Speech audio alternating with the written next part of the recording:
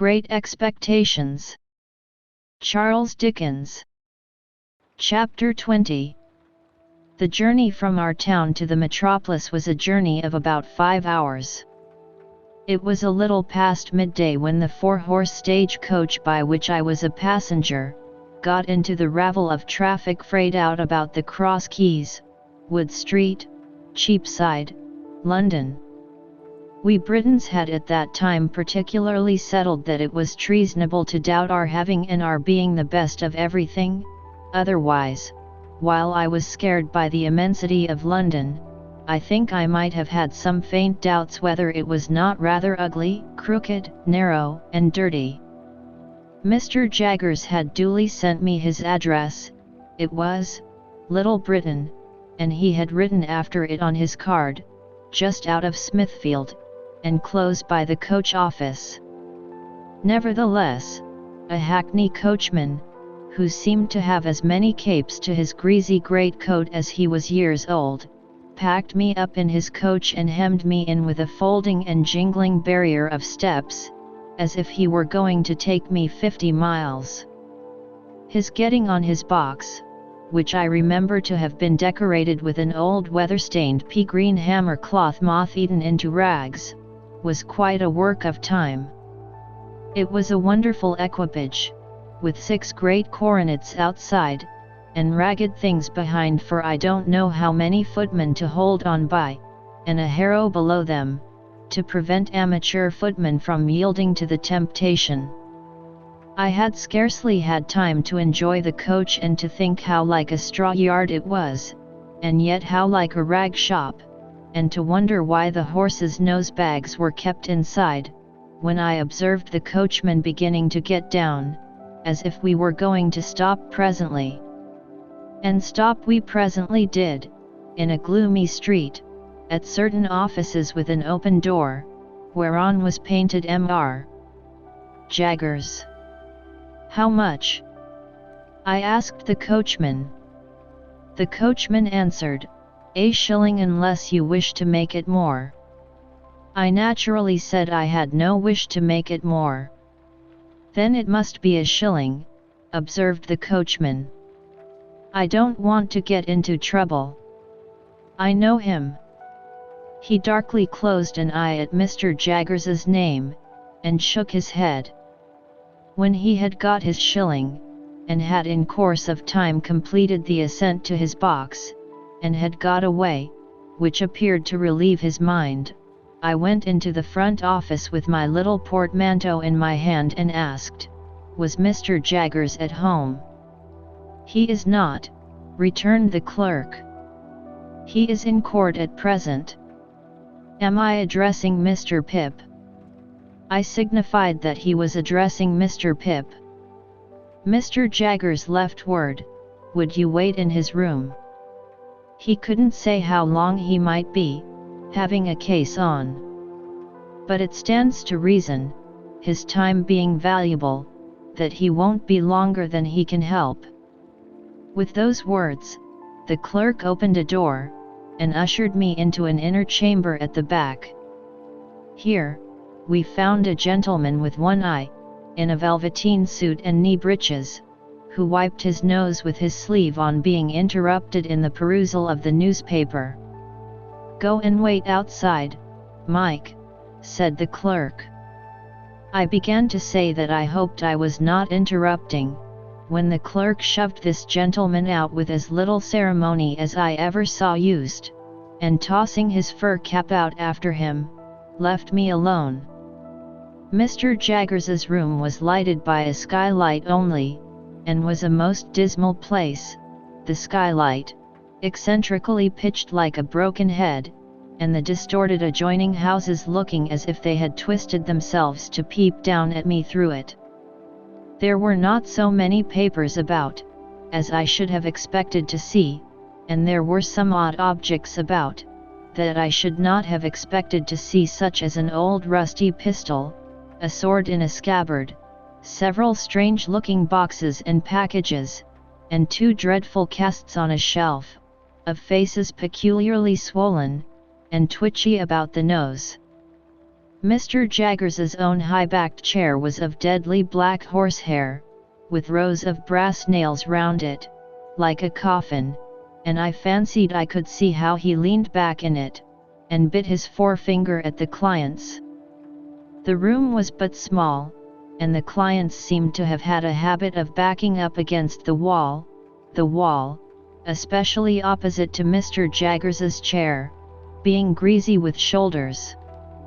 I recalled, too, that the one-eyed gentleman had shuffled forth against the wall when I was the innocent cause of his being turned out. I sat down in the cliental chair placed over against Mr. Jaggers's chair, and became fascinated by the dismal atmosphere of the place.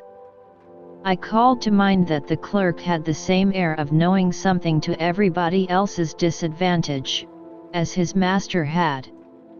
I wondered how many other clerks there were upstairs, and whether they all claimed to have the same detrimental mastery of their fellow creatures. I wondered what was the history of all the odd litter about the room, and how it came there.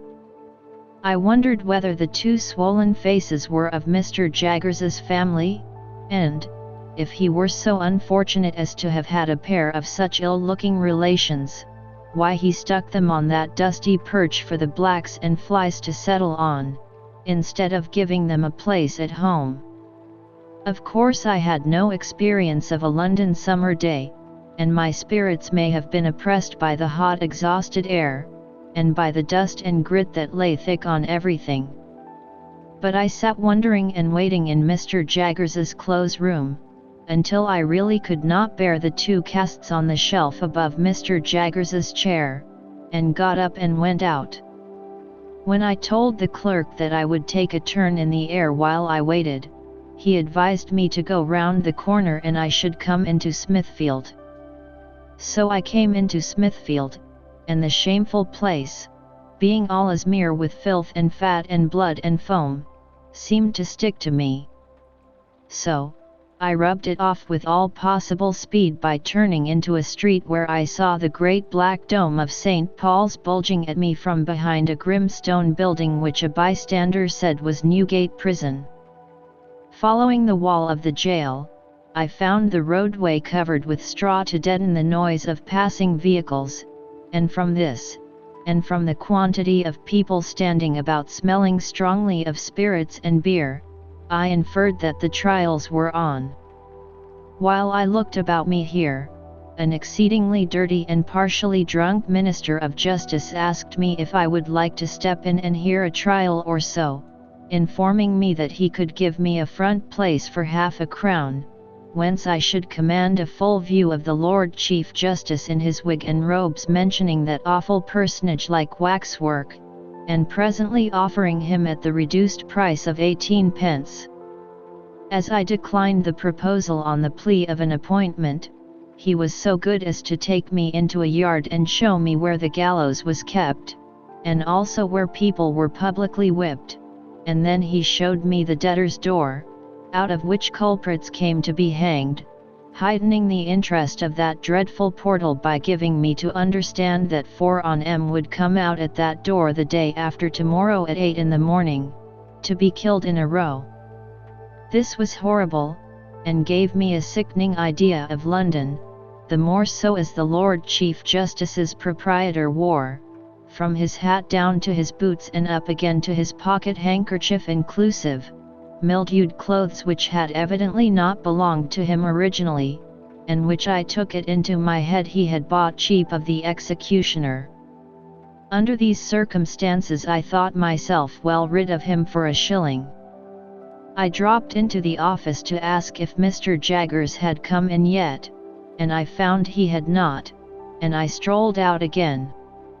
This time, I made the tour of Little Britain, and turned into Bartholomew Close, and now I became aware that other people were waiting about for Mr. Jaggers, as well as I.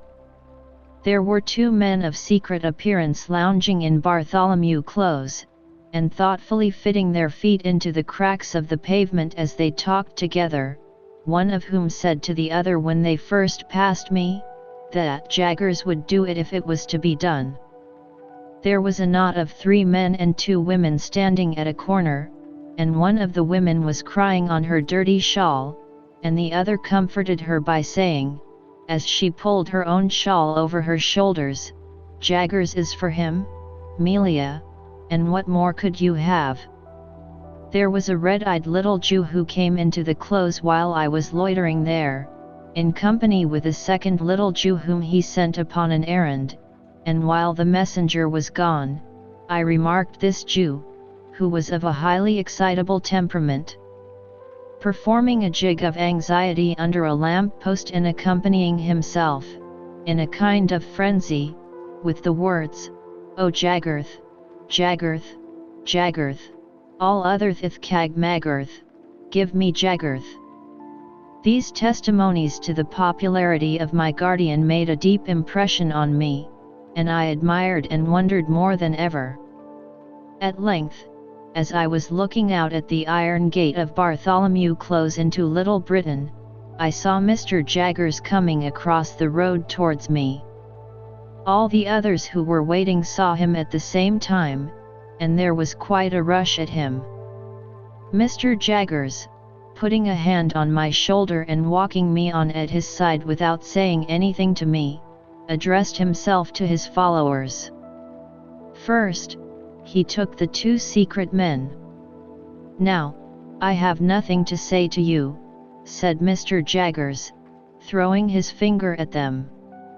"I want to know no more than I know. As to the result, it's a toss-up.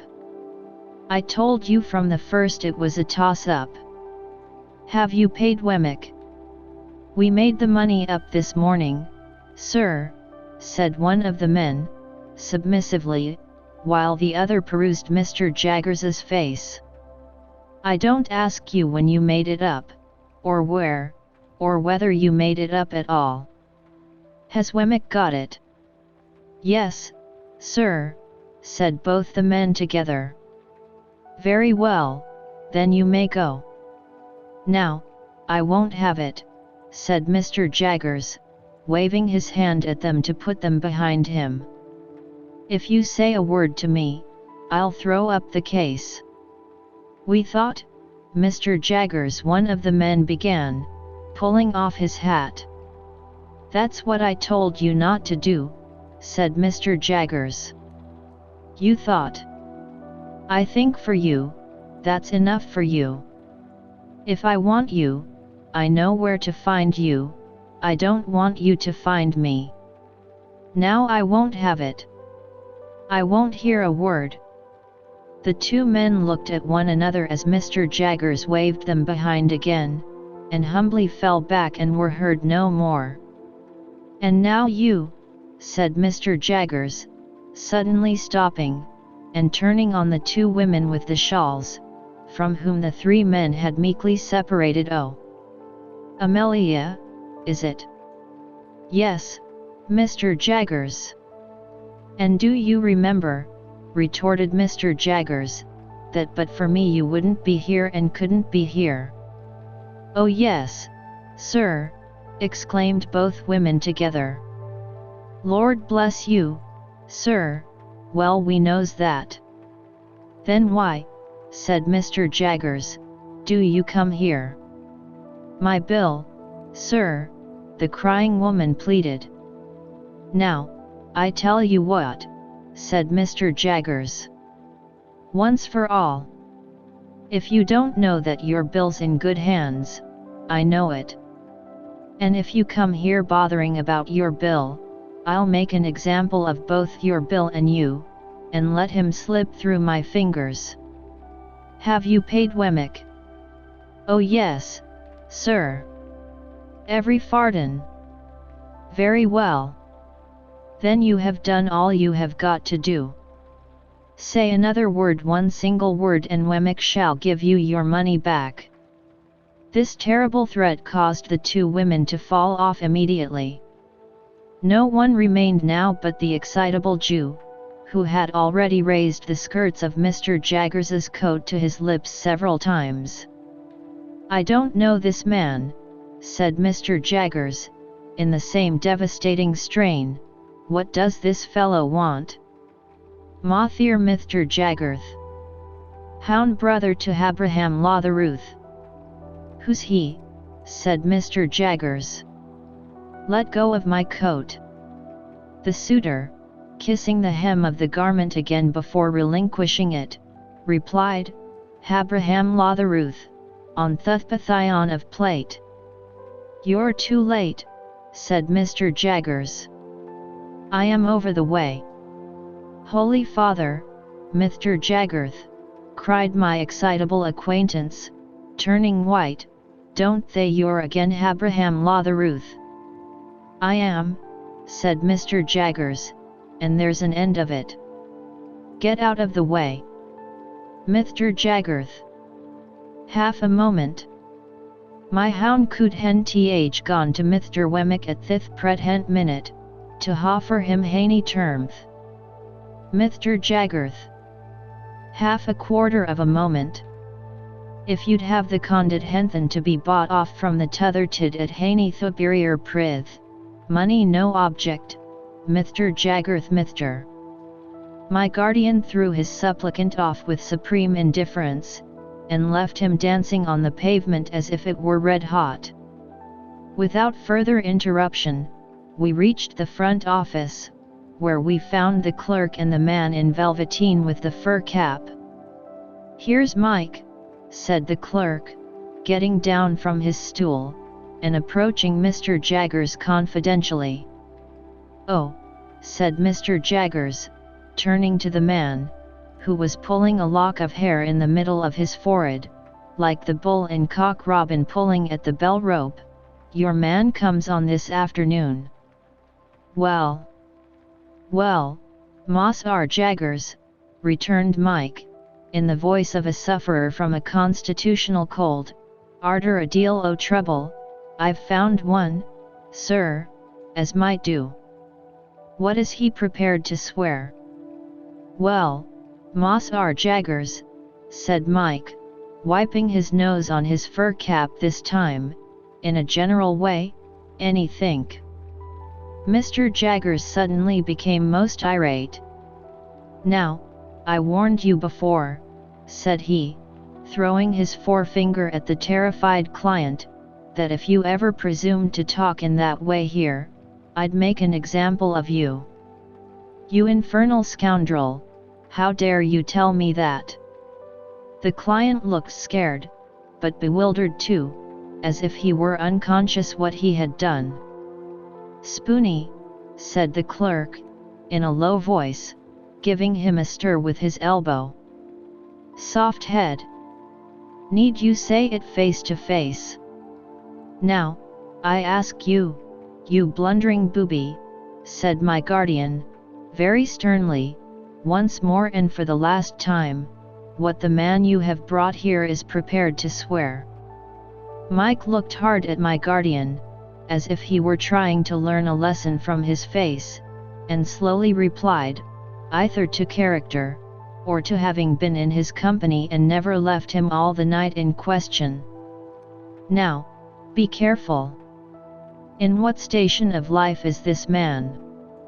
Mike looked at his cap, and looked at the floor, and looked at the ceiling, and looked at the clerk, and even looked at me, before beginning to reply in a nervous manner, we've dressed him up like when my guardian blustered out. What? You will you? Spoony, added the clerk again, with another stir. After some helpless casting about, Mike brightened and began again. He is dressed like a spectable pieman. A sort of a pastry cook. Is he here? Asked my guardian. I left him, said Mike, a-setting on some doorsteps round the corner. Take him past that window, and let me see him. The window indicated was the office window. We all three went to it, behind the wire blind, and presently saw the client go by in an accidental manner, with a murderous-looking tall individual, in a short suit of white linen and a paper cap. This guileless confectioner was not by any means sober, and had a black eye in the green stage of recovery, which was painted over. "Tell him to take his witness away directly," said my guardian to the clerk, in extreme disgust, "and ask him what he means by bringing such a fellow as that." My guardian then took me into his own room, and while he lunched, standing, from a sandwich box and a pocket flask of sherry, he seemed to bully his very sandwich as he ate it, informed me what arrangements he had made for me. I was to go to Barnard's Inn, to young Mr. Pocket's rooms, where a bed had been sent in for my accommodation. I was to remain with young Mr. Pocket until Monday. On Monday I was to go with him to his father's house on a visit, that I might try how I liked it. Also, I was told what my allowance was to be. It was a very liberal one, and had handed to me from one of my guardian's drawers the cards of certain tradesmen with whom I was to deal for all kinds of clothes, and such other things as I could in reason want. "You will find your credit good, Mr. Pip," said my guardian, whose flask of sherry smelt like a whole caskful, as he hastily refreshed himself, "but I shall by this means be able to check your bills, and to pull you up if I find you outrunning the constable. Of course you'll go wrong somehow, but that's no fault of mine." After I had pondered a little over this encouraging sentiment, I asked Mr. Jaggers if I could send for a coach. He said it was not worth while, I was so near my destination. Wemmick should walk round with me, if I pleased. I then found that Wemmick was the clerk in the next room. Another clerk was rung down from upstairs to take his place while he was out, and I accompanied him into the street, after shaking hands with my guardian. We found a new set of people lingering outside, but Wemmick made a way among them by saying coolly yet decisively, "I tell you it's no use. He won't have a word to say to one of you," and we soon got clear of them, and went on side by side. Chapter 21. Casting my eyes on Mr. Wemmick as we went along, to see what he was like in the light of day, I found him to be a dry man, rather short in stature, with a square wooden face, whose expression seemed to have been imperfectly chipped out with a dull-edged chisel. There were some marks in it that might have been dimples, if the material had been softer and the instrument finer, but which, as it was, were only dints. The chisel had made 3 or 4 of these attempts at embellishment over his nose, but had given them up without an effort to smooth them off. I judged him to be a bachelor from the frayed condition of his linen, and he appeared to have sustained a good many bereavements, for he wore at least 4 mourning rings, besides a brooch representing a lady and a weeping willow at a tomb with an urn on it. I noticed, too, that several rings and seals hung at his watch chain, as if he were quite laden with remembrances of departed friends. He had glittering eyes, small, keen, and black, and thin wide-mottled lips. He had had them, to the best of my belief, from 40 to 50 years. "So you were never in London before?" said Mr. Wemmick to me. "No," said I. "I was new here once," said Mr. Wemmick. "Rum to think of now. You are well acquainted with it now?" "Why, yes," said Mr. Wemmick. "I know the moves of it." "Is it a very wicked place?" I asked, more for the sake of saying something than for information. "You may get cheated, robbed, and murdered in London. But there are plenty of people anywhere, who'll do that for you. If there is bad blood between you and them," said I, to soften it off a little.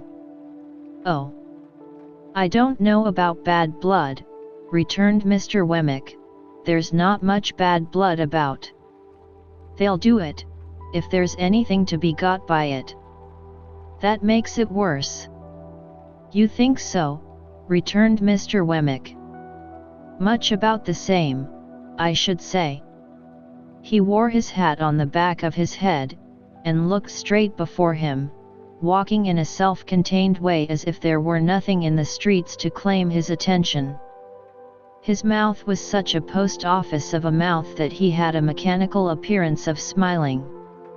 We had got to the top of Holborn Hill before I knew that it was merely a mechanical appearance, and that he was not smiling at all. "Do you know where Mr. Matthew Pocket lives?" I asked Mr. Wemmick.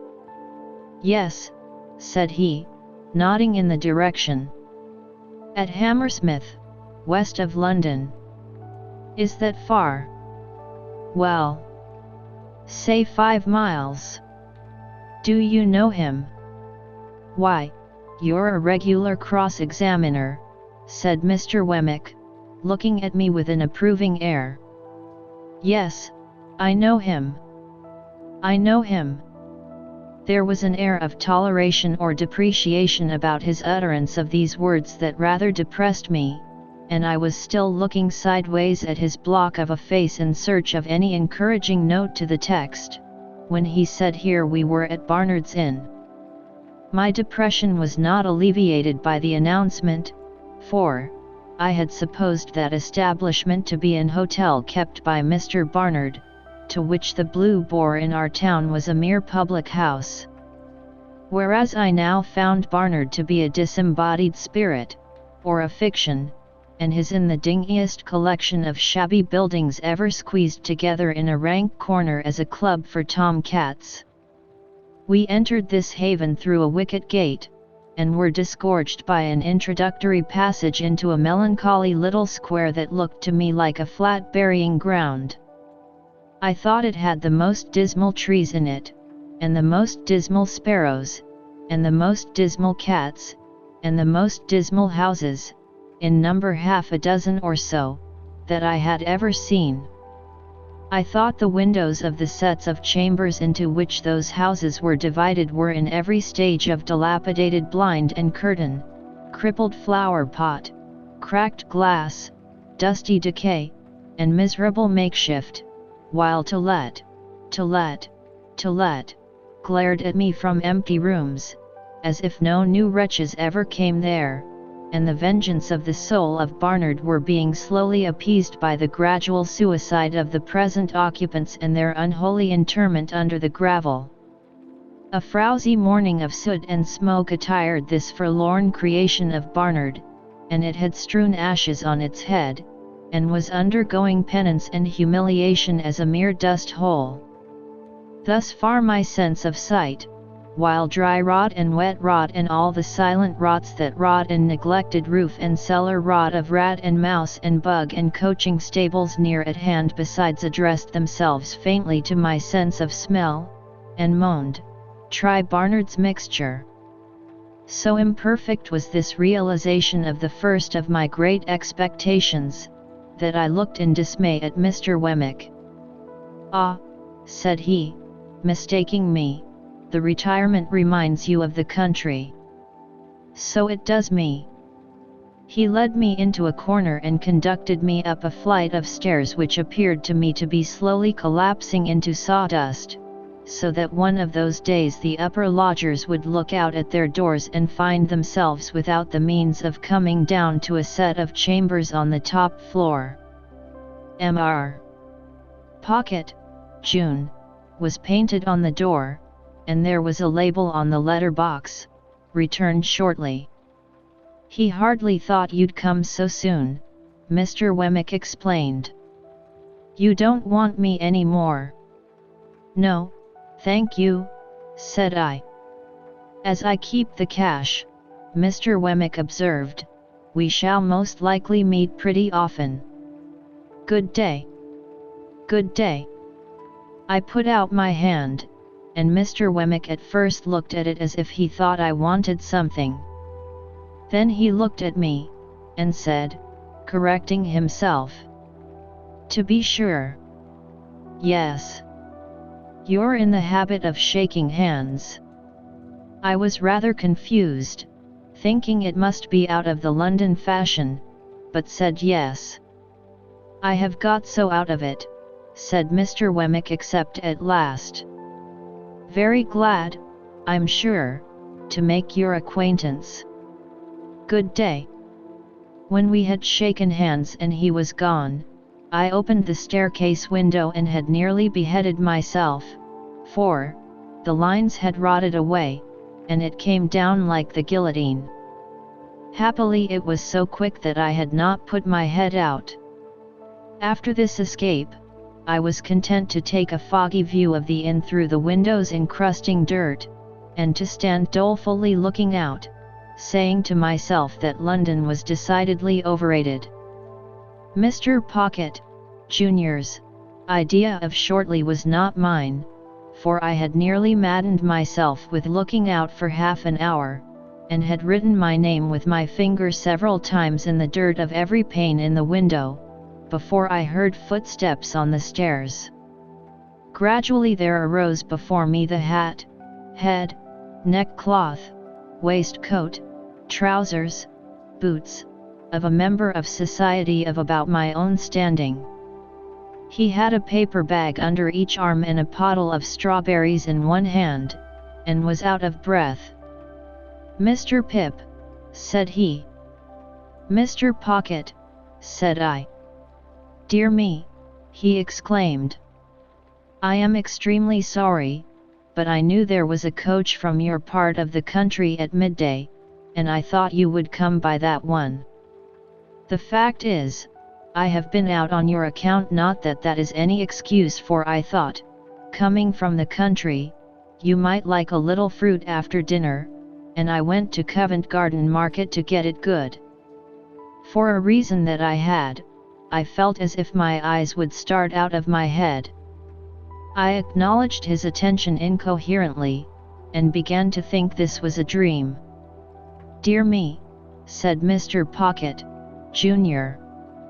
"This door sticks so." As he was fast making jam of his fruit by wrestling with the door while the paper bags were under his arms, I begged him to allow me to hold them. He relinquished them with an agreeable smile, and combated with the door as if it were a wild beast. It yielded so suddenly at last, that he staggered back upon me, and I staggered back upon the opposite door, and we both laughed. But still I felt as if my eyes must start out of my head, and as if this must be a dream. "Pray come in," said Mr. Pocket, Jr. "Allow me to lead the way. I am rather bare here, but I hope you'll be able to make out tolerably well till Monday. My father thought you would get on more agreeably through tomorrow with me than with him, and might like to take a walk about London. I am sure I shall be very happy to show London to you. As to our table, you won't find that bad, I hope, for it will be supplied from our coffee house here, and, it is only right I should add, at your expense, such being Mr. Jaggers's directions. As to our lodging, it's not by any means splendid, because I have my own bread to earn, and my father hasn't anything to give me, and I shouldn't be willing to take it, if he had. This is our sitting room, just such chairs and tables and carpet and so forth, you see, as they could spare from home. You mustn't give me credit for the tablecloth and spoons and casters, because they come for you from the coffee house. This is my little bedroom, rather musty, but Barnard's is musty. This is your bedroom, the furniture's hired for the occasion, but I trust it will answer the purpose. If you should want anything, I'll go and fetch it. The chambers are retired, and we shall be alone together, but we shan't fight, I dare say. But dear me, I beg your pardon, you're holding the fruit all this time. Pray let me take these bags from you. I am quite ashamed."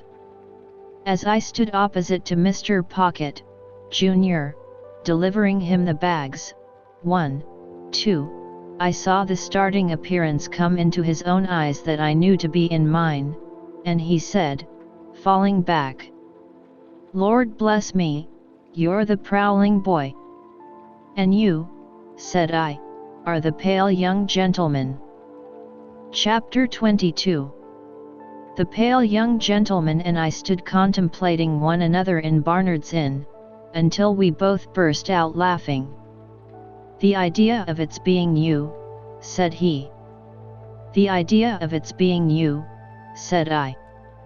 And then we contemplated one another afresh, and laughed again. "Well," said the pale young gentleman, reaching out his hand good-humoredly, "it's all over now, I hope, and it will be magnanimous in you if you'll forgive me for having knocked you about so." I derived from this speech that Mr. Herbert Pocket, for Herbert was the pale young gentleman's name, still rather confounded his intention with his execution. But I made a modest reply, and we shook hands warmly. "You hadn't come into your good fortune at that time," said Herbert Pocket. "No," said I. "No," he acquiesced, "I heard it had happened very lately. I was rather on the lookout for good fortune then." "Indeed?" "Yes. Miss Havisham had sent for me, to see if she could take a fancy to me. But she couldn't at all events, she didn't." I thought it polite to remark that I was surprised to hear that. "Bad taste," said Herbert, laughing, "but a fact." "Yes, she had sent for me on a trial visit, and if I had come out of it successfully, I suppose I should have been provided for. Perhaps I should have been what you may called it to Estella." "What's that?" I asked, with sudden gravity. He was arranging his fruit in plates while we talked, which divided his attention, and was the cause of his having made this lapse of a word. "Affianced," he explained, still busy with the fruit. "Betrothed." "Engaged." "What's his named?" "Any word of that sort." "How did you bear your disappointment?" I asked. "Pooh," said he, "I didn't care much for it. She's a Tartar." "Miss Havisham." "I don't say no to that, but I meant Estella. That girl's hard and haughty and capricious to the last degree, and has been brought up by Miss Havisham to wreak revenge on all the male sex." "What relation is she to Miss Havisham?" "None," said he. "Only adopted." "Why should she wreak revenge on all the male sex?" "What revenge?" "Lord, Mr. Pip," said he. "Don't you know?" "No," said I. "Dear me. It's quite a story, and shall be saved till dinner time. And now let me take the liberty of asking you a question. How did you come there, that day?"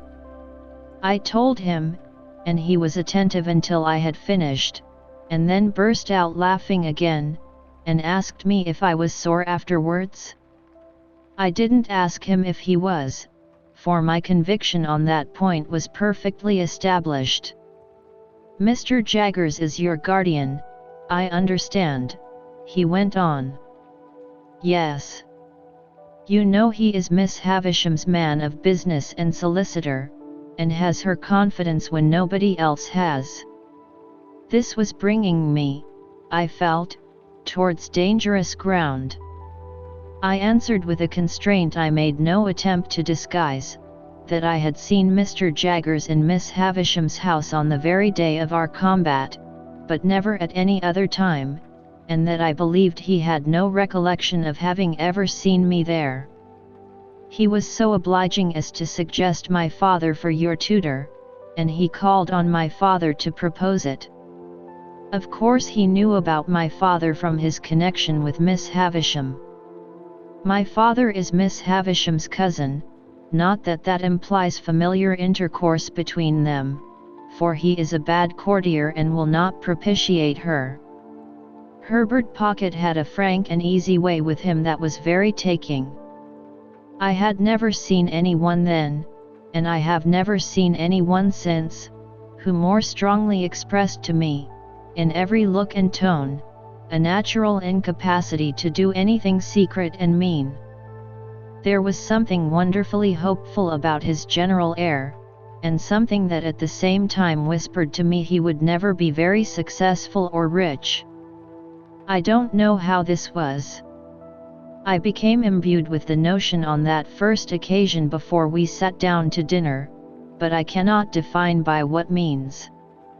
He was still a pale young gentleman, and had a certain conquered languor about him in the midst of his spirits and briskness, that did not seem indicative of natural strength. He had not a handsome face, but it was better than handsome, being extremely amiable and cheerful. His figure was a little ungainly, as in the days when my knuckles had taken such liberties with it, but it looked as if it would always be light and young. Whether Mr. Trabb's local work would have sat more gracefully on him than on me, may be a question, but I am conscious that he carried off his rather old clothes much better than I carried off my new suit. As he was so communicative, I felt that reserve on my part would be a bad return unsuited to our years. I therefore told him my small story, and laid stress on my being forbidden to inquire who my benefactor was. I further mentioned that as I had been brought up a blacksmith in a country place, and knew very little of the ways of politeness, I would take it as a great kindness in him if he would give me a hint whenever he saw me at a loss or going wrong. "With pleasure," said he, "though I venture to prophesy that you'll want very few hints. I dare say we shall be often together, and I should like to banish any needless restraint between us. Will you do me the favor to begin at once to call me by my Christian name, Herbert?" I thanked him and said I would. I informed him in exchange that my Christian name was Philip. "I don't take to Philip," said he, smiling, "for it sounds like a moral boy out of the spelling book, who was so lazy that he fell into a pond, or so fat that he couldn't see out of his eyes, or so avaricious that he locked up his cake till the mice ate it, or so determined to go a bird's nesting that he got himself eaten by bears who lived handy in the neighborhood. I tell you what I should like. We are so harmonious, and you have been a blacksmith, would you mind it?" "I shouldn't mind anything that you propose," I answered, "but I don't understand you. Would you mind Handel for a familiar name? There's a charming piece of music by Handel, called The Harmonious Blacksmith. I should like it very much." "Then, my dear Handel," said he, turning round as the door opened, "here is the dinner, and I must beg of you to take the top of the table, because the dinner is of your providing." This I would not hear of, so he took the top, and I faced him. It was a nice little dinner, seemed to me then a very Lord Mayor's feast, and it acquired additional relish from being eaten under those independent circumstances, with no old people by, and with London all around us.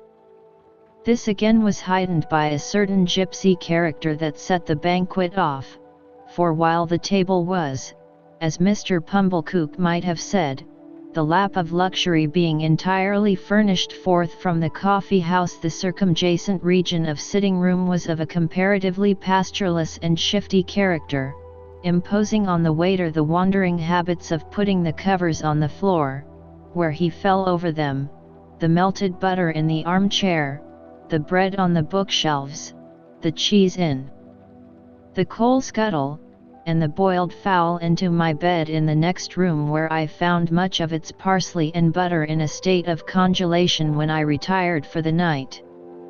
All this made the feast delightful, and when the waiter was not there to watch me, my pleasure was without alloy, We had made some progress in the dinner, when I reminded Herbert of his promise to tell me about Miss Havisham. "True," he replied. "I'll redeem it at once. Let me introduce the topic, handle, by mentioning that in London it is not the custom to put the knife in the mouth for fear of accidents, and that while the fork is reserved for that use, it is not put further in than necessary. It is scarcely worth mentioning, only it's as well to do as other people do. Also, the spoon is not generally used overhand, but under. This has two advantages. You get at your mouth better, which after all is the object, and you save a good deal of the attitude of opening oysters, on the part of the right elbow." He offered these friendly suggestions in such a lively way, that we both laughed and I scarcely blushed. "Now," he pursued, "concerning Miss Havisham. Miss Havisham, you must know, was a spoiled child. Her mother died when she was a baby, and her father denied her nothing.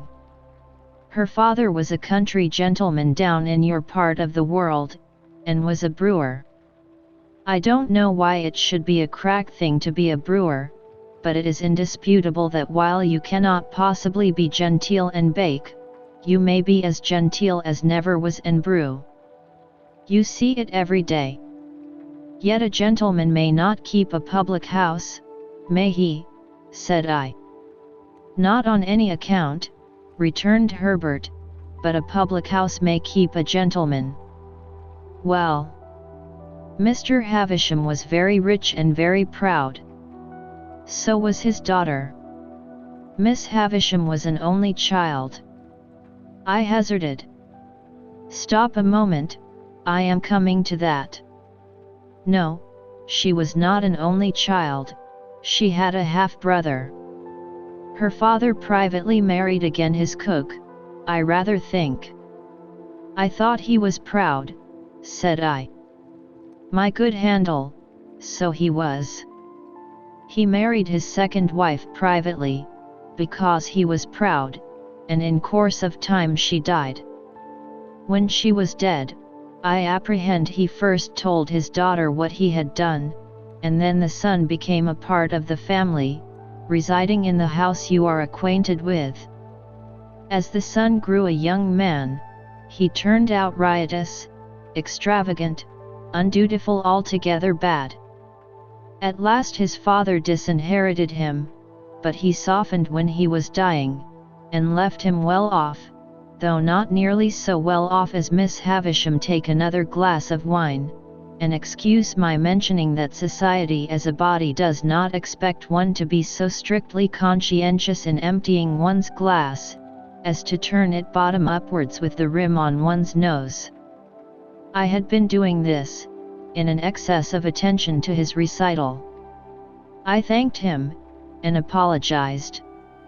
He said, "Not at all," and resumed. Miss Havisham was now an heiress, and you may suppose was looked after as a great match. Her half-brother had now ample means again, but what with debts and what with new madness wasted them most fearfully again. There were stronger differences between him and her than there had been between him and his father, and it is suspected that he cherished a deep and mortal grudge against her as having influenced the father's anger. Now, I come to the cruel part of the story, merely breaking off, my dear Handel, to remark that a dinner napkin will not go into a tumbler. Why I was trying to pack mine into my tumbler, I am wholly unable to say. I only know that I found myself, with a perseverance worthy of a much better cause, making the most strenuous exertions to compress it within those limits. Again I thanked him and apologized, and again he said in the cheerfulest manner, "Not at all, I am sure," and resumed. There appeared upon the scene, say at the races, or the public balls, or anywhere else you like, a certain man, who made love to Miss Havisham. I never saw him, for this happened 25 years ago, before you and I were, Handel, but I have heard my father mention that he was a showy man, and the kind of man for the purpose. But that he was not to be, without ignorance or prejudice, mistaken for a gentleman, my father most strongly asseverates, because it is a principle of his that no man who was not a true gentleman at heart ever was, since the world began, a true gentleman in manner. He says, no varnish can hide the grain of the wood, and that the more varnish you put on, the more the grain will express itself.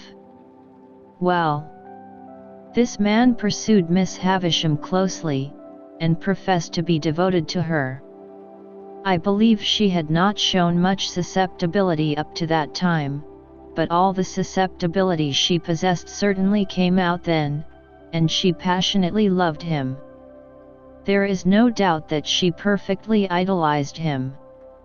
He practiced on her affection in that systematic way, that he got great sums of money from her, and he induced her to buy her brother out of a share in the brewery, which had been weakly left him by his father, at an immense price, on the plea that when he was her husband he must hold and manage it all.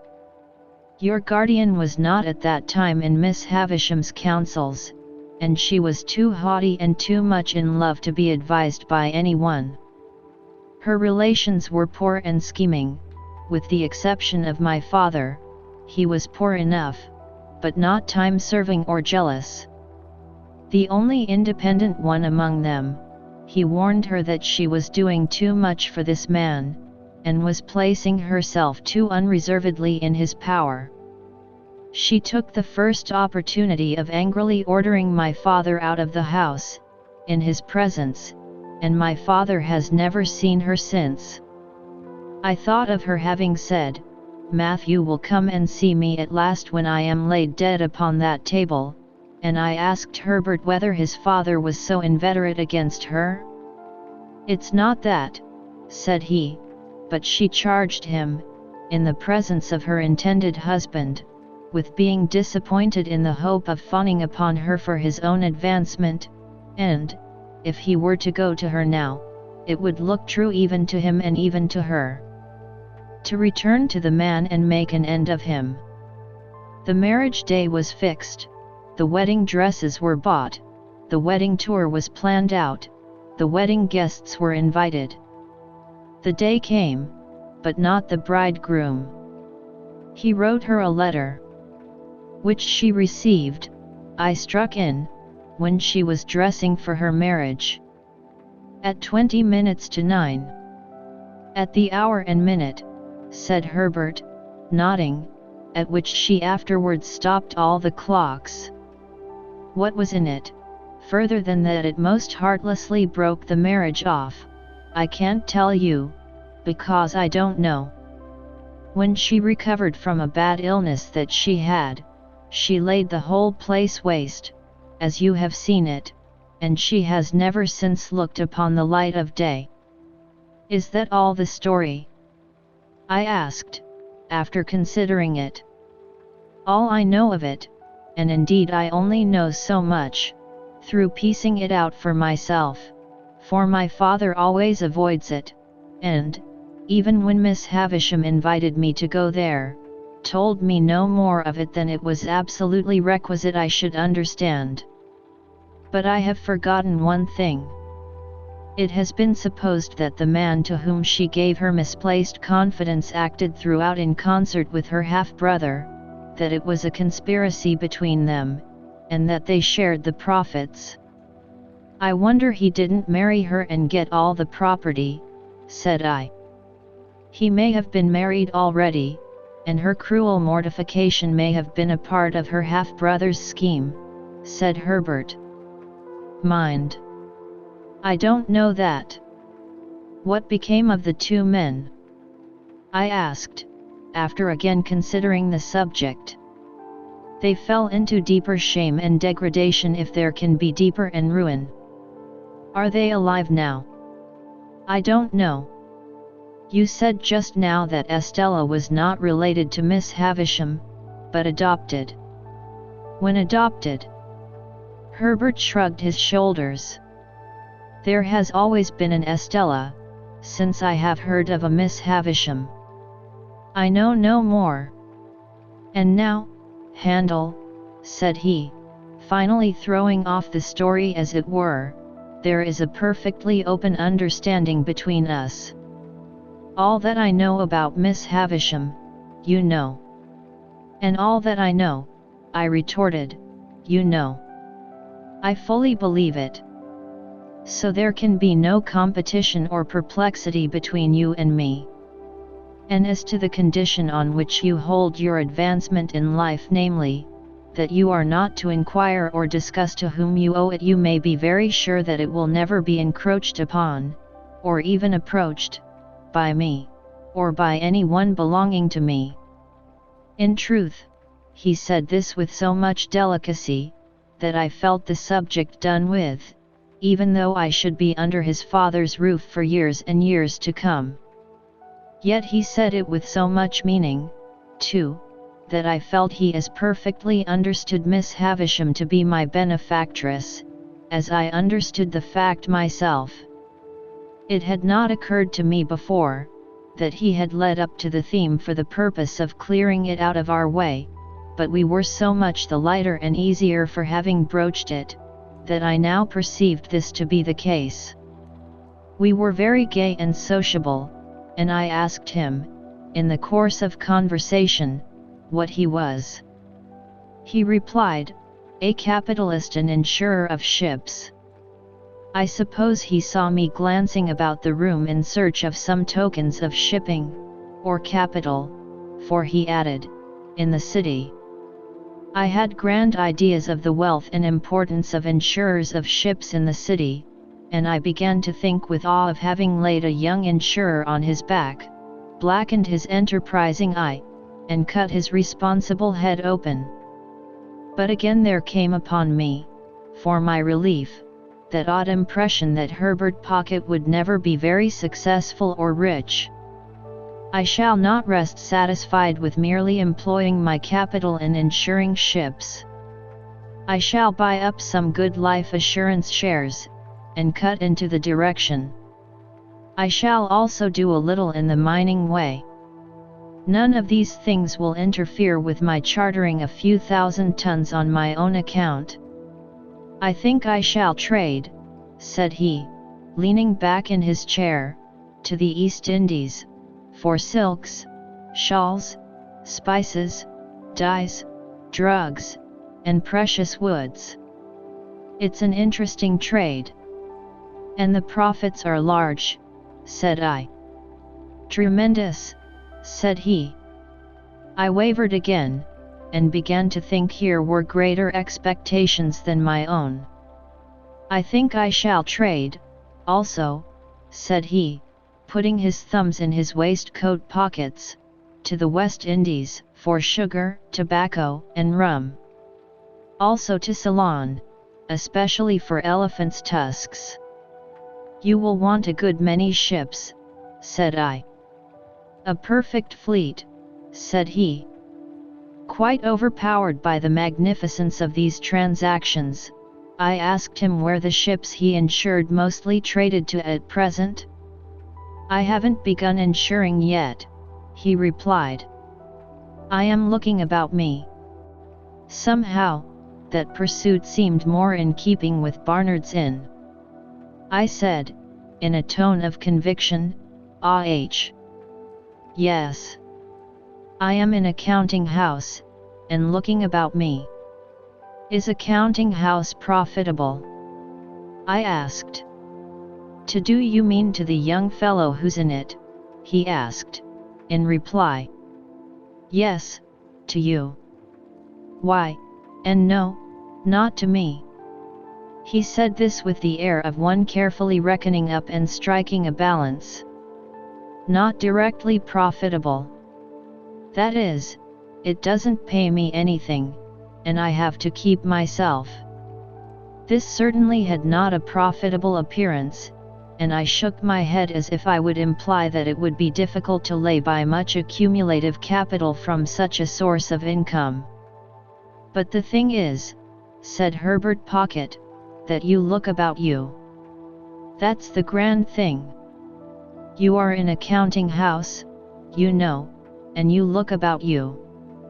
It struck me as a singular implication that you couldn't be out of a counting house, you know, and look about you, but I silently deferred to his experience. "Then the time comes," said Herbert, "when you see your opening.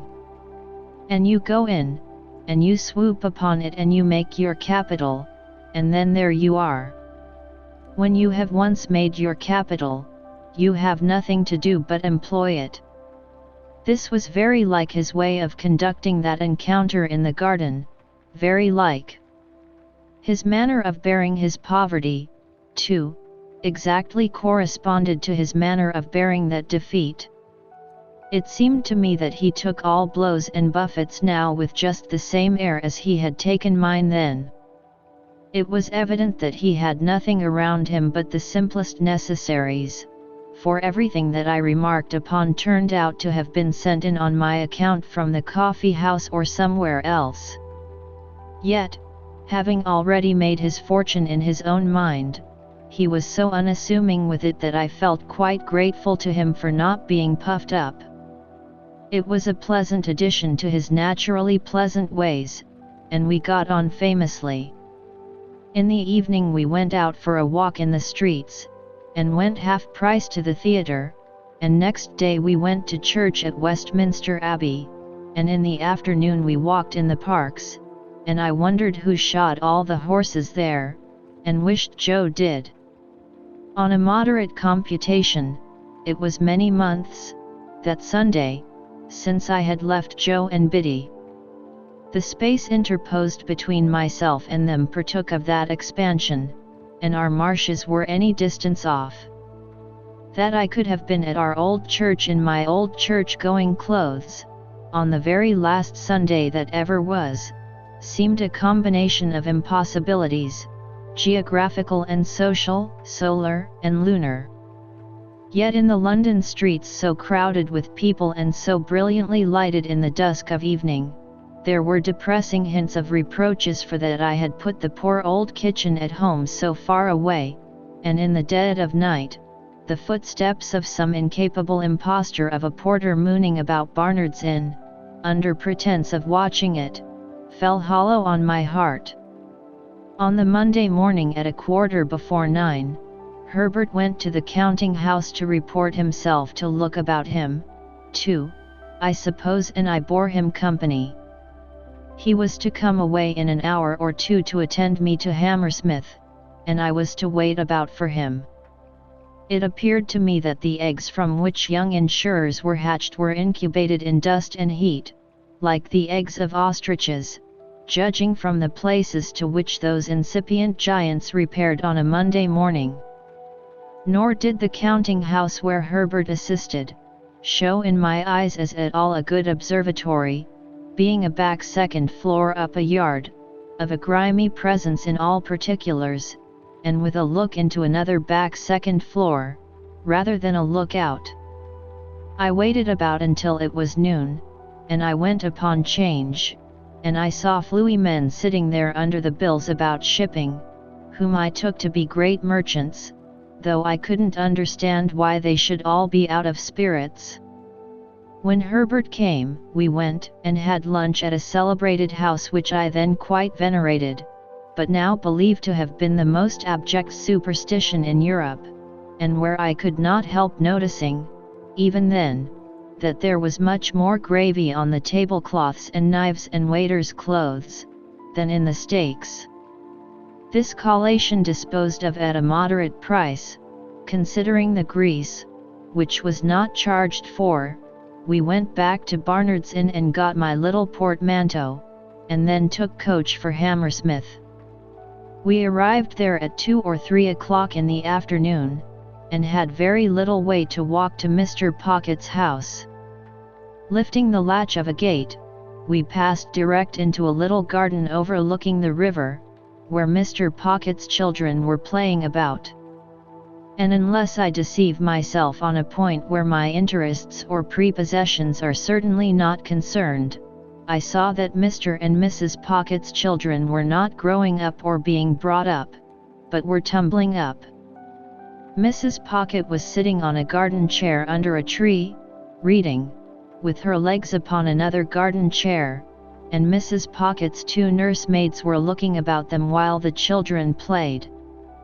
"Mamma," said Herbert, "this is young Mr. Pip." Upon which Mrs. Pocket received me with an appearance of amiable dignity.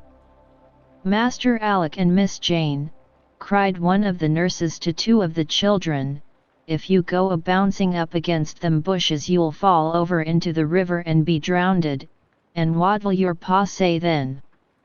At the same time this nurse picked up Mrs. Pocket's handkerchief, and said, "If that don't make 6 times you've dropped it, mum." Upon which Mrs. Pocket laughed and said, "Thank you, Flop son," and settling herself in one chair only, resumed her book. Her countenance immediately assumed a knitted and intent expression as if she had been reading for a week, but before she could have read half a dozen lines, she fixed her eyes upon me, and said, "I hope your mamma is quite well." This unexpected inquiry put me into such a difficulty that I began saying in the absurdest way that if there had been any such person I had no doubt she would have been quite well and would have been very much obliged and would have sent her compliments, when the nurse came to my rescue. "Well," she cried, picking up the pocket handkerchief, "if that don't make 7 times. What are you a-doing of this afternoon, mum?" Mrs. Pocket received her property, at first with a look of unutterable surprise as if she had never seen it before, and then with a laugh of recognition, and said, "Thank you, Flop son," and forgot me, and went on reading. I found, now I had leisure to count them, that there were no fewer than 6 little pockets present, in various stages of tumbling up. I had scarcely arrived at the total when a 7th was heard, as in the region of air, wailing dolefully. "If there ain't baby," said Flop son, appearing to think it most surprising. "Make haste up, Millers." Millers, who was the other nurse, retired into the house, and by degrees the child's wailing was hushed and stopped, as if it were a young ventriloquist with something in its mouth. Mrs. Pocket read all the time, and I was curious to know what the book could be. We were waiting, I supposed, for Mr. Pocket to come out to us, at any rate we waited there, and so I had an opportunity of observing the remarkable family phenomenon that whenever any of the children strayed near Mrs. Pocket in their play, they always tripped themselves up and tumbled over her, always very much to her momentary astonishment, and their own more enduring lamentation. I was at a loss to account for this surprising circumstance, and could not help giving my mind to speculations about it, until by and by Millers came down with the baby, which baby was handed to Flopson, which Flopson was handing it to Mrs. Pocket, when she too went fairly head foremost over Mrs. Pocket, baby and all, and was caught by Herbert and myself. "Gracious me, Flopson," said Mrs. Pocket, looking off her book for a moment, "everybody's tumbling." "Gracious you, indeed, mum," returned Flopson, very red in the face. "What have you got there?" "I got here, Flopson?" asked Mrs. Pocket. "Why, if it ain't your footstool," cried Flopson. "And if you keep it under your skirts like that, who's to help tumbling? Here, take the baby, mum, and give me your book." Mrs. Pocket acted on the advice, and inexpertly danced the infant a little in her lap, while the other children played about it. This had lasted but a very short time, when Mrs. Pocket issued summary orders that they were all to be taken into the house for a nap. Thus I made the second discovery on that first occasion, that the nurture of the little pockets consisted of alternately tumbling up and lying down. Under these circumstances, when Flopson and Millers had got the children into the house, like a little flock of sheep, and Mr. Pocket came out of it to make my acquaintance, I was not much surprised to find that Mr. Pocket was a gentleman with a rather perplexed expression of face, and with his very grey hair disordered on his head, as if he didn't quite see his way to putting anything straight. Chapter 23. Mr. Pocket said he was glad to see me, and he hoped I was not sorry to see him. "For I really am not," he added, with his son's smile, an alarming personage. He was a young-looking man, in spite of his perplexities and his very grey hair, and his manners seemed quite natural. I use the word natural, in the sense of its being unaffected. There was something comic in his distraught way, as though it would have been downright ludicrous but for his own perception that it was very near being so. When he had talked with me a little, he said to Mrs. Pocket, with a rather anxious contraction of his eyebrows, which were black and handsome, "Belinda, I hope you have welcomed Mr. Pip." And she looked up from her book, and said, "Yes." She then smiled upon me in an absent state of mind, and asked me if I liked the taste of orange flower water. As the question had no bearing, near or remote, on any foregone or subsequent transaction, I consider it to have been thrown out, like her previous approaches, in general conversational condescension. I found out within a few hours, and may mention at once, that Mrs. Pocket was the only daughter of a certain quite accidental deceased knight, who had invented for himself a conviction that his deceased father would have been made a baronet but for somebody's determined opposition arising out of entirely personal motives, I forget whose. If I ever knew the sovereigns, the prime ministers, the lord chancellors, the Archbishop of Canterbury's, anybody's, and had tacked himself on to the nobles of the earth in right of this quite supposititious fact. I believe he had been knighted himself for storming the English grammar at the point of the pen, in a desperate address engrossed on vellum, on the occasion of the laying of the first stone of some building or other, and for handing some royal personage either the trowel or the mortar. Be that as it may, he had directed Mrs. Pocket to be brought up from her cradle as one who in the nature of things must marry a title, and who was to be guarded from the acquisition of plebeian domestic knowledge. So successful a watch and ward had been established over the young lady by this judicious parent, that she had grown up highly ornamental, but perfectly helpless and useless. With her character thus happily formed, in the first bloom of her youth she had encountered Mr. Pocket, who was also in the first bloom of youth, and not quite decided whether to mount to the woolsack, or to roof himself in with a mitre. As his doing the one or the other was a mere question of time, he and Mrs. Pocket had taken time by the forelock, when, to judge from its length, it would seem to have wanted cutting, and had married without the knowledge of the judicious parent. The judicious parent, having nothing to bestow or withhold but his blessing, had handsomely settled that dower upon them after a short struggle, and had informed Mr. Pocket that his wife was a treasure for a prince. Mr. Pocket had invested the prince's treasure in the ways of the world ever since, and it was supposed to have brought him in but indifferent interest.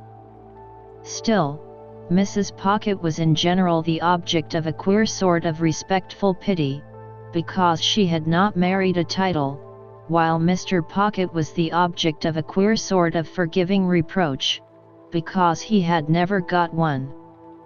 Mr. Pocket took me into the house and showed me my room, which was a pleasant one, and so furnished as that I could use it with comfort for my own private sitting room. He then knocked at the doors of two other similar rooms, and introduced me to their occupants, by name Drummle and Startop. Drummle, an old-looking young man of a heavy order of architecture, was whistling. Startop, younger in years and appearance, was reading and holding his head, as if he thought himself in danger of exploding it with too strong a charge of knowledge. Both Mr. and Mrs. Pocket had such a noticeable air of being in somebody else's hands, that I wondered who really was in possession of the house and let them live there, until I found this unknown power to be the servants. It was a smooth way of going on, perhaps, in respect of saving trouble, but it had the appearance of being expensive, for the servants felt it a duty they owed to themselves to be nice in their eating and drinking, and to keep a deal of company downstairs. They allowed a very liberal table to Mr. and Mrs. Pocket, yet it always appeared to me that by far the best part of the house to have boarded in would have been the kitchen, always supposing the boarder capable of self-defense, for, before I had been there a week, a neighboring lady with whom the family were personally unacquainted, wrote in to say that she had seen Millers slapping the baby.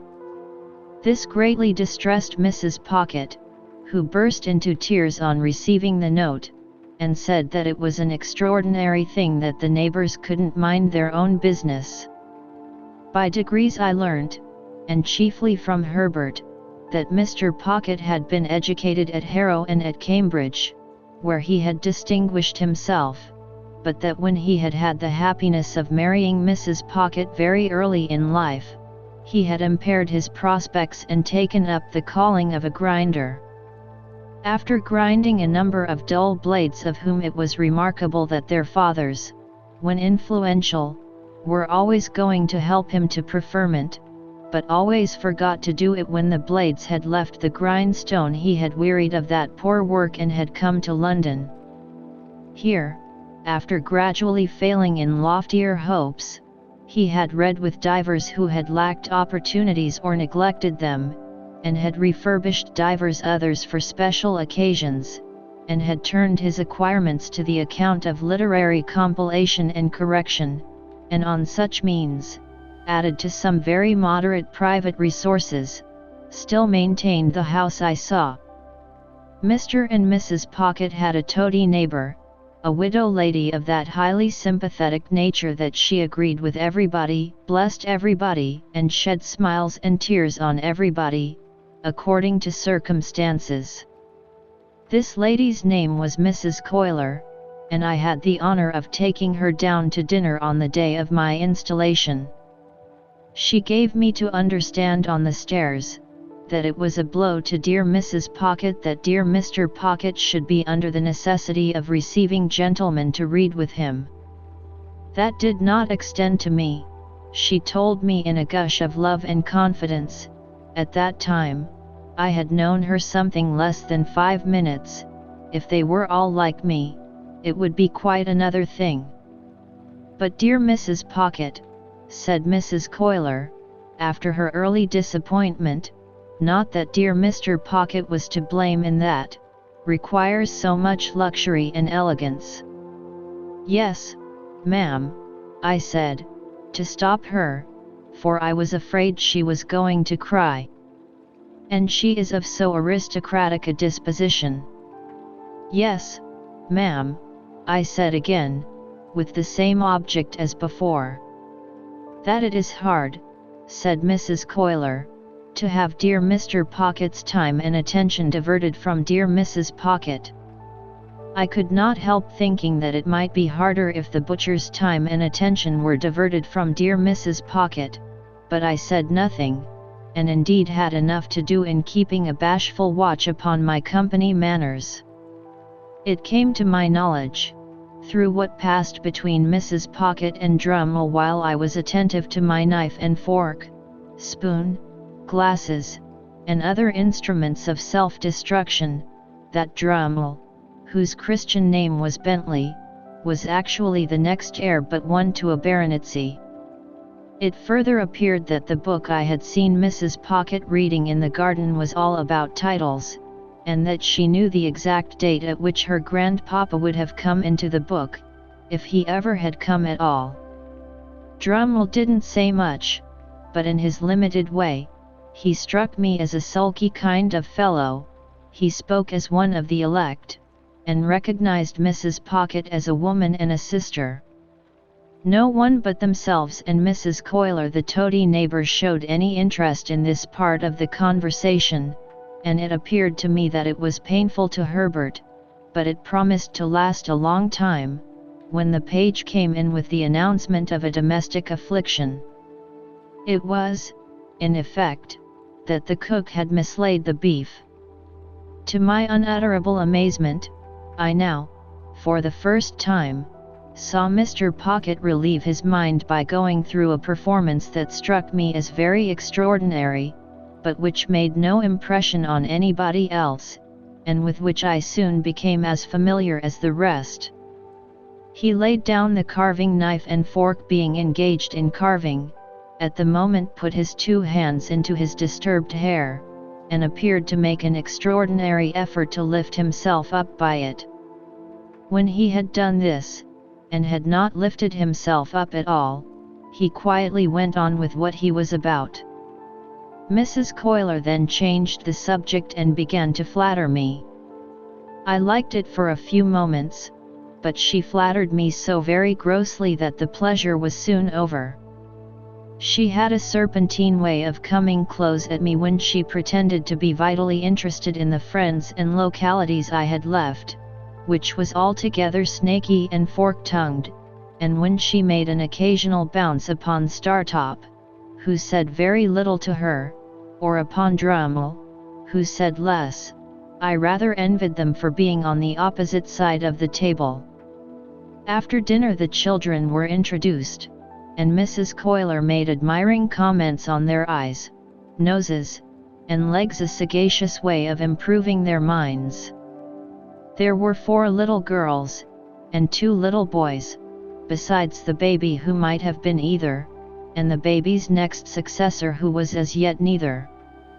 They were brought in by Flopson and Millers, much as though those 2 non-commissioned officers had been recruiting somewhere for children and had enlisted these, while Mrs. Pocket looked at the young nobles that ought to have been as if she rather thought she had had the pleasure of inspecting them before, but didn't quite know what to make of them. Here. Give me your fork, Mum, and take the baby, said Flopson. Don't take it that way, or you'll get its head under the table. Thus advised, Mrs. Pocket took it the other way, and got its head upon the table, which was announced to all present by a prodigious concussion. Dear, dear! Give it me back, Mum, said Flopson, and Miss Jane, come and dance to baby, do. One of the little girls, a mere mite who seemed to have prematurely taken upon herself some charge of the others, stepped out of her place by me, and danced to and from the baby until it left off crying, and laughed.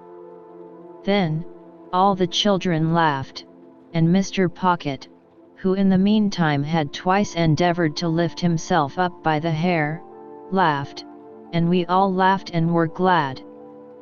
Flopson, by dint of doubling the baby at the joints like a Dutch doll, then got it safely into Mrs. Pocket's lap, and gave it the nutcrackers to play with, at the same time recommending Mrs. Pocket to take notice that the handles of that instrument were not likely to agree with its eyes, and sharply charging Miss Jane to look after the same.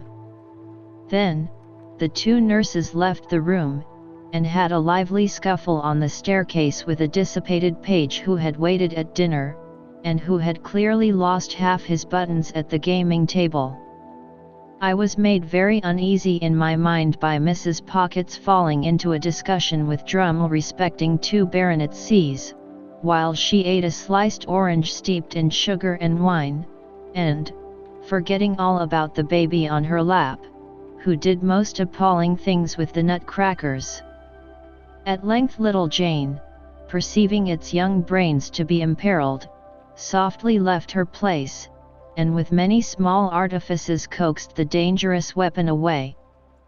Mrs. Pocket finishing her orange at about the same time, and not approving of this, said to Jane, "You naughty child, how dare you?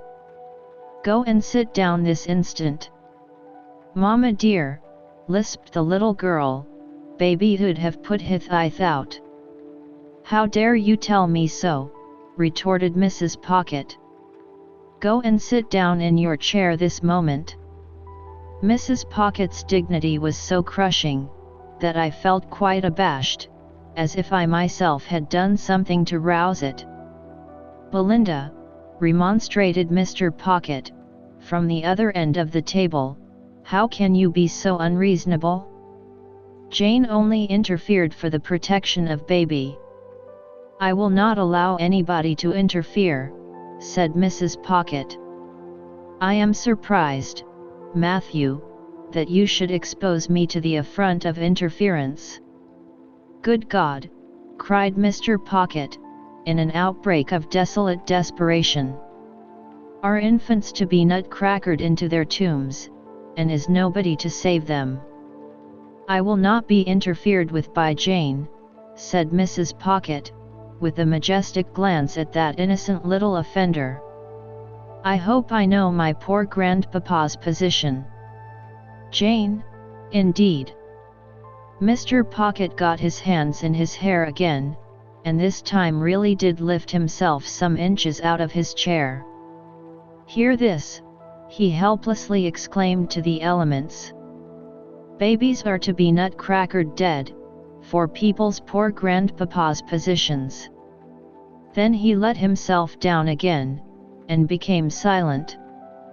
We all looked awkwardly at the tablecloth while this was going on. A pause succeeded, during which the honest and irrepressible baby made a series of leaps and crows at little Jane, who appeared to me to be the only member of the family, irrespective of servants, with whom it had any decided acquaintance. "Mr. Drummle," said Mrs. Pocket, "will you ring for Flop, son?" "Jane, you undutiful little thing, go and lie down. Now, baby darling, come with ma." The baby was the soul of honor, and protested with all its might. It doubled itself up the wrong way over Mrs. Pocket's arm, exhibited a pair of knitted shoes and dimpled ankles to the company in lieu of its soft face, and was carried out in the highest state of mutiny. And it gained its point after all, for I saw it through the window within a few minutes, being nursed by little Jane. It happened that the other 5 children were left behind at the dinner table, through Flopson's having some private engagement, and there not being anybody else's business. I thus became aware of the mutual relations between them and Mr. Pocket, which were exemplified in the following manner. Mr. Pocket, with the normal perplexity of his face heightened and his hair rumpled, looked at them for some minutes, as if he couldn't make out how they came to be boarding and lodging in that establishment, and why they hadn't been billeted by nature on somebody else. Then, in a distant missionary way, he asked them certain questions, as why little Joe had that hole in his frill, who said, "Pa, Flopson was going to mend it when she had time," and how little Fanny came by that Whitlow, who said, "Pa, Millers was going to poultice it when she didn't forget." Then, he melted into parental tenderness, and gave them a shilling apiece and told them to go and play, and then as they went out, with one very strong effort to lift himself up by the hair, he dismissed the hopeless subject. In the evening there was rowing on the river. As Drummle and Startop had each a boat, I resolved to set up mine, and to cut them both out. I was pretty good at most exercises in which country boys are adepts, but as I was conscious of wanting elegance of style for the Thames, not to say for other waters, I at once engaged to place myself under the tuition of the winner of a prize wherry who plied at our stairs, and to whom I was introduced by my new allies. This practical authority confused me very much by saying I had the arm of a blacksmith, If he could have known how nearly the compliment lost him his pupil, I doubt if he would have paid it.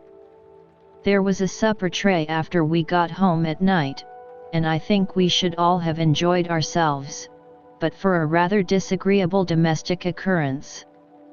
Mr. Pocket was in good spirits, when a housemaid came in, and said, "If you please, sir, I should wish to speak to you." "Speak to your master," said Mrs. Pocket, whose dignity was roused again. "How can you think of such a thing? Go and speak to Flopson. Or speak to me at some other time." "Begging your pardon, ma'am," returned the housemaid, "I should wish to speak at once, and to speak to master." Hereupon, Mr. Pocket went out of the room, and we made the best of ourselves until he came back. "This is a pretty thing, Belinda," said Mr. Pocket, returning with a countenance expressive of grief and despair. "Here's the cook lying insensibly drunk on the kitchen floor, with a large bundle of fresh butter made up in the cupboard ready to sell for grease." Mrs. Pocket instantly showed much amiable emotion, and said, "This is that odious Sophia's doing." "What do you mean, Belinda?" demanded Mr. Pocket. "Sophia has told you," said Mrs. Pocket. "Did I not see her with my own eyes and hear her with my own ears, come into the room just now and ask to speak to you? But has she not taken me downstairs, Belinda," returned Mr. Pocket, "and shown me the woman, and the bundle too? And do you defend her, Matthew," said Mrs. Pocket, "for making mischief?" Mr. Pocket uttered a dismal groan. "Am I, grandpapa's granddaughter, to be nothing in the house?" said Mrs. Pocket. "Besides, the cook has always been a very nice respectful woman, and said in the most natural manner when she came to look after the situation, that she felt I was born to be a duchess." There was a sofa where Mr. Pocket stood, and he dropped upon it in the attitude of the dying gladiator. Still in that attitude he said, with a hollow voice, "Good night, Mr. Pip," when I deemed it advisable to go to bed and leave him. Chapter 24. After 2 or 3 days, when I had established myself in my room and had gone backwards and forwards to London several times, and had ordered all I wanted of my tradesman, Mr. Pocket and I had a long talk together. He knew more of my intended career than I knew myself, for he referred to his having been told by Mr. Jaggers that I was not designed for any profession, and that I should be well enough educated for my destiny if I could hold my own with the average of young men in prosperous circumstances. I acquiesced, of course, knowing nothing to the contrary. He advised my attending certain places in London, for the acquisition of such mere rudiments as I wanted, and my investing him with the functions of explainer and director of all my studies. He hoped that with intelligent assistance I should meet with little to discourage me, and should soon be able to dispense with any aid but his. Through his way of saying this, and much more to similar purpose, he placed himself on confidential terms with me in an admirable manner, and I may state at once that he was always so zealous and honorable in fulfilling his compact with me, that he made me zealous and honorable in fulfilling mine with him. If he had shown indifference as a master, I have no doubt I should have returned the compliment as a pupil. He gave me no such excuse, and each of us did the other justice. Nor did I ever regard him as having anything ludicrous about him or anything but what was serious, honest, and good in his tutor communication with me. When these points were settled, and so far carried out as that I had begun to work in earnest, it occurred to me that if I could retain my bedroom in Barnard's Inn, my life would be agreeably varied, while my manners would be none the worse for Herbert's society. Mr. Pocket did not object to this arrangement, but urged that before any step could possibly be taken in it, it must be submitted to my guardian. I felt that this delicacy arose out of the consideration that the plan would save Herbert some expense, so I went off to Little Britain and imparted my wish to Mr. Jaggers. "If I could buy the furniture now hired for me," said I, "and one or two other little things, I should be quite at home there." "Go it," said Mr. Jaggers, with a short laugh. "I told you you'd get on." "Well, how much do you want?" I said I didn't know how much. "Come," retorted Mr. Jaggers. "How much?" £50. "Oh, not nearly so much." £5, said Mr. Jaggers. This was such a great fall, that I said in discomfiture, "Oh, more than that." "More than that, retorted Mr. Jaggers, lying in wait for me, with his hands in his pockets, his head on one side, and his eyes on the wall behind me. "How much more?" "It is so difficult to fix a sum," said I, hesitating. "Come," said Mr. Jaggers. "Let's get at it. 2 × 5, will that do? 3 × 5, will that do? 4 × 5, will that do?" I said I thought that would do handsomely. 4 × 5 will do handsomely, will it? Said Mr. Jaggers, knitting his brows. "Now, what do you make of 4 × 5? "What do I make of it?" "Ah," said Mr. Jaggers, "how much?" "I suppose you make it £20, said I, smiling.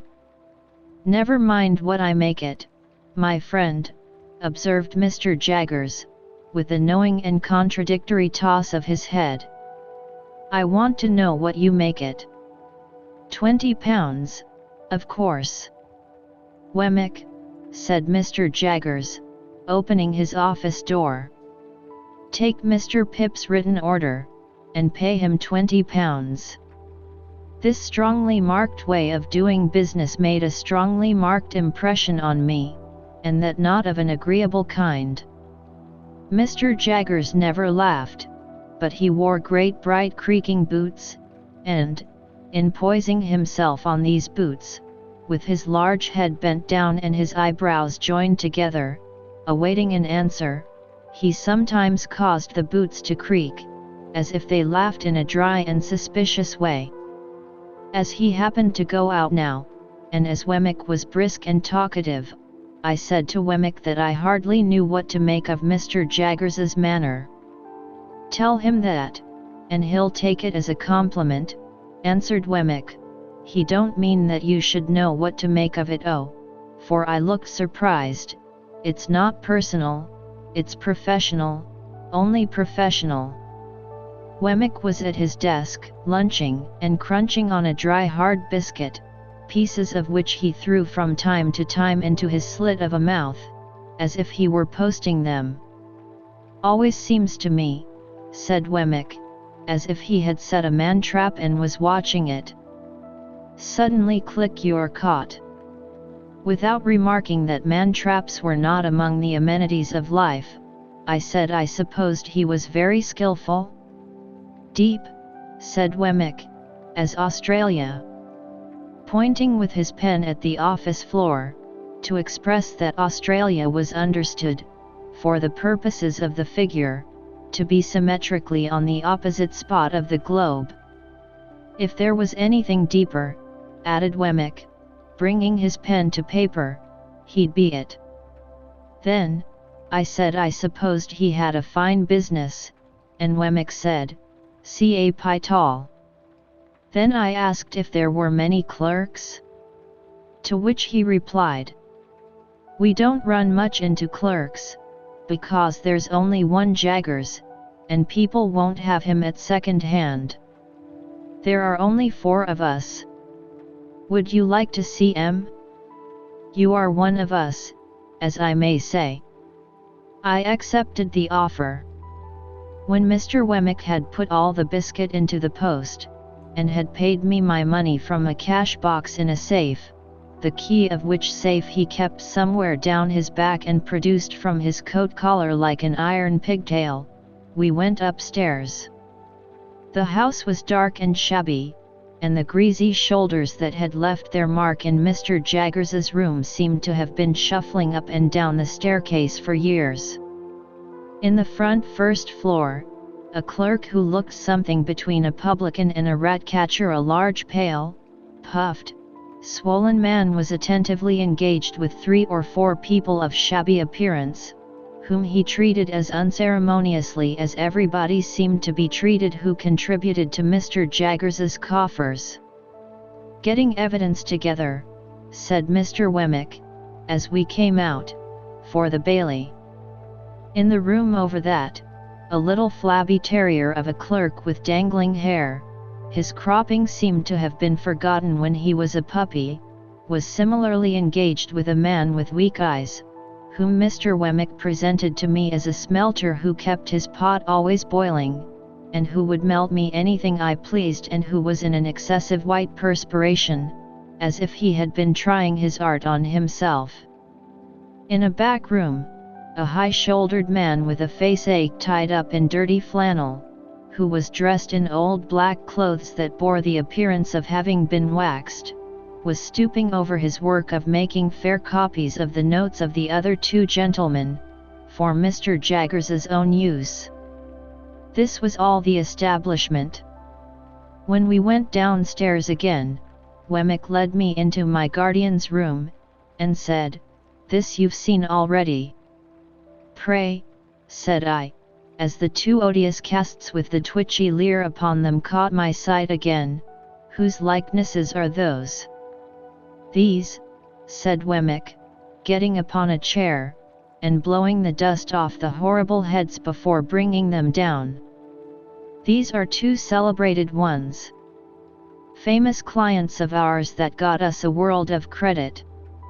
This chap, why you must have come down in the night and been peeping into the inkstand, to get this blot upon your eyebrow, you old rascal, murdered his master, and, considering that he wasn't brought up to evidence, didn't plan it badly. Is it like him?" I asked, recoiling from the brute, as Wemmick spat upon his eyebrow and gave it a rub with his sleeve. "Like him? It's himself, you know. The cast was made in Newgate, directly after he was taken down. You had a particular fancy for me, hadn't you, old artful?" said Wemmick. He then explained this affectionate apostrophe, by touching his brooch representing the lady and the weeping willow at the tomb with the urn upon it, and saying, "Had it made for me, express." "Is the lady anybody?" said I. "No," returned Wemmick. "Only his game." "You liked your bit of game, didn't you?" "No, deuce a bit of a lady in the case, Mr. Pip, except one, and she wasn't of this slender ladylike sort, and you wouldn't have caught her looking after this urn, unless there was something to drink in it." Wemmick's attention being thus directed to his brooch, he put down the cast, and polished the brooch with his pocket handkerchief. "Did that other creature come to the same end?" I asked. "He has the same look." "You're right," said Wemmick, "it's the genuine look. Much as if one nostril was caught up with a horsehair and a little fish hook. Yes, he came to the same end, quite the natural end here, I assure you. He forged wills, this blade did, if he didn't also put the supposed testators to sleep too. You were a gentlemanly cove, though," Mr. Wemmick was again apostrophizing, "and you said you could write Greek." "Yah, bounceable. What a liar you were. I never met such a liar as you." Before putting his late friend on his shelf again, Wemmick touched the largest of his mourning rings and said, "Sent out to buy it for me, only the day before." While he was putting up the other cast and coming down from the chair, the thought crossed my mind that all his personal jewelry was derived from like sources. As he had shown no diffidence on the subject, I ventured on the liberty of asking him the question, when he stood before me, dusting his hands. "Oh yes," he returned, "these are all gifts of that kind. One brings another, you see, that's the way of it. I always take 'em. They're curiosities. And they're property. They may not be worth much, but, after all, they're property and portable. It don't signify to you with your brilliant lookout, but as to myself, my guiding star always is, get hold of portable property." When I had rendered homage to this light, he went on to say, in a friendly manner, "If at any odd time when you have nothing better to do, you wouldn't mind coming over to see me at Walworth, I could offer you a bed, and I should consider it an honor. I have not much to show you, but such 2 or 3 curiosities as I have got you might like to look over, and I am fond of a bit of garden and a summer house." I said I should be delighted to accept his hospitality. "Thank ye," said he, "then we'll consider that it's to come off, when convenient to you. Have you dined with Mr. Jaggers yet?" "Not yet." "Well," said Wemmick, "he'll give you wine, and good wine. I'll give you punch, and not bad punch. And now I'll tell you something. When you go to dine with Mr. Jaggers, look at his housekeeper. Shall I see something very uncommon?" "Well," said Wemmick, "you'll see a wild beast tamed." "Not so very uncommon, you'll tell me." I reply, that depends on the original wildness of the beast, and the amount of taming. It won't lower your opinion of Mr. Jaggers's powers. Keep your eye on it. I told him I would do so, with all the interest and curiosity that his preparation awakened. As I was taking my departure, he asked me if I would like to devote 5 minutes to seeing Mr. Jaggers at it. For several reasons, and not least because I didn't clearly know what Mr. Jaggers would be found to be at, I replied in the affirmative. We dived into the city, and came up in a crowded police court, where a blood relation, in the murderous sense, of the deceased, with the fanciful taste in brooches, was standing at the bar, uncomfortably chewing something, while my guardian had a woman under examination or cross-examination, I don't know which, and was striking her, and the bench, and everybody present, with awe. If anybody, of whatsoever degree, said a word that he didn't approve of, he instantly required to have it taken down. If anybody wouldn't make an admission, he said, "I'll have it out of you," and if anybody made an admission, he said, "Now I have got you." The magistrates shivered under a single bite of his finger. Thieves and thief-takers hung in dread rapture on his words, and shrank when a hair of his eyebrows turned in their direction. Which side he was on I couldn't make out, for he seemed to me to be grinding the whole place in a mill.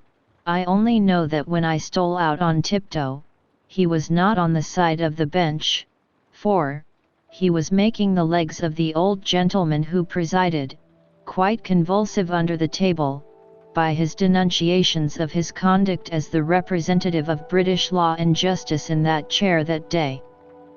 Chapter 25. Bentley Drummle, who was so sulky a fellow that he even took up a book as if its writer had done him an injury, did not take up an acquaintance in a more agreeable spirit. heavy in figure, movement, and comprehension in the sluggish complexion of his face, and in the large, awkward tongue that seemed to loll about in his mouth as he himself lolled about in a room. He was idle, proud, niggardly, reserved, and suspicious. He came of rich people down in Somersetshire, who had nursed this combination of qualities until they made the discovery that it was just of age and a blockhead. Thus, Bentley Drummle had come to Mr. Pocket when he was a head taller than that gentleman, and half a dozen heads thicker than most gentlemen. Startop had been spoiled by a weak mother and kept at home when he ought to have been at school, but he was devotedly attached to her, and admired her beyond measure. He had a woman's delicacy of feature, and was, as you may see, though you never saw her, said Herbert to me, exactly like his mother. It was but natural that I should take to him much more kindly than to Drummle, and that, even in the earliest evenings of our boating, he and I should pull homeward abreast of one another, conversing from boat to boat, while Bentley Drummle came up in our wake alone, under the overhanging banks and among the rushes. He would always creep inshore like some uncomfortable amphibious creature, even when the tide would have sent him fast upon his way, and I always think of him as coming after us in the dark or by the backwater, when our own two boats were breaking the sunset or the moonlight in midstream. Herbert was my intimate companion and friend. I presented him with a half share in my boat, which was the occasion of his often coming down to Hammersmith, and my possession of a half share in his chambers often took me up to London. We used to walk between the two places at all hours. I have an affection for the road yet, though it is not so pleasant a road as it was then, formed in the impressibility of untried youth and hope. When I had been in Mr. Pocket's family a month or two, Mr. and Mrs. Camilla turned up. Camilla was Mr. Pocket's sister.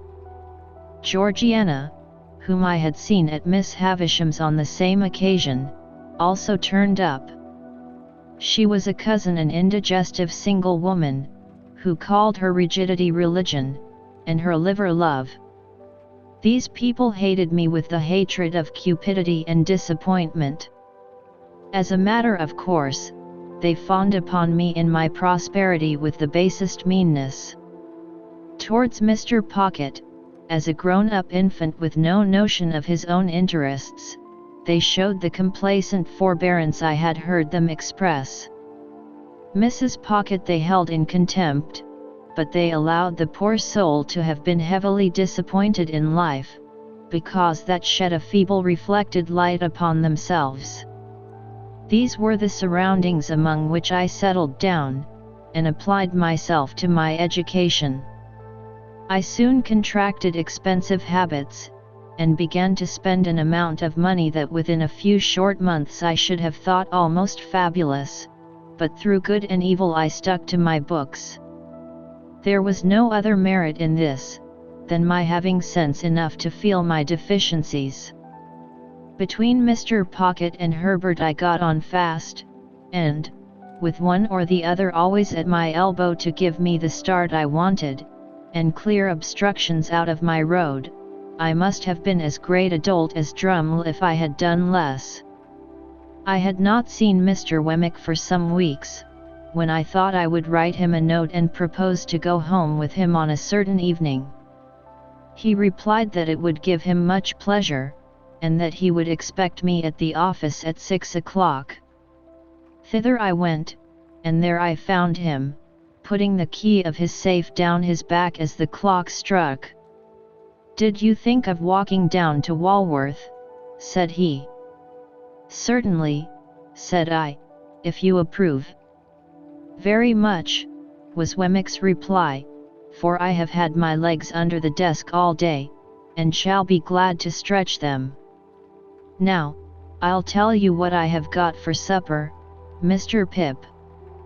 I have got a stewed steak which is of home preparation and a cold roast fowl which is from the cook's shop.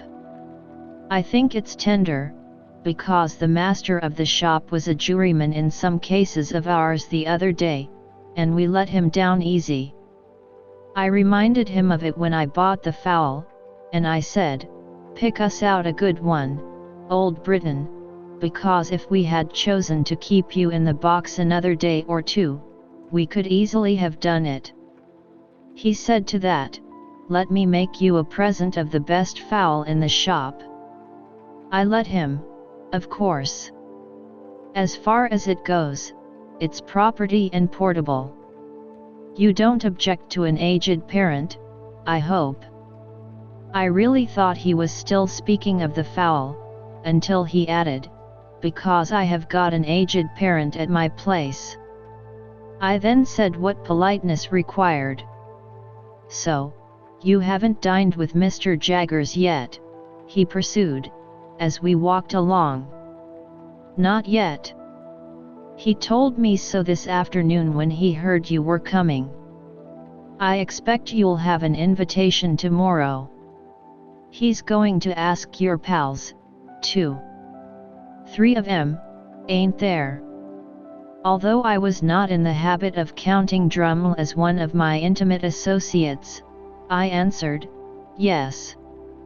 Well, he's going to ask the whole gang. I hardly felt complimented by the word, and whatever he gives you, he'll give you good. Don't look forward to variety, but you'll have excellence.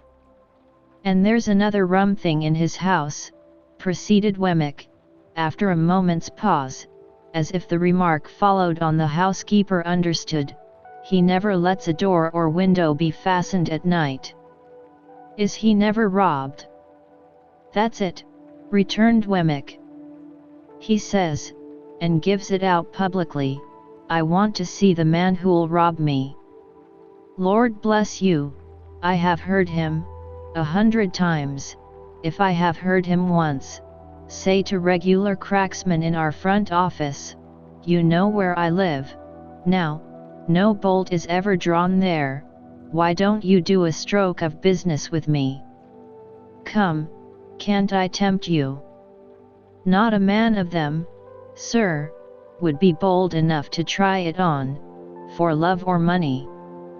They dread him so much, said I. Dread him, said Wemmick. I believe you they dread him. Not but what he's artful, even in his defiance of them. No silver, sir. Britannia metal, every spoon. So they wouldn't have much, I observed, even if they. Ah. But he would have much, said Wemmick, cutting me short, and they know it. He'd have their lives, and the lives of scores of 'em. He'd have all he could get. And it's impossible to say what he couldn't get, if he gave his mind to it. I was falling into meditation on my guardian's greatness, when Wemmick remarked. As to the absence of plate, that's only his natural depth, you know. A river's its natural depth, and he's his natural depth.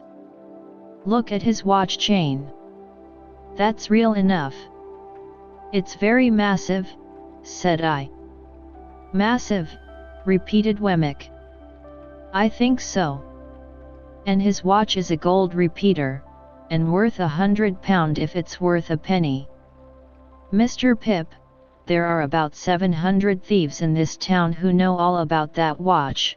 There's not a man, a woman, or a child, among them, who wouldn't identify the smallest link in that chain, and drop it as if it was red hot, if inveigled into touching it. At first with such discourse, and afterwards with conversation of a more general nature, did Mr. Wemmick and I beguile the time and the road, until he gave me to understand that we had arrived in the district of Walworth. It appeared to be a collection of back lanes, ditches, and little gardens, and to present the aspect of a rather dull retirement. Wemmick's house was a little wooden cottage in the midst of plots of garden, and the top of it was cut out and painted like a battery mounted with guns. My own doing, said Wemmick. Looks pretty, don't it? I highly commended it. I think it was the smallest house I ever saw, with the queerest Gothic windows, by far the greater part of them sham, and a Gothic door almost too small to get in it. That's a real flagstaff, you see, said Wemmick, and on Sundays I run up a real flag. Then look here. After I have crossed this bridge, I hoist it up so and cut off the communication. The bridge was a plank, and it crossed a chasm about 4 feet wide and 2 deep. But it was very pleasant to see the pride with which he hoisted it up and made it fast, smiling as he did so, with a relish and not merely mechanically. At 9 o'clock every night, Greenwich time, said Wemmick, the gun fires. There he is, you see. And when you hear him go, I think you'll say he's a stinger. The piece of ordnance referred to was mounted in a separate fortress, constructed of lattice work. It was protected from the weather by an ingenious little tarpaulin contrivance in the nature of an umbrella. Then, at the back, said Wemmick, out of sight, so as not to impede the idea of fortifications, for it's a principle with me, if you have an idea, carry it out and keep it up. I don't know whether that's your opinion. I said, decidedly. At the back, there's a pig, and there are fowls and rabbits. Then, I knock together my own little frame, you see, and grow cucumbers, and you'll judge at supper what sort of a salad I can raise. So, sir, said Wemmick, smiling again, but seriously too, as he shook his head, if you can suppose the little place besieged, it would hold out a devil of a time in point of provisions. Then, he conducted me to a bower about a dozen yards off, but which was approached by such ingenious twists of path that it took quite a long time to get it, and in this retreat our glasses were already set forth. Our punch was cooling in an ornamental lake, on whose margin the bower was raised. This piece of water, with an island in the middle which might have been the salad for supper, was of a circular form, and he had constructed a fountain in it, which, when you set a little mill going and took a cork out of a pipe, played to that powerful extent that it made the back of your hand quite wet. I am my own engineer, and my own carpenter, and my own plumber, and my own gardener, and my own jack of all trades, said Wemmick, in acknowledging my compliments. Well, it's a good thing, you know. It brushes the Newgate cobwebs away, and pleases the aged. You wouldn't mind being at once introduced to the aged, would you? It wouldn't put you out. I expressed the readiness I felt, and we went into the castle. There we found, sitting by a fire, a very old man in a flannel coat, clean, cheerful, comfortable, and well cared for, but intensely deaf. Well-aged parent, said Wemmick, shaking hands with him in a cordial and jocose way, how am you? All right, John, all right, replied the old man. Here's Mr. Pip, aged parent, said Wemmick, and I wish you could hear his name. Nod away at him, Mr. Pip, that's what he likes. Nod away at him, if you please, like winking. This is a fine place of my son's, sir, cried the old man, while I nodded as hard as I possibly could. This is a pretty pleasure ground, sir. This spot and these beautiful works upon it ought to be kept together by the nation, after my son's time, for the people's enjoyment. You're as proud of it as Punch, ain't you, aged? Said Wemmick, contemplating the old man, with his hard face really softened. There's a nod for you, giving him a tremendous one, there's another for you, giving him a still more tremendous one. You like that, don't you? If you're not tired, Mr. Pip, though I know it's tiring to strangers, will you tip him one more? You can't think how it pleases him. I tipped him several more, and he was in great spirits. We left him bestirring himself to feed the fowls, and we sat down to our punch in the arbor, where Wemmick told me, as he smoked a pipe, that it had taken him a good many years to bring the property up to its present pitch of perfection. Is it your own, Mr. Wemmick? Oh yes, said Wemmick, I have got hold of it, a bit at a time. It's a freehold, by George. Is it indeed? I hope Mr. Jaggers admires it. Never seen it, said Wemmick. Never heard of it. Never seen the aged. Never heard of him. No, the office is one thing, and private life is another. When I go into the office, I leave the castle behind me, and when I come into the castle, I leave the office behind me. If it's not in any way disagreeable to you, you'll oblige me by doing the same. I don't wish it professionally spoken about. Of course I felt my good faith involved in the observance of his request. The punch being very nice, we sat there drinking it and talking, until it was almost 9 o'clock. Getting near gunfire, said Wemmick then, as he laid down his pipe, it's the aged's treat.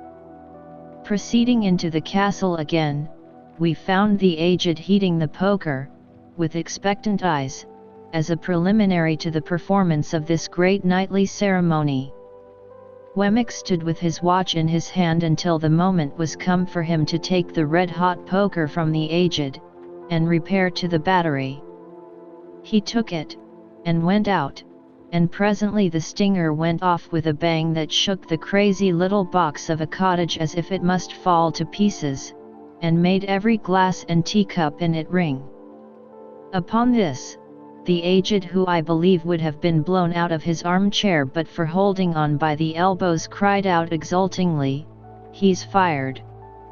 I heard him, and I nodded at the old gentleman until it is no figure of speech to declare that I absolutely could not see him. The interval between that time and supper Wemmick devoted to showing me his collection of curiosities. They were mostly of a felonious character, comprising the pen with which a celebrated forgery had been committed, a distinguished razor or two, some locks of hair, and several manuscript confessions written under condemnation, upon which Mr. Wemmick set particular value as being, to use his own words, every one of 'em lies, sir. These were agreeably dispersed among small specimens of china and glass, various neat trifles made by the proprietor of the museum, and some tobacco stoppers carved by the aged. They were all displayed in that chamber of the castle into which I had been first inducted, and which served, not only as the general sitting room but as the kitchen too, if I might judge from a saucepan on the hob, and a brazen bijou over the fireplace designed for the suspension of a roasting jack. There was a neat little girl in attendance, who looked after the aged in the day. When she had laid the supper cloth, the bridge was lowered to give her means of egress, and she withdrew for the night. The supper was excellent, and though the castle was rather subject to dry rot in so much that it tasted like a bad nut, and though the pig might have been farther off, I was heartily pleased with my whole entertainment. Nor was there any drawback on my little turret bedroom, beyond there being such a very thin ceiling between me and the flagstaff, that when I lay down on my back in bed, it seemed as if I had to balance that pole on my forehead all night. Wemmick was up early in the morning, and I am afraid I heard him cleaning my boots.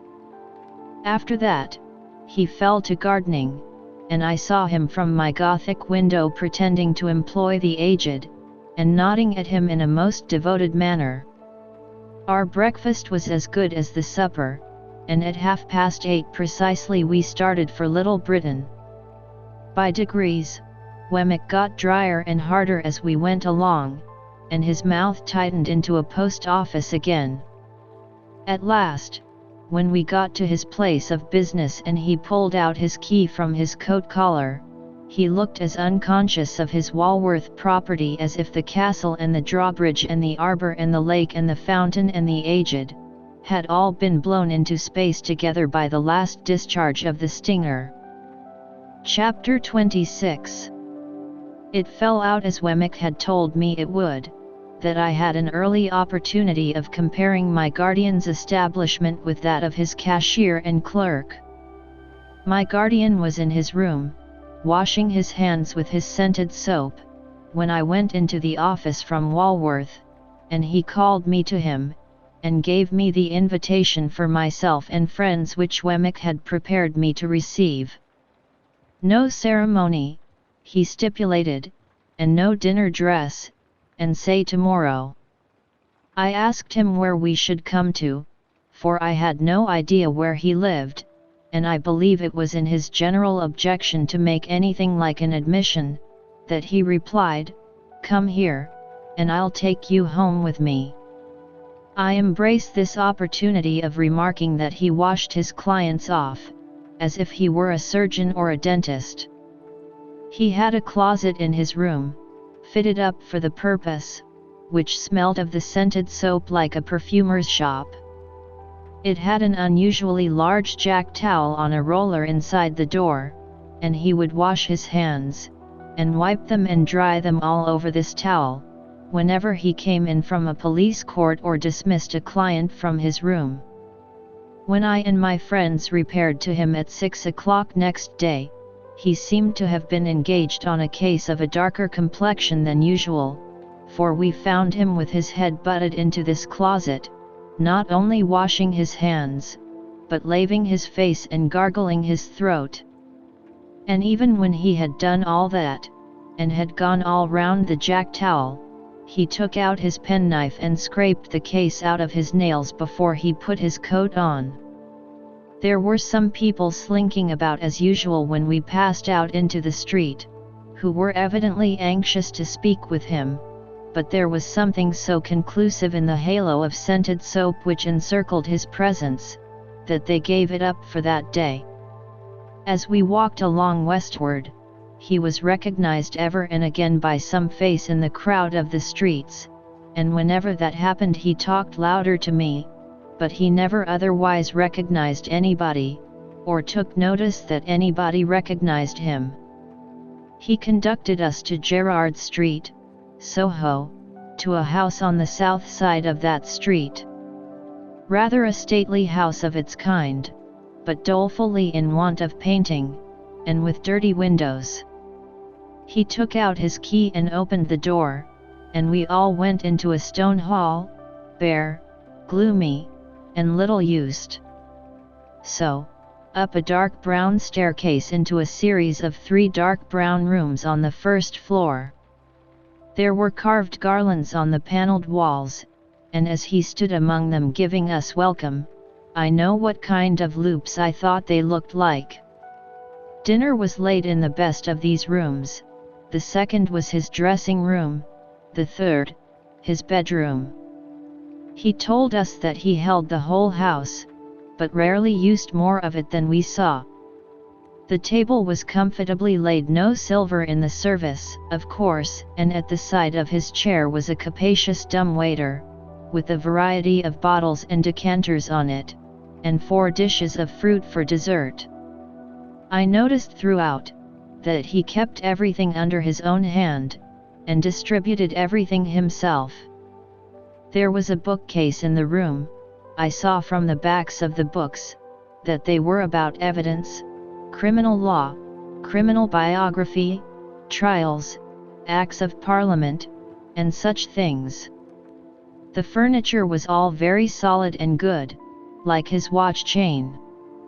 It had an official look, however, and there was nothing merely ornamental to be seen.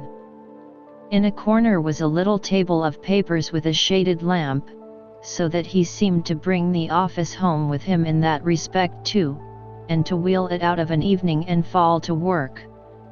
As he had scarcely seen my three companions until now, for he and I had walked together, he stood on the hearth rug, after ringing the bell, and took a searching look at them. To my surprise, he seemed at once to be principally if not solely interested in Drummle. "Pip," said he, putting his large hand on my shoulder and moving me to the window, "I don't know one from the other." "Who's the spider?" "The spider," said I. "The blotchy, sprawly, sulky fellow." "That's Bentley Drummle," I replied, "the one with the delicate face is Startop." Not making the least account of the one with the delicate face, he returned, "Bentley Drummle is his name, is it? I like the look of that fellow." He immediately began to talk to Drummle, not at all deterred by his replying in his heavy reticent way, but apparently led on by it to screw discourse out of him. I was looking at the two, when there came between me and them the housekeeper, with the first dish for the table. She was a woman of about 40, I supposed, but I may have thought her younger than she was. Rather tall, of a lithe nimble figure, extremely pale, with large faded eyes, and a quantity of streaming hair. I cannot say whether any diseased affection of the heart caused her lips to be parted as if she were panting, and her face to bear a curious expression of suddenness and flutter, but I know that I had been to see Macbeth at the theatre a night or two before, and that her face looked to me as if it were all disturbed by fiery air, like the faces I had seen rise out of the witch's cauldron. She set the dish on, touched my guardian quietly on the arm with a finger to notify that dinner was ready, and vanished. We took our seats at the round table, and my guardian kept Drummle on one side of him, while Startop sat on the other. It was a noble dish of fish that the housekeeper had put on table, and we had a joint of equally choice mutton afterwards, and then an equally choice bird. Sauces, wines, all the accessories we wanted, and all of the best, were given out by our host from his dumbwaiter, and when they had made the circuit of the table, he always put them back again. Similarly, he dealt us clean plates and knives and forks, for each course, and dropped those just disused into 2 baskets on the ground by his chair. No other attendant than the housekeeper appeared. She sat on every dish, and I always saw in her face, a face rising out of the cauldron. Years afterwards, I made a dreadful likeness of that woman, by causing a face that had no other natural resemblance to it than it derived from flowing hair to pass behind a bowl of flaming spirits in a dark room. Induced to take particular notice of the housekeeper, both by her own striking appearance and by Wemmick's preparation, I observed that whenever she was in the room she kept her eyes attentively on my guardian, and that she would remove her hands from any dish she put before him, hesitatingly, as if she dreaded his calling her back, and wanted him to speak when she was nigh, if he had anything to say. I fancied that I could detect in his manner a consciousness of this, and a purpose of always holding her in suspense. Dinner went off gaily, and although my guardian seemed to follow rather than originate subjects, I knew that he wrenched the weakest part of our dispositions out of us. For myself, I found that I was expressing my tendency to lavish expenditure, and to patronize Herbert, and to boast of my great prospects, before I quite knew that I had opened my lips. It was so with all of us, but with no one more than Drummle, the development of whose inclination to gird in a grudging and suspicious way at the rest, was screwed out of him before the fish was taken off. It was not then, but when we had got to the cheese, that our conversation turned upon our rowing feats, and that Drummle was rallied for coming up behind of a night in that slow amphibious way of his. Drummle upon this, informed our host that he much preferred our room to our company, and that as to skill he was more than our master, and that as to strength he could scatter us like chaff. By some invisible agency, my guardian wound him up to a pitch little short of ferocity about this trifle, and he fell to bearing and spanning his arm to show how muscular it was, and we all fell to bearing and spanning our arms in a ridiculous manner. Now the housekeeper was at that time clearing the table, my guardian, taking no heed of her, but with the side of his face turned from her, was leaning back in his chair biting the side of his forefinger and showing an interest in Drummle, that, to me, was quite inexplicable. Suddenly, he clapped his large hand on the housekeeper's, like a trap, as she stretched it across the table. So suddenly and smartly did he do this, that we all stopped in our foolish contention. "If you talk of strength," said Mr. Jaggers, "I'll show you a wrist. Molly, let them see your wrist." Her entrapped hand was on the table, but she had already put her other hand behind her waist. "Master," she said, in a low voice, with her eyes attentively and entreatingly fixed upon him. "Don't." "I'll show you a wrist," repeated Mr. Jaggers, with an immovable determination to show it. "Molly, let them see your wrist." "Master," she again murmured. "Please." "Molly," said Mr. Jaggers, not looking at her, but obstinately looking at the opposite side of the room, "let them see both your wrists. Show them. Come." He took his hand from hers, and turned that wrist up on the table. She brought her other hand from behind her, and held the two out side by side. The last wrist was much disfigured, deeply scarred across and across. When she held her hands out she took her eyes from Mr. Jaggers, and turned them watchfully on every one of the rest of us in succession. "There's power here," said Mr. Jaggers, coolly tracing out the sinews with his forefinger. "Very few men have the power of wrist that this woman has. It's remarkable what mere force of grip there is in these hands. I have had occasion to notice many hands, but I never saw stronger in that respect, man's or woman's, than these." While he said these words in a leisurely, critical style, she continued to look at every one of us in regular succession as we sat. The moment he ceased, she looked at him again. "That'll do, Molly," said Mr. Jaggers, giving her a slight nod, "you have been admired, and can go." She withdrew her hands and went out of the room, and Mr. Jaggers, putting the decanters on from his dumbwaiter, filled his glass and passed round the wine. "At 9:30, gentlemen," said he, "we must break up. Pray make the best use of your time. I am glad to see you all. Mr. Drummle, I drink to you." If his object in singling out Drummle were to bring him out still more, it perfectly succeeded. In a sulky triumph, Drummle showed his morose depreciation of the rest of us, in a more and more offensive degree, until he became downright intolerable. Through all his stages, Mr. Jaggers followed him with the same strange interest. He actually seemed to serve as a zest to Mr. Jaggers's wine. In our boyish want of discretion I dare say we took too much to drink, and I know we talked too much.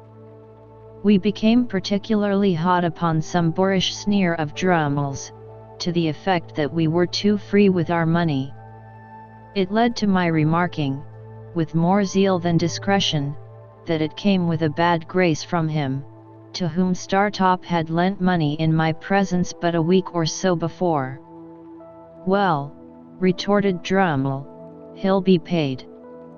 "I don't mean to imply that he won't," said I, "but it might make you hold your tongue about us and our money, I should think."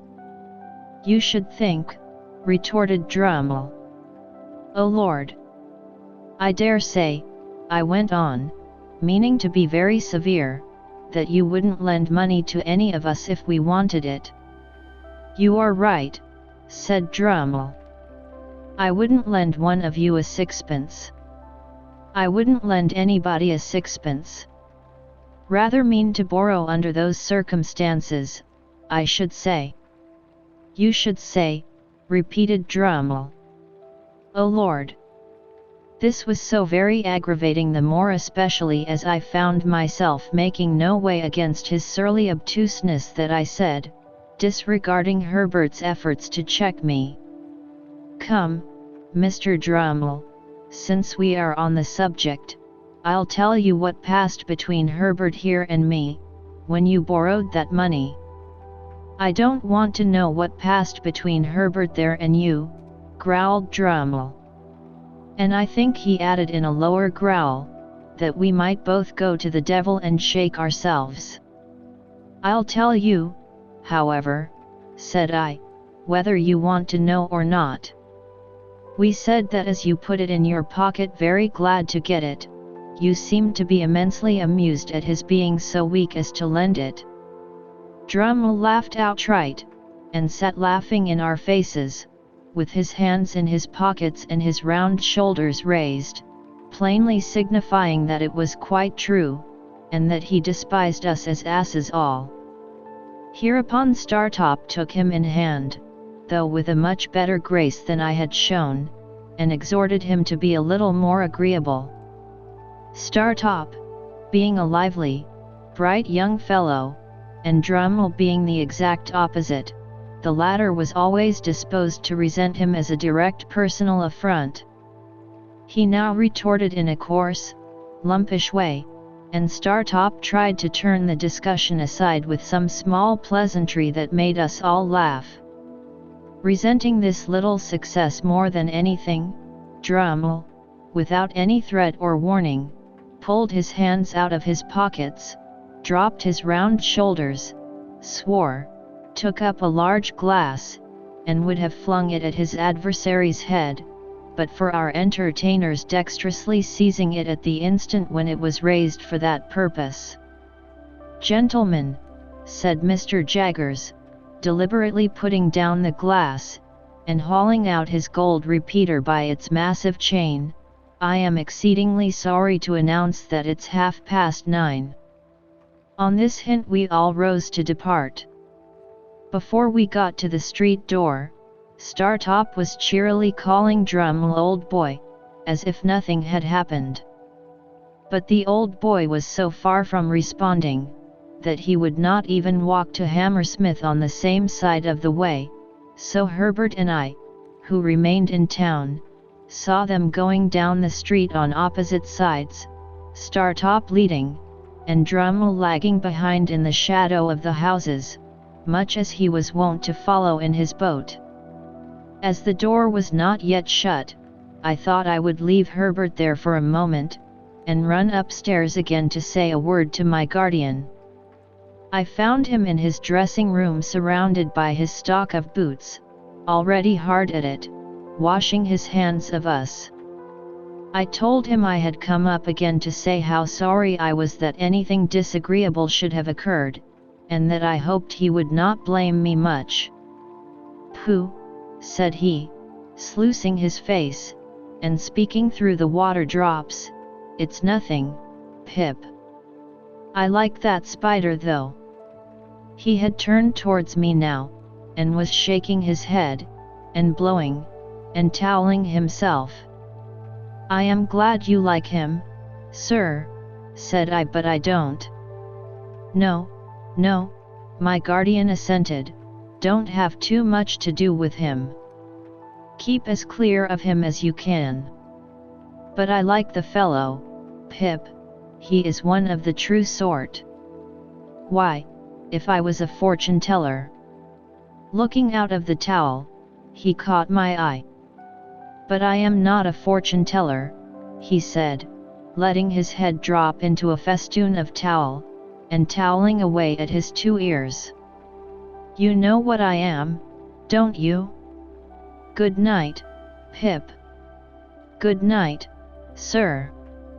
In about a month after that, the Spider's time with Mr. Pocket was up for good, and, to the great relief of all the house but Mrs. Pocket, he went home to the family hole. Chapter 27. My dear Mr. Pip, I write this by request of Mr. Gargery, for to let you know that he is going to London in company with Mr. Wopsle and would be glad if agreeable to be allowed to see you. He would call at Barnard's Hotel Tuesday morning at 9 o'clock, when if not agreeable please leave word. Your poor sister is much the same as when you left. We talk of you in the kitchen every night, and wonder what you are saying and doing. If now considered in the light of a liberty, excuse it for the love of poor old days. No more, dear Mr. Pip, from your ever obliged, and affectionate servant, Biddy. P.S. He wishes me most particular to write what larks. He says you will understand. I hope and do not doubt it will be agreeable to see him, even though a gentleman, for you had ever a good heart, and he is a worthy man. I have read him all, excepting only the last little sentence, and he wishes me most particular to write again what larks. I received this letter by the post on Monday morning, and therefore its appointment was for next day. Let me confess exactly with what feelings I looked forward to Joe's coming.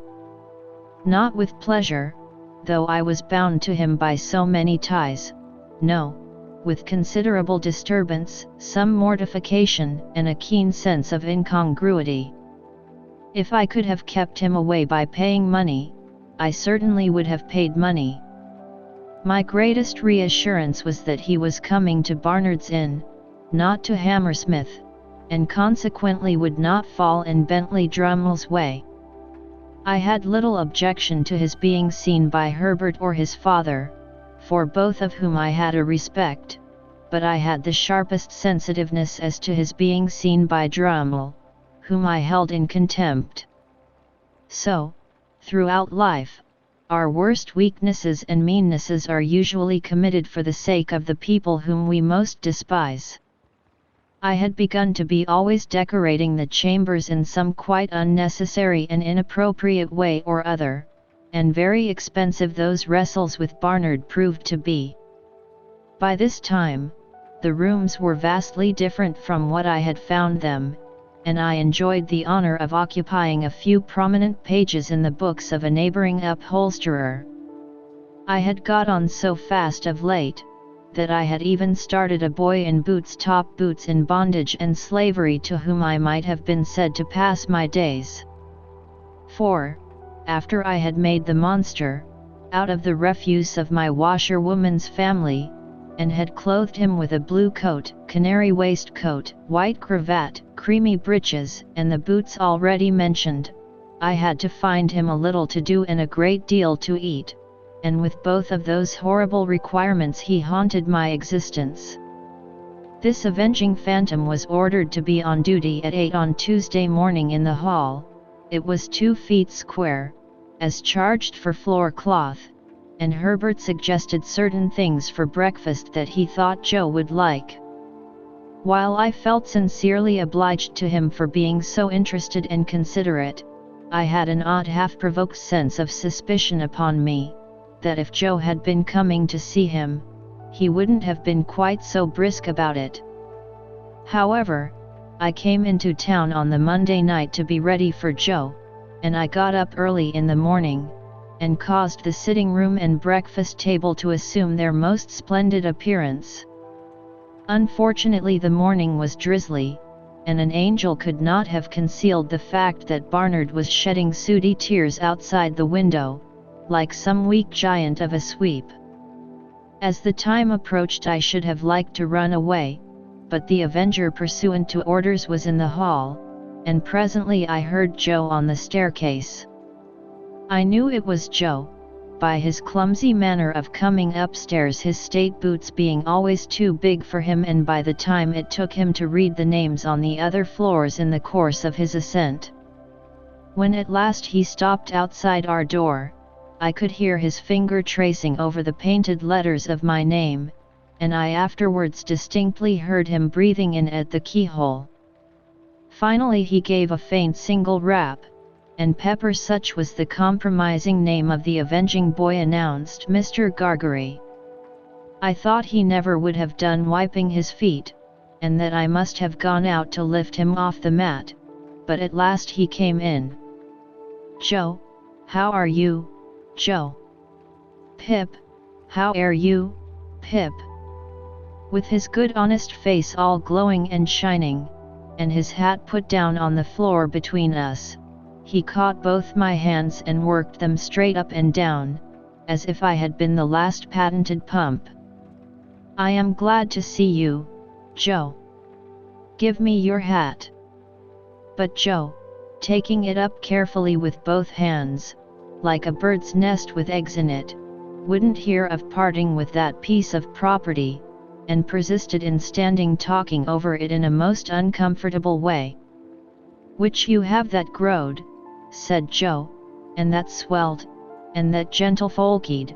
Joe considered a little before he discovered this word, "as to be sure you are a honour to your king and country. And you, Joe, look wonderfully well." "Thank God," said Joe, "I'm equal to most." "And your sister, she's no worse than she were. And Biddy, she's ever right and ready. And all friends is no backrider, if not no forerider. Septon Wopsle, he's had a drop."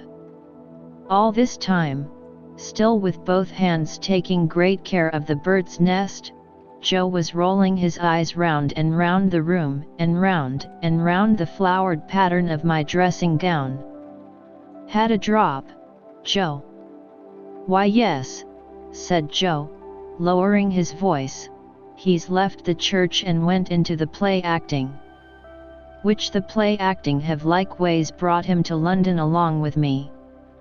"And his wish were," said Joe, getting the bird's nest under his left arm for the moment, and groping in it for an egg with his right, "if no offence, as I would and you that."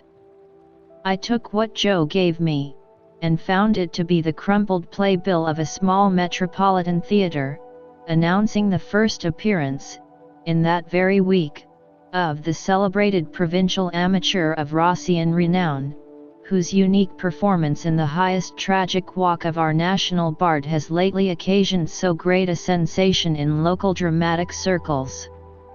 "Were you at his performance, Joe?" I inquired. "I were," said Joe, with emphasis and solemnity. "Was there a great sensation?" "Why," said Joe, "yes, there certainly were a peck of orange peel. Particular when he see the ghost. Though I put it to yourself, sir, whether it were calculated to keep a man up to his work with a good heart, to be continually cutting in betwixt him and the ghost with amen." "A man may have had a misfortune and been in the church," said Joe, lowering his voice to an argumentative and feeling tone, "but that is no reason why you should put him out at such a time. Which I mentersay, if the ghost of a man's own father cannot be allowed to claim his attention, what can, sir? Still more, when his mourning at is unfortunately made so small as that the weight of the black feathers brings it off, try to keep it on how you may." A ghost-seeing effect in Joe's own countenance informed me that Herbert had entered the room. So, I presented Joe to Herbert, who held out his hand, but Joe backed from it, and held on by the bird's nest. "Your servant, sir," said Joe, which I hope as you and Pip hear his eye fell on the Avenger, who was putting some toast on table, and so plainly denoted an intention to make that young gentleman one of the family, that I frowned it down and confused him more. "I mentor say, you two gentlemen, which I hope as you get your elths in this close spot, for the present may be a wery good inn, according to London opinions," said Joe, confidentially, "and I believe its character do stand it, but I wouldn't keep a pig in it myself, not in the case that I wished him to fatten wholesome and to eat with a meller flavour on him." Having borne this flattering testimony to the merits of our dwelling place, and having incidentally shown this tendency to call me sir, Joe, being invited to sit down to table, looked all round the room for a suitable spot on which to deposit his hat, as if it were only on some very few rare substances in nature that it could find a resting place, and ultimately stood it on an extreme corner of the chimney piece, from which it ever afterwards fell off at intervals. "Do you take tea, or coffee, Mr. Gargery?" asked Herbert, who always presided of a morning. "Thank'ee, sir," said Joe, stiff from head to foot, "I'll take whichever is most agreeable to yourself." "What do you say to coffee?" "Thank'ee, sir," returned Joe, evidently dispirited by the proposal. "Since you are so kind as make chic of coffee, I will not run contrary to your own opinions." "But don't you never find it a little eating?"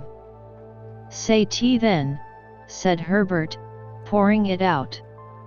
Here Joe's hat tumbled off the mantelpiece, and he started out of his chair and picked it up, and fitted it to the same exact spot, as if it were an absolute point of good breeding that it should tumble off again soon. "When did you come to town, Mr. Gargery?" "Were it yesterday afternoon," said Joe, after coughing behind his hand, as if he had had time to catch the whooping cough since he came. "No, it were not." "Yes, it were." "Yes, it were yesterday afternoon," with an appearance of mingled wisdom, relief, and strict impartiality. "Have you seen anything of London yet?" "Why, yes, sir," said Joe. "Me and Wopsle went off straight to look at the blacking ware'us. But we didn't find that it come up to its likeness in the red bills at the shop doors, which I mentor say," added Joe, in an explanatory manner, "as it is there drawed to architectural laurel." I really believe Joe would have prolonged this word, mightily expressive to my mind of some architecture that I know, into a perfect chorus, but for his attention being providentially attracted by his hat, which was toppling. Indeed, it demanded from him a constant attention, and a quickness of eye and hand, very like that exacted by wicket-keeping. He made extraordinary play with it, and showed the greatest skill, now, rushing at it and catching it neatly as it dropped, now, merely stopping it midway, beating it up, and humouring it in various parts of the room and against a good deal of the pattern of the paper on the wall, before he felt it safe to close with it, finally splashing it into the slop basin, where I took the liberty of laying hands upon it. As to his shirt collar, and his coat collar, they were perplexing to reflect upon, insoluble mysteries both. Why should a man scrape himself to that extent, before he could consider himself full dressed? Why should he suppose it necessary to be purified by suffering for his holiday clothes? Then he fell into such unaccountable fits of meditation, with his fork midway between his plate and his mouth, had his eyes attracted in such strange directions, was afflicted with such remarkable coughs, sat so far from the table, and dropped so much more than he ate, and pretended that he hadn't dropped it, that I was heartily glad when Herbert left us for the city, I had neither the good sense nor the good feeling to know that this was all my fault, and that if I had been easier with Joe, Joe would have been easier with me. I felt impatient of him and out of temper with him, in which condition he heaped coals of fire on my head. Us two being now alone, sir, began Joe. Joe, I interrupted, pettishly, how can you call me, sir? Joe looked at me for a single instant with something faintly like reproach. Utterly preposterous as his cravat was, and as his collars were, I was conscious of a sort of dignity in the look. Us two being now alone, resumed Joe, and me having the intentions and abilities to stay not many minutes more, I will now conclude, leastways begin to mention what have led to my having had the present honor. For was it not, said Joe, with his old air of lucid exposition, that my only wish were to be useful to you, I should not have had the honor of breaking victuals in the company and abode of gentlemen. I was so unwilling to see the look again, that I made no remonstrance against this tone. Well, sir, pursued Joe, this is how it were. I were at the bargeman t'other night, Pip. Whenever he subsided into affection, he called me Pip, and whenever he relapsed into politeness he called me sir, when there come up in his shake-heart, Pumblecook. Which that same identical, said Joe, going down a new track, do comb my air the wrong way sometimes, awful, by giving out up and down town as it were him which ever had your infant companionation and were looked upon as a playfellow by yourself. Nonsense. It was you, Joe. Which I fully believed it were, Pip, said Joe, slightly tossing his head, though it signify little now, sir. Well, Pip, this same identical, which his manners is given to blusterous, come to me at the bargeman, what a pipe and a pint of beer do give refreshment to the working man, sir, and do not overstimulate, and his word were, Joseph, Miss Havisham she wished to speak to you. Miss Havisham, Joe. She wish, were Pumblecook's word, to speak to you. Joe sat and rolled his eyes at the ceiling. Yes, Joe? Go on, please. Next day, sir, said Joe, looking at me as if I were a long way off, having cleaned myself, I go and I see Miss A. Miss A, Joe? Miss Havisham. Which I say, sir, replied Joe, with an air of legal formality, as if he were making his will, Miss A, or otherways Havisham.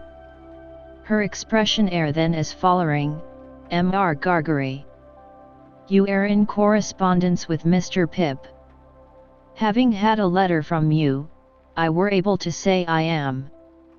When I married your sister, sir, I said I will, and when I answered your friend, Pip, I said I am. Would you tell him, then, said she, that which Estella has come home and would be glad to see him. I felt my face fire up as I looked at Joe. I hope one remote cause of its firing may have been my consciousness that if I had known his errand, I should have given him more encouragement. Biddy, pursued Joe, when I got home and asked her for to write the message to you, a little hung back. Biddy says, I know he will be very glad to have it by word of mouth. It is holiday time, you want to see him, go. I have now concluded, sir, said Joe, rising from his chair, and, Pip, I wish you ever well and ever prospering to a greater and a greater height. But you are not going now, Joe. Yes I am, said Joe.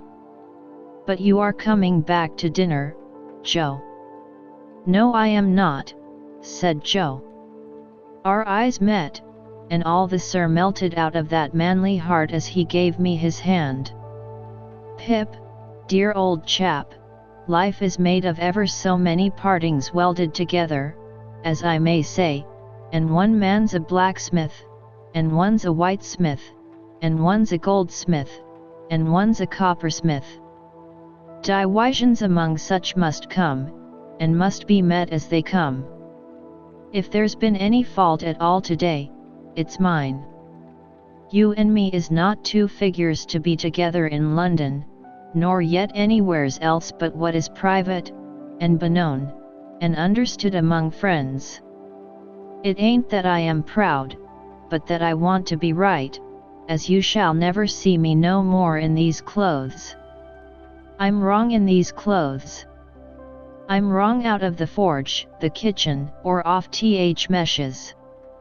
You won't find half so much fault in me if you think of me in my forged dress, with my hammer in my hand, or even my pipe. You won't find half so much fault in me if, supposing as you should ever wish to see me, you come and put your head in at the forge window and see Joe the blacksmith, there, at the old anvil, in the old burnt apron, sticking to the old work. I'm awful dull, but I hope I've beat out something nigh the rights of this at last. And so God bless you, dear old Pip, old chap, God bless you. I had not been mistaken in my fancy that there was a simple dignity in him. The fashion of his dress could no more come in its way when he spoke these words than it could come in its way in heaven. He touched me gently on the forehead, and went out. As soon as I could recover myself sufficiently, I hurried out after him and looked for him in the neighboring streets, but he was gone.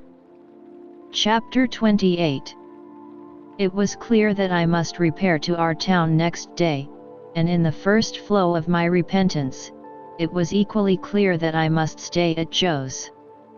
But, when I had secured my box place by tomorrow's coach, and had been down to Mr. Pocket's and back, I was not by any means convinced on the last point, and began to invent reasons and make excuses for putting up at the Blue Boar. I should be an inconvenience at Joe's, I was not expected, and my bed would not be ready, I should be too far from Miss Havisham's, and she was exacting and mightn't like it. All other swindlers upon earth are nothing to the self-swindlers, and with such pretenses did I cheat myself. Surely a curious thing. That I should innocently take a bad half-crown of somebody else's manufacture is reasonable enough, but that I should knowingly reckon the spurious coin of my own make as good money. An obliging stranger, under pretense of compactly folding up my bank notes for security's sake, abstracts the notes and gives me nutshells, but what is his sleight of hand to mine, when I fold up my own nutshells and pass them on myself as notes? Having settled that I must go to the Blue Boar, my mind was much disturbed by indecision whether or not to take the Avenger. It was tempting to think of that expensive mercenary publicly airing his boots in the archway of the Blue Boar's posting yard. It was almost solemn to imagine him casually produced in the tailor's shop, and confounding the disrespectful senses of Trabb's boy. On the other hand, Trabb's boy might worm himself into his intimacy and tell him things, or, reckless and desperate wretch as I knew he could be, might hoot him in the high street. My patroness, too, might hear of him, and not approve. On the whole, I resolved to leave the Avenger behind. It was the afternoon coach by which I had taken my place, and, as winter had now come round, I should not arrive at my destination until 2 or 3 hours after dark. Our time of starting from the Cross Keys was 2 o'clock. I arrived on the ground with a quarter of an hour to spare, attended by the Avenger, if I may connect that expression with one who never attended on me if he could possibly help it. At that time it was customary to carry convicts down to the dockyards by stagecoach. As I had often heard of them in the capacity of outside passengers, and had more than once seen them on the high road dangling their ironed legs over the coach roof, I had no cause to be surprised when Herbert, meeting me in the yard, came up and told me there were 2 convicts going down with me. But I had a reason that was an old reason now for constitutionally faltering whenever I heard the word convict. "You don't mind them, Handel," said Herbert. "Oh no. I thought you seemed as if you didn't like them." "I can't pretend that I do like them, and I suppose you don't particularly. But I don't mind them. See. There they are," said Herbert, coming out of the tap. "What a degraded and vile sight it is. They had been treating their guard, I suppose, for they had a jailer with them, and all 3 came out wiping their mouths on their hands. The 2 convicts were handcuffed together, and had irons on their legs, irons of a pattern that I knew well. They wore the dress that I likewise knew well. Their keeper had a brace of pistols, and carried a thick-knobbed bludgeon under his arm, but he was on terms of good understanding with them, and stood with them beside him, looking on at the putting to of the horses, rather with an air as if the convicts were an interesting exhibition not formally open at the moment, and he the curator. One was a taller and stouter man than the other, and appeared as a matter of course, according to the mysterious ways of the world, both convict and free, to have had allotted to him the smaller suit of clothes. His arms and legs were like great pincushions of those shapes, and his attire disguised him absurdly, but I knew his half-closed eye at one glance. There stood the man whom I had seen on the settle at the Three Jolly Bargemen on a Saturday night, and who had brought me down with his invisible gun. It was easy to make sure that as yet he knew me no more than if he had never seen me in his life. He looked across at me, and his eye appraised my watch chain, and then he incidentally spat and said something to the other convict, and they laughed and slewed themselves round with a clink of their coupling manacle, and looked at something else. The great numbers on their backs, as if they were street doors, their coarse mangy ungainly outer surface, as if they were lower animals, their ironed legs, apologetically garlanded with pocket handkerchiefs, and the way in which all present looked at them and kept from them, made them, as Herbert had said, a most disagreeable and degraded spectacle. But this was not the worst of it. It came out that the whole of the back of the coach had been taken by a family removing from London, and that there were no places for the 2 prisoners but on the seat in front behind the coachman. Hereupon, a choleric gentleman, who had taken the 4th place on that seat, flew into a most violent passion, and said that it was a breach of contract to mix him up with such villainous company, and that it was poisonous, and pernicious, and infamous, and shameful, and I don't know what else. At this time the coach was ready and the coachman impatient, and we were all preparing to get up, and the prisoners had come over with their keeper bringing with them that curious flavour of bread poultice, baize, rope yarn, and hearthstone, which attends the convict presence. "Don't take it so much amiss, sir," pleaded the keeper to the angry passenger, "I'll sit next you myself. I'll put 'em on the outside of the row. They won't interfere with you, sir. You needn't know they're there." "And don't blame me," growled the convict I had recognized. "I don't want to go. I am quite ready to stay behind. As far as I am concerned, anyone's welcome to my place." "Or mine," said the other, gruffly. "I wouldn't have incommoded none of you, if I'd had my way." Then they both laughed, and began cracking nuts, and spitting the shells about as I really think I should have liked to do myself, if I had been in their place and so despised. At length, it was voted that there was no help for the angry gentleman, and that he must either go in his chance company or remain behind. So he got into his place, still making complaints, and the keeper got into the place next him, and the convicts hauled themselves up as well as they could, and the convict I had recognized sat behind me with his breath on the hair of my head. "Goodbye, Handel," Herbert called out as we started. I thought what a blessed fortune it was, that he had found another name for me than Pip. It is impossible to express with what acuteness I felt the convict's breathing, not only on the back of my head, but all along my spine. The sensation was like being touched in the marrow with some pungent and searching acid. It set my very teeth on edge. He seemed to have more breathing business to do than another man, and to make more noise in doing it, and I was conscious of growing high-shouldered on one side, in my shrinking endeavors to fend him off. The weather was miserably raw, and the two cursed the cold. It made us all lethargic before we had gone far, and when we had left the halfway house behind, we habitually dozed and shivered and were silent. I dozed off, myself, in considering the question whether I ought to restore a couple of pounds sterling to this creature before losing sight of him, and how it could best be done. In the act of dipping forward as if I were going to bathe among the horses, I woke in a fright and took the question up again. But I must have lost it longer than I had thought, since, although I could recognize nothing in the darkness and the fitful lights and shadows of our lamps, I traced marsh country in the cold damp wind that blew at us.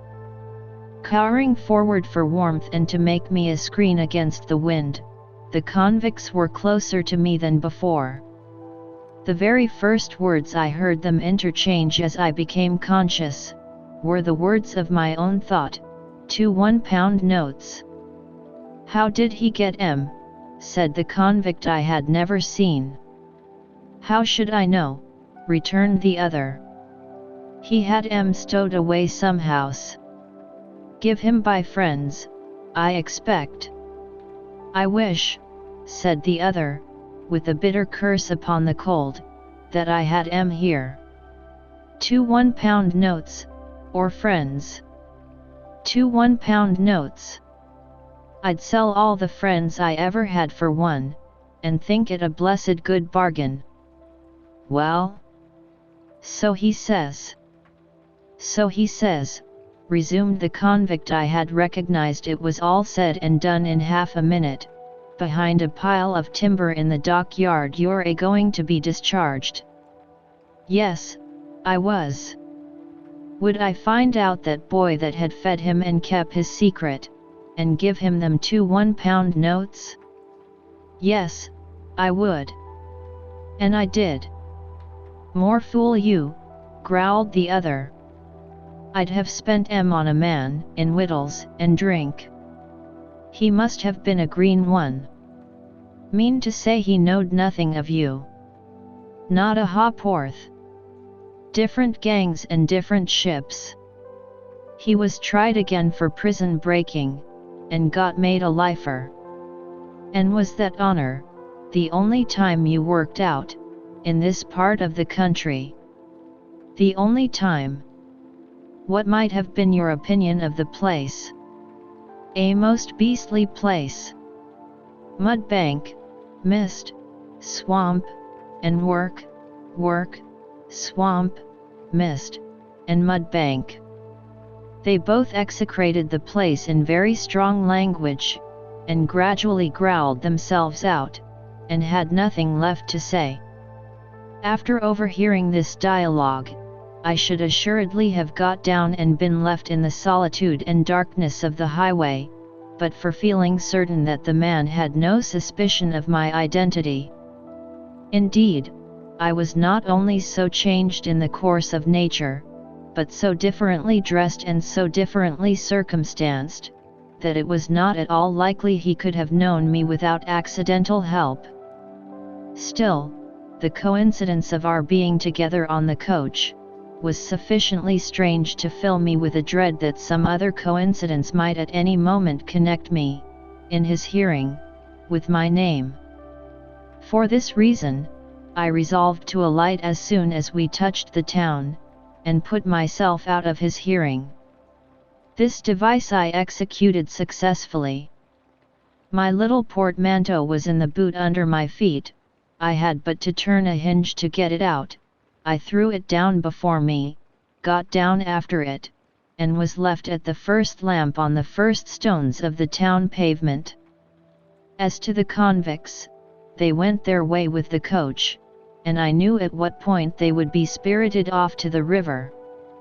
In my fancy, I saw the boat with its convict crew waiting for them at the slime-washed stairs, again heard the gruff give way, you, like an order to dogs, again saw the wicked Noah's Ark lying out on the black water.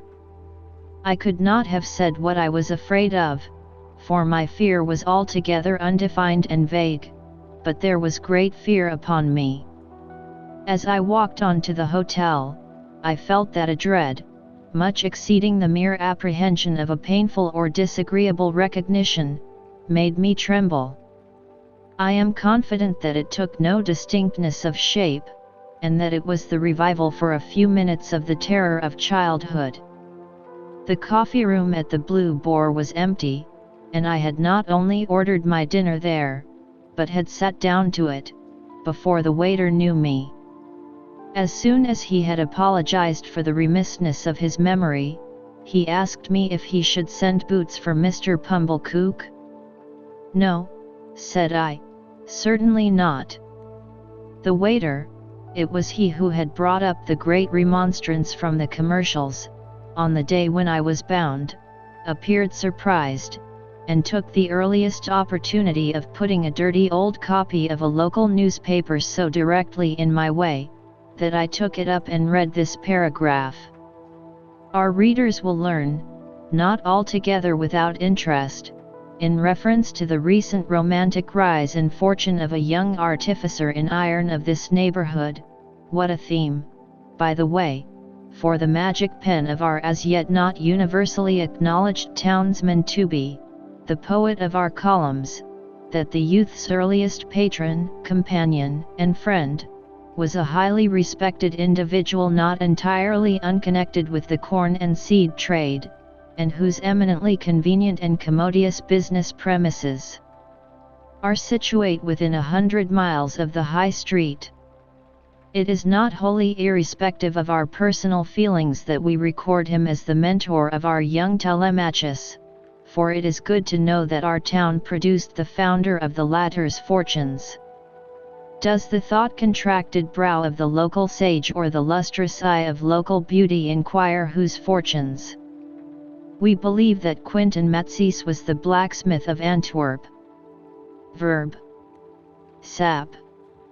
I entertain a conviction, based upon large experience, that if in the days of my prosperity I had gone to the North Pole, I should have met somebody there, wandering Eskimo or civilized man, who would have told me that Pumblechook was my earliest patron and the founder of my fortunes.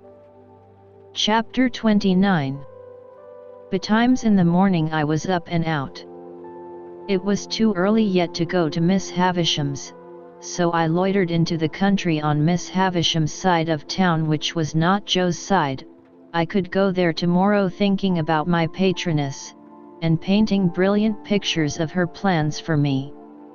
She had adopted Estella, she had as good as adopted me, and it could not fail to be her intention to bring us together.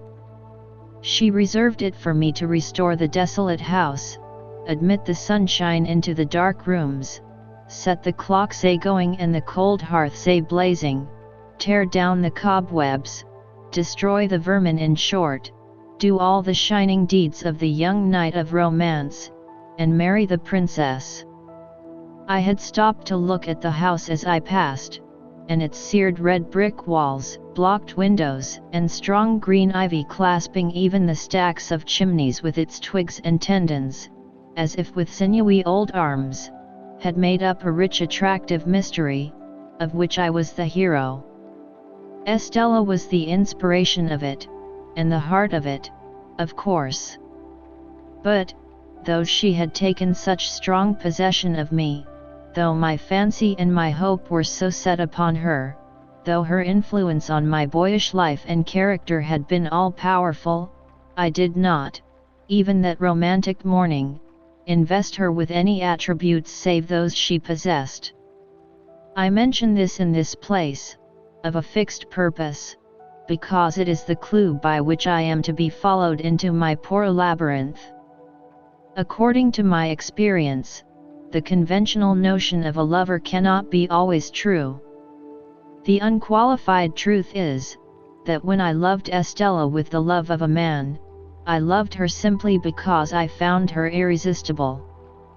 Once for all, I knew to my sorrow, often and often, if not always, that I loved her against reason, against promise, against peace, against hope, against happiness, against all discouragement that could be. Once for all, I loved her none the less because I knew it, and it had no more influence in restraining me than if I had devoutly believed her to be human perfection. I so shaped out my walk as to arrive at the gate at my old time. When I had rung at the bell with an unsteady hand, I turned my back upon the gate, while I tried to get my breath and keep the beating of my heart moderately quiet. I heard the side door open, and steps come across the courtyard, but I pretended not to hear, even when the gate swung on its rusty hinges. Being at last touched on the shoulder, I started and turned. I started much more naturally then, to find myself confronted by a man in a sober grey dress. The last man I should have expected to see in that place of porter at Miss Havisham's door. Orlick. Ah, young master, there's more changes than yours. But come in, come in. It's opposed to my orders to hold the gate open. I entered and he swung it, and locked it, and took the key out. Yes, said he, facing round, after doggedly preceding me a few steps towards the house. Here I am. How did you come here? I come here, he retorted, on my legs. I had my box brought alongside me in a barrow. Are you here for good? I ain't here for harm, young master, I suppose. I was not so sure of that. I had leisure to entertain the retort in my mind, while he slowly lifted his heavy glance from the pavement, up my legs and arms, to my face. Then you have left the forge? I said. Do this look like a forge? Replied Orlick, sending his glance all round him with an air of injury. Now, do it look like it? I asked him how long he had left Gargery's forge. One day is so like another here, he replied, that I don't know without casting it up. However, I come here some time since you left. I could have told you that, Orlick. Ah, said he, dryly. But then you've got to be a scholar.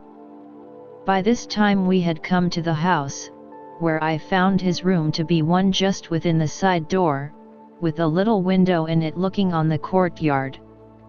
In its small proportions, it was not unlike the kind of place usually assigned to a gate porter in Paris. Certain keys were hanging on the wall, to which he now added the gate key, and his patchwork-covered bed was in a little inner division or recess. The whole had a slovenly, confined, and sleepy look, like a cage for a human dormouse, while he, looming dark and heavy in the shadow of a corner by the window, looked like the human dormouse for whom it was fitted up, as indeed he was. "I never saw this room before," I remarked, "but there used to be no porter here." "No," said he, "not till it got about that there was no protection on the premises, and it come to be considered dangerous, with convicts and tag and rag and bobtail going up and down. And then I was recommended to the place as a man who could give another man as good as he brought, and I took it. It's easier than bellowsing and hammering that's loaded, that is." My eye had been caught by a gun with a brass-bound stock over the chimney piece, and his eye had followed mine. "Well," said I, not desirous of more conversation, "shall I go up to Miss Havisham?" "Burn me, if I know," he retorted, first stretching himself and then shaking himself. "My orders ends here, young master. I give this here bell a rap with this here hammer, and you go on along the passage till you meet somebody. I am expected, I believe." "Burn me twice over, if I can say," said he. Upon that, I turned down the long passage which I had first trodden in my thick boots, and he made his bell sound. At the end of the passage, while the bell was still reverberating, I found Sarah Pocket, who appeared to have now become constitutionally green and yellow by reason of me. "Oh," said she. "You, is it, Mr. Pip?" "It is, Miss Pocket. I am glad to tell you that Mr. Pocket and family are all well." "Are they any wiser?" said Sarah, with a dismal shake of the head. "They had better be wiser than well." "Ah, Matthew, Matthew! You know your way, sir." "Tolerably, for I had gone up the staircase in the dark, many a time. I ascended it now, in lighter boots than of yore, and tapped in my old way at the door of Miss Havisham's room. 'Pip's rap,' I heard her say, immediately. 'Come in, Pip.' She was in her chair near the old table, in the old dress, with her two hands crossed on her stick, her chin resting on them, and her eyes on the fire. Sitting near her, with the white shoe, that had never been worn, in her hand, and her head bent as she looked at it, was an elegant lady whom I had never seen. 'Come in, Pip,' Miss Havisham continued to mutter, without looking round or up. 'Come in, Pip. How do you do, Pip? So you kiss my hand as if I were a queen, eh? Well.' She looked up at me suddenly, only moving her eyes, and repeated in a grimly playful manner, 'Well, I heard, Miss Havisham,' said I, rather at a loss, 'that you were so kind as to wish me to come and see you, and I came directly.' Well."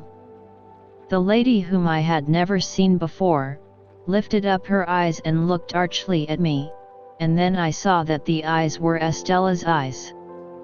But she was so much changed, was so much more beautiful, so much more womanly, in all things winning admiration, had made such wonderful advance, that I seemed to have made none. I fancied, as I looked at her, that I slipped hopelessly back into the coarse and common boy again. Oh, the sense of distance and disparity that came upon me, and the inaccessibility that came about her. She gave me her hand.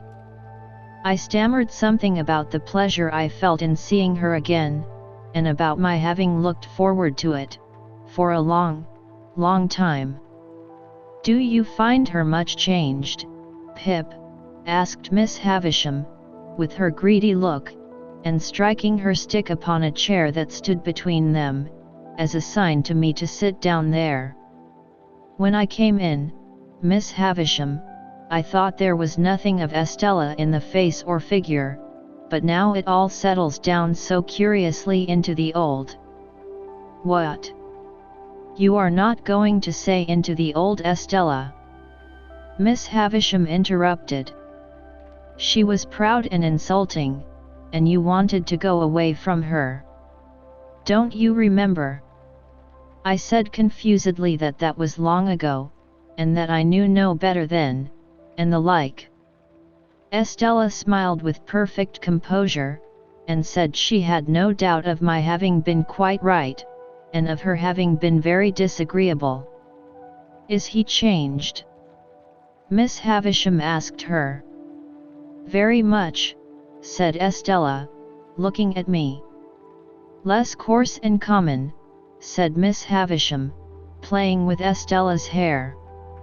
Estella laughed, and looked at the shoe in her hand, and laughed again, and looked at me, and put the shoe down. She treated me as a boy still, but she lured me on. We sat in the dreamy room among the old strange influences which had so wrought upon me, and I learnt that she had but just come home from France, and that she was going to London. Proud and wilful as of old, she had brought those qualities into such subjection to her beauty that it was impossible and out of nature, or I thought so, to separate them from her beauty.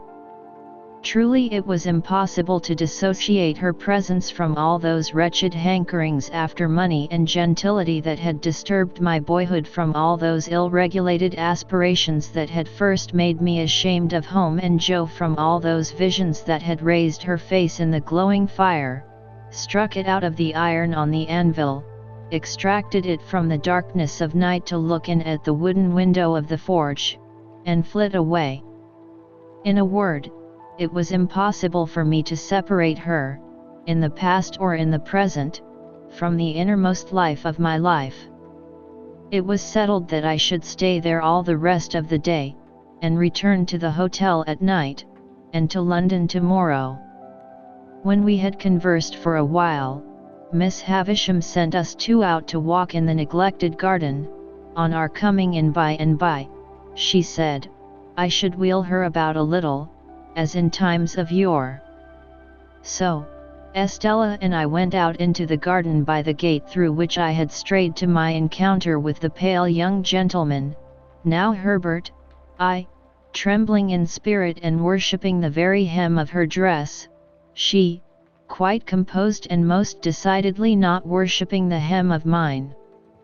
As we drew near to the place of encounter, she stopped and said, I must have been a singular little creature to hide and see that fight that day, but I did, and I enjoyed it very much.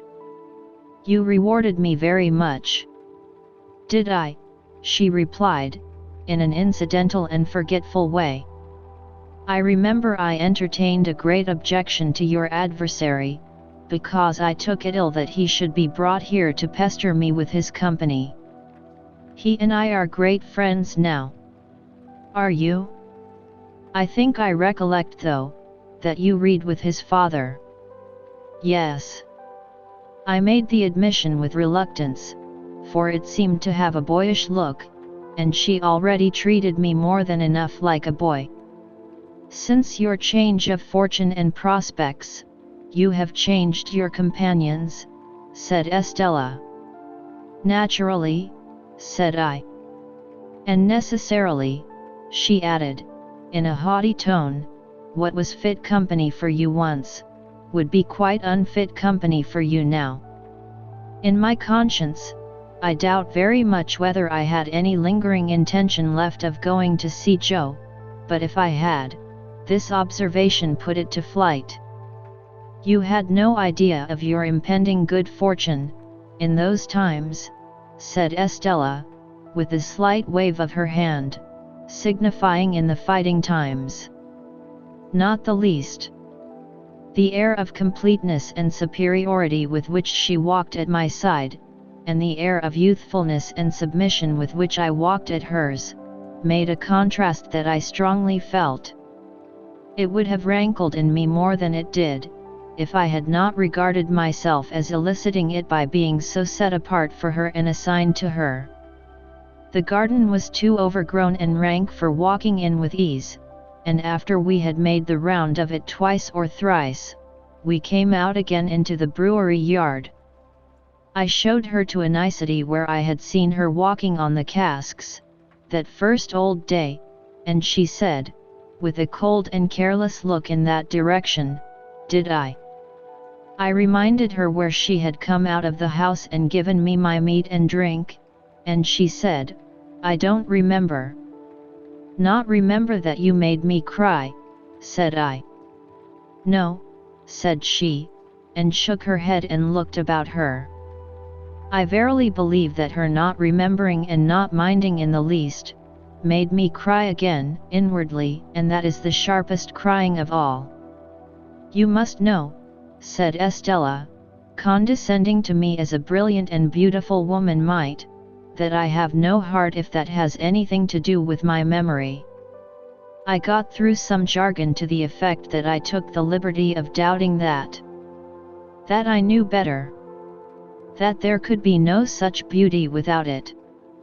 "Oh, I have a heart to be stabbed in or shot in, I have no doubt," said Estella, "and of course if it ceased to beat I should cease to be. But you know what I mean. I have no softness there, no sympathy sentiment nonsense." What was it that was borne in upon my mind when she stood still and looked attentively at me? Anything that I had seen in Miss Havisham? No. In some of her looks and gestures there was that tinge of resemblance to Miss Havisham which may often be noticed to have been acquired by children, from grown persons with whom they have been much associated and secluded, and which, when childhood is past, will produce a remarkable occasional likeness of expression between faces that are otherwise quite different. And yet I could not trace this to Miss Havisham. I looked again, and though she was still looking at me, the suggestion was gone. What was it? "I am serious," said Estella, not so much with a frown, for her brow was smooth, as with a darkening of her face. "If we are to be thrown much together, you had better believe it at once." "No," imperiously stopping me as I opened my lips. "I have not bestowed my tenderness anywhere.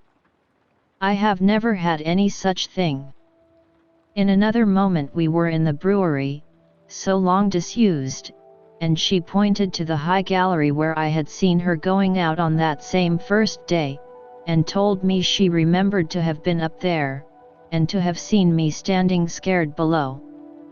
As my eyes followed her white hand, again the same dim suggestion that I could not possibly grasp crossed me. My involuntary start occasioned her to lay her hand upon my arm. Instantly the ghost passed once more and was gone. What was it? "What is the matter?" asked Estella. "Are you scared again?" "I should be, if I believed what you said just now," I replied, "to turn it off." "Then you don't?" "Very well. It is said, at any rate. Miss Havisham will soon be expecting you at your old post, though I think that might be laid aside now, with other old belongings. Let us make one more round of the garden, and then go in. Come. You shall not shed tears for my cruelty today, you shall be my page, and give me your shoulder." Her handsome dress had trailed upon the ground. She held it in one hand now, and with the other lightly touched my shoulder as we walked. We walked round the ruined garden twice or thrice more, and it was all in bloom for me. If the green and yellow growth of wheat in the chinks of the old wall had been the most precious flowers that ever blew, it could not have been more cherished in my remembrance. There was no discrepancy of years between us to remove her far from me. We were of nearly the same age, though of course the age told for more in her case than in mine, but the air of inaccessibility which her beauty and her manner gave her, tormented me in the midst of my delight, and at the height of the assurance I felt that our patroness had chosen us for one another. Wretched boy!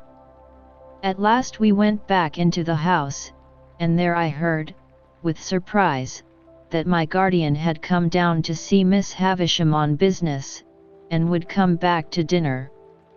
The old wintry branches of chandeliers in the room where the mouldering table was spread had been lighted while we were out, and Miss Havisham was in her chair and waiting for me. It was like pushing the chair itself back into the past, when we began the old slow circuit round about the ashes of the bridal feast. But, in the funereal room, with that figure of the grave fallen back in the chair fixing its eyes upon her, Estella looked more bright and beautiful than before, and I was under stronger enchantment. The time so melted away, that our early dinner hour drew close at hand, and Estella left us to prepare herself. We had stopped near the center of the long table, and Miss Havisham, with one of her withered arms stretched out of the chair, rested that clenched hand upon the yellow cloth. As Estella looked back over her shoulder before going out at the door, Miss Havisham kissed that hand to her, with a ravenous intensity that was of its kind quite dreadful. Then, Estella being gone and we two left alone, she turned to me, and said in a whisper, "Is she beautiful, graceful, well-grown? Do you admire her? Everybody must who sees her, Miss Havisham." She drew an arm round my neck, and drew my head close down to hers as she sat in the chair. "Love her, love her, love her. How does she use you?" Before I could answer, if I could have answered so difficult a question at all, she repeated, "Love her, love her, love her. If she favors you, love her. If she wounds you, love her. If she tears your heart to pieces and as it gets older and stronger it will tear deeper, love her, love her, love her." Never had I seen such passionate eagerness as was joined to her utterance of these words. I could feel the muscles of the thin arm round my neck swell with the vehemence that possessed her. Hear me, Pip. I adopted her, to be loved. I bred her and educated her, to be loved. I developed her into what she is, that she might be loved. Love her.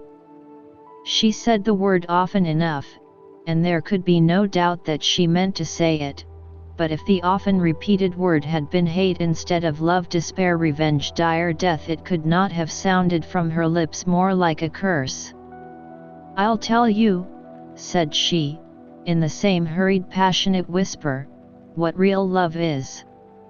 It is blind devotion, unquestioning self-humiliation, utter submission, trust, and belief against yourself and against the whole world, giving up your whole heart and soul to the smiter as I did." When she came to that, and to a wild cry that followed that, I caught her round the waist. For she rose up in the chair, in her shroud of a dress, and struck at the air as if she would as soon have struck herself against the wall and fallen dead. All this passed in a few seconds. As I drew her down into her chair, I was conscious of a scent that I knew, and turning, saw my guardian in the room.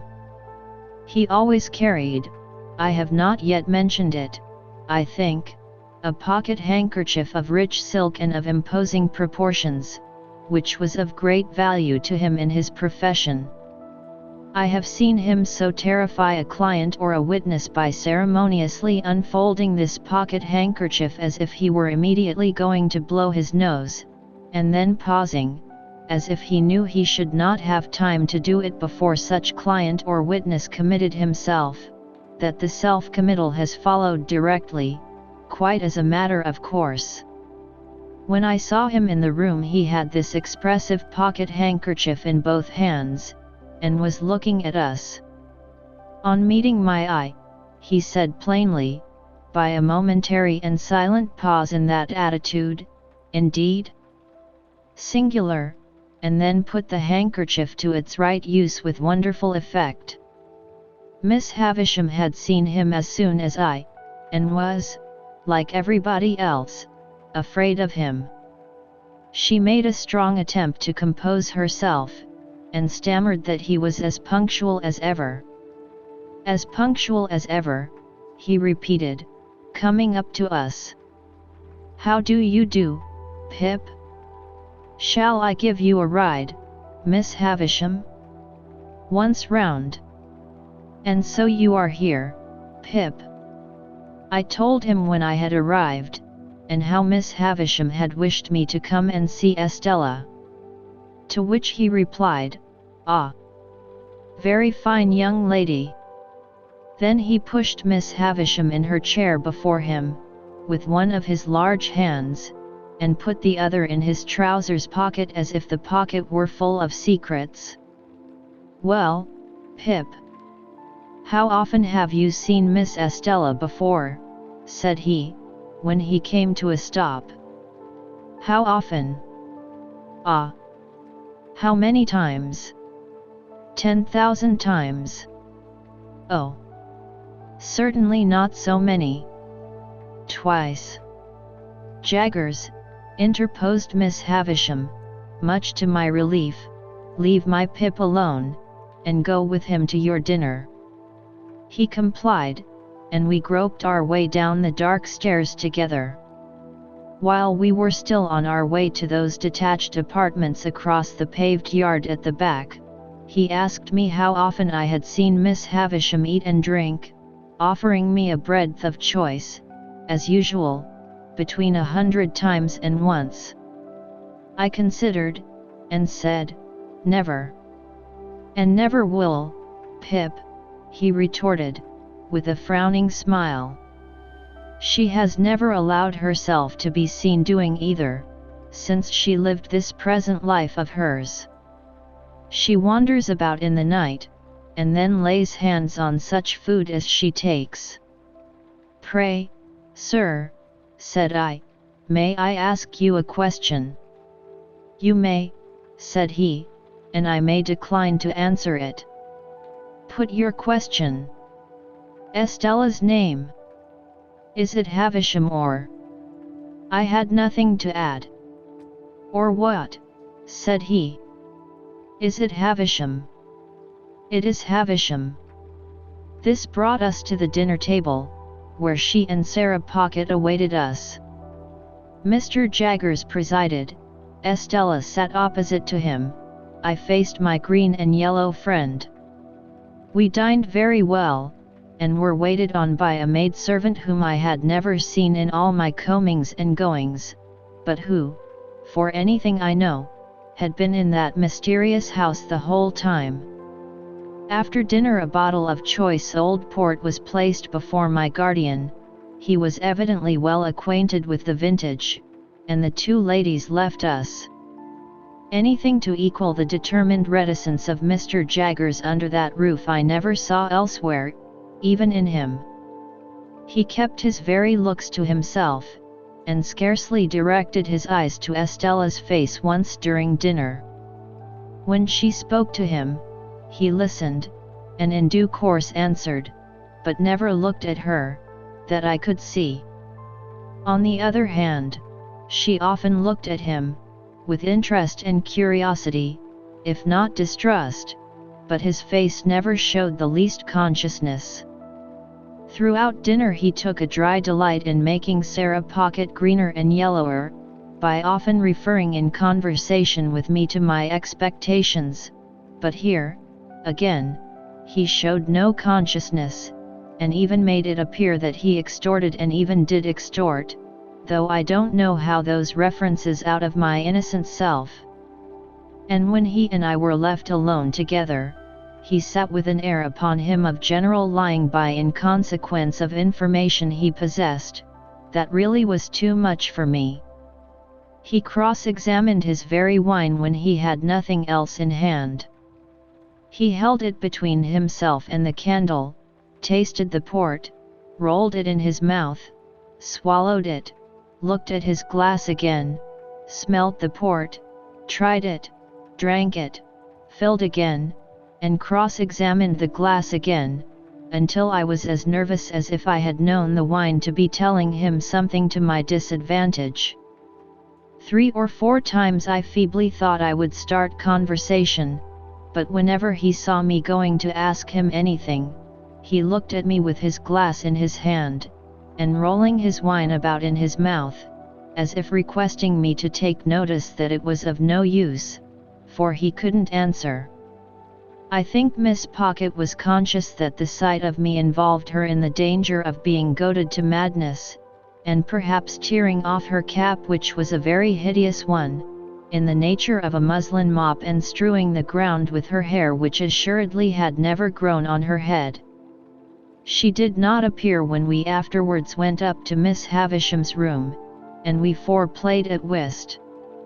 In the interval, Miss Havisham, in a fantastic way, had put some of the most beautiful jewels from her dressing table into Estella's hair, and about her bosom and arms, and I saw even my guardian look at her from under his thick eyebrows, and raise them a little, when her loveliness was before him, with those rich flushes of glitter and color in it. Of the manner and extent to which he took our trumps into custody, and came out with mean little cards at the ends of hands, before which the glory of our kings and queens was utterly abased, I say nothing, nor of the feeling that I had, respecting his looking upon us personally in the light of 3 very obvious and poor riddles that he had found out long ago. What I suffered from was the incompatibility between his cold presence and my feelings towards Estella. It was not that I knew I could never bear to speak to him about her, that I knew I could never bear to hear him creak his boots at her, that I knew I could never bear to see him wash his hands of her. It was that my admiration should be within a foot or 2 of him. It was that my feelings should be in the same place with him. That was the agonizing circumstance. We played until 9 o'clock, and then it was arranged that when Estella came to London I should be forewarned of her coming and should meet her at the coach, and then I took leave of her, and touched her and left her. My guardian lay at the boar in the next room to mine. Far into the night, Miss Havisham's words, "Love her, love her, love her," sounded in my ears. I adapted them for my own repetition, and said to my pillow, "I love her, I love her, I love her," hundreds of times. Then, a burst of gratitude came upon me, that she should be destined for me, once the blacksmith's boy. Then I thought if she were, as I feared, by no means rapturously grateful for that destiny yet, when would she begin to be interested in me? When should I awaken the heart within her that was mute and sleeping now? Ah me! I thought those were high and great emotions.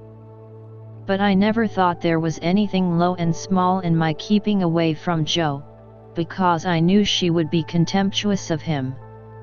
It was but a day gone, and Joe had brought the tears into my eyes. They had soon dried, God forgive me. Soon dried.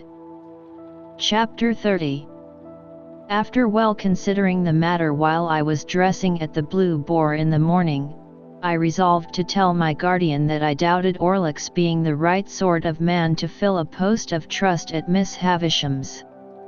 "Why, of course he is not the right sort of man, Pip," said my guardian, comfortably satisfied beforehand on the general head, "because the man who fills the post of trust never is the right sort of man." It seemed quite to put him into spirits to find that this particular post was not exceptionally held by the right sort of man, and he listened in a satisfied manner while I told him what knowledge I had of Orlick. "Very good, Pip," he observed, when I had concluded. "I'll go round presently, and pay our friend off." Rather alarmed by this summary action, I was for a little delay, and even hinted that our friend himself might be difficult to deal with. "Oh no, he won't," said my guardian, making his pocket handkerchief point, with perfect confidence. "I should like to see him argue the question with me." As we were going back together to London by the midday coach, and as I breakfasted under such terrors of Pumblecook that I could scarcely hold my cup, this gave me an opportunity of saying that I wanted a walk, and that I would go on along the London road while Mr. Jaggers was occupied, if he would let the coachman know that I would get into my place when overtaken. I was thus enabled to fly from the Blue Boar immediately after breakfast. By then making a loop of about a couple of miles into the open country at the back of Pumblecook's premises, I got round into the High Street again, a little beyond that pitfall, and felt myself in comparative security. It was interesting to be in the quiet old town once more, and it was not disagreeable to be here and there suddenly recognized and stared after. One or two of the tradespeople even darted out of their shops and went a little way down the street before me, that they might turn, as if they had forgotten something, and pass me face to face, on which occasions I don't know whether they or I made the worse pretense, they of not doing it, or I of not seeing it. Still my position was a distinguished one, and I was not at all dissatisfied with it, until fate threw me in the way of that unlimited miscreant, Trabb's boy. Casting my eyes along the street at a certain point of my progress, I beheld Trabb's boy approaching, lashing himself with an empty blue bag. Deeming that a serene and unconscious contemplation of him would best beseem me, and would be most likely to quell his evil mind, I advanced with that expression of countenance, and was rather congratulating myself on my success, when suddenly the knees of Trabb's boy smote together, his hair uprose, his cap fell off, he trembled violently in every limb, staggered out into the road, and crying to the populace, "Hold me! I'm so frightened," feigned to be in a paroxysm of terror and contrition, occasioned by the dignity of my appearance. As I passed him, his teeth loudly chattered in his head, and with every mark of extreme humiliation, he prostrated himself in the dust. This was a hard thing to bear, but this was nothing. I had not advanced another 200 yards when, to my inexpressible terror, amazement, and indignation, I again beheld Trabb's boy approaching. He was coming round a narrow corner. His blue bag was slung over his shoulder, honest industry beamed in his eyes, a determination to proceed to Trabb's with cheerful briskness was indicated in his gait. With a shock he became aware of me, and was severely visited as before, but this time his motion was rotatory, and he staggered round and round me with knees more afflicted, and with uplifted hands as if beseeching for mercy. His sufferings were hailed with the greatest joy by a knot of spectators, and I felt utterly confounded. I had not got as much further down the street as the post office, when I again beheld Trabb's boy shooting round by a back way. This time, he was entirely changed. He wore the blue bag in the manner of my greatcoat, and was strutting along the pavement towards me on the opposite side of the street, attended by a company of delighted young friends to whom he from time to time exclaimed, with a wave of his hand, "Don't know ya." Words cannot state the amount of aggravation and injury wreaked upon me by Trabb's boy.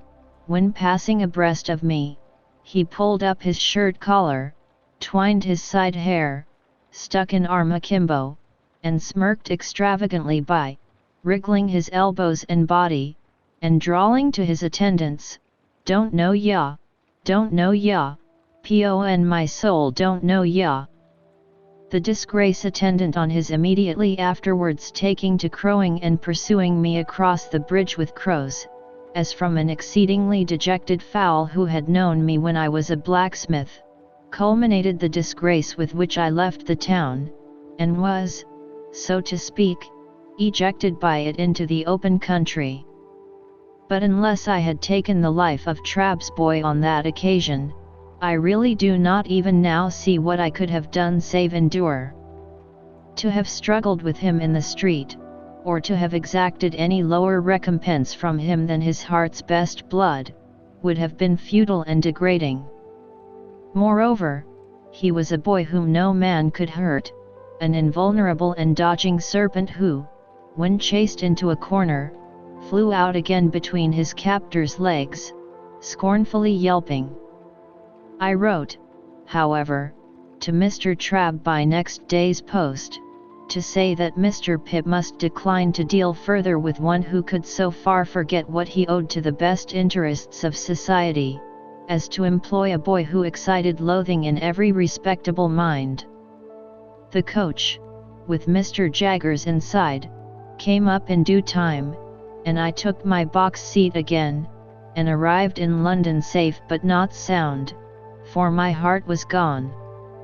As soon as I arrived, I sent a penitential codfish and barrel of oysters to Joe, as reparation for not having gone myself, and then went on to Barnard's Inn.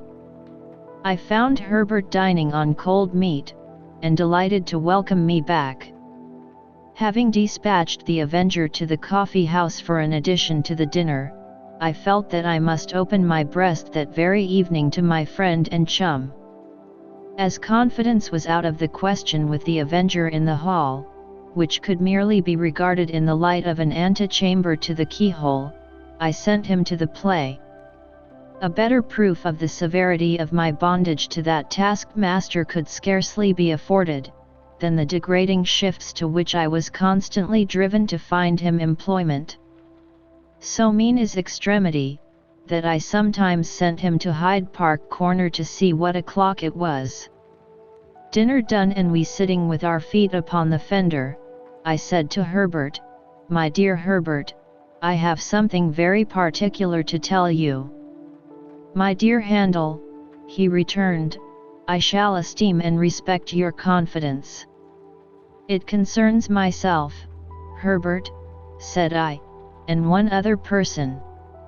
Herbert crossed his feet, looked at the fire with his head on one side, and having looked at it in vain for some time, looked at me because I didn't go on. "Herbert," said I, laying my hand upon his knee, I adore Estella." Instead of being transfixed, Herbert replied in an easy matter-of-course way, "Exactly." Well, Herbert? Is that all you say?" "Well, what next, I mean," said Herbert. "Of course I know that." "How do you know it?" said I. "How do I know it, Handel?" "Why, from you." "I never told you." "Told me?" "You have never told me when you have got your hair cut, but I have had senses to perceive it. You have always adored her, ever since I have known you. You brought your adoration and your portmanteau here together." "Told me?" "Why, you have always told me all day long. When you told me your own story, you told me plainly that you began adoring her the first time you saw her, when you were very young indeed." "Very well, then," said I, to whom this was a new and not unwelcome light, "I have never left off adoring her. And she has come back, a most beautiful and most elegant creature.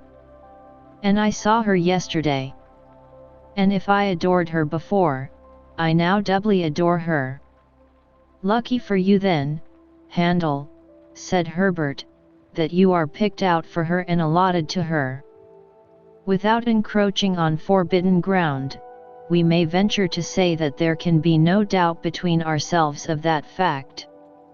Have you any idea yet, of Estella's views on the adoration question?" I shook my head gloomily. Oh. She is thousands of miles away from me, said I. Patience, my dear Handel, time enough, time enough. But you have something more to say. I am ashamed to say it, I returned, and yet it's no worse to say it than to think it.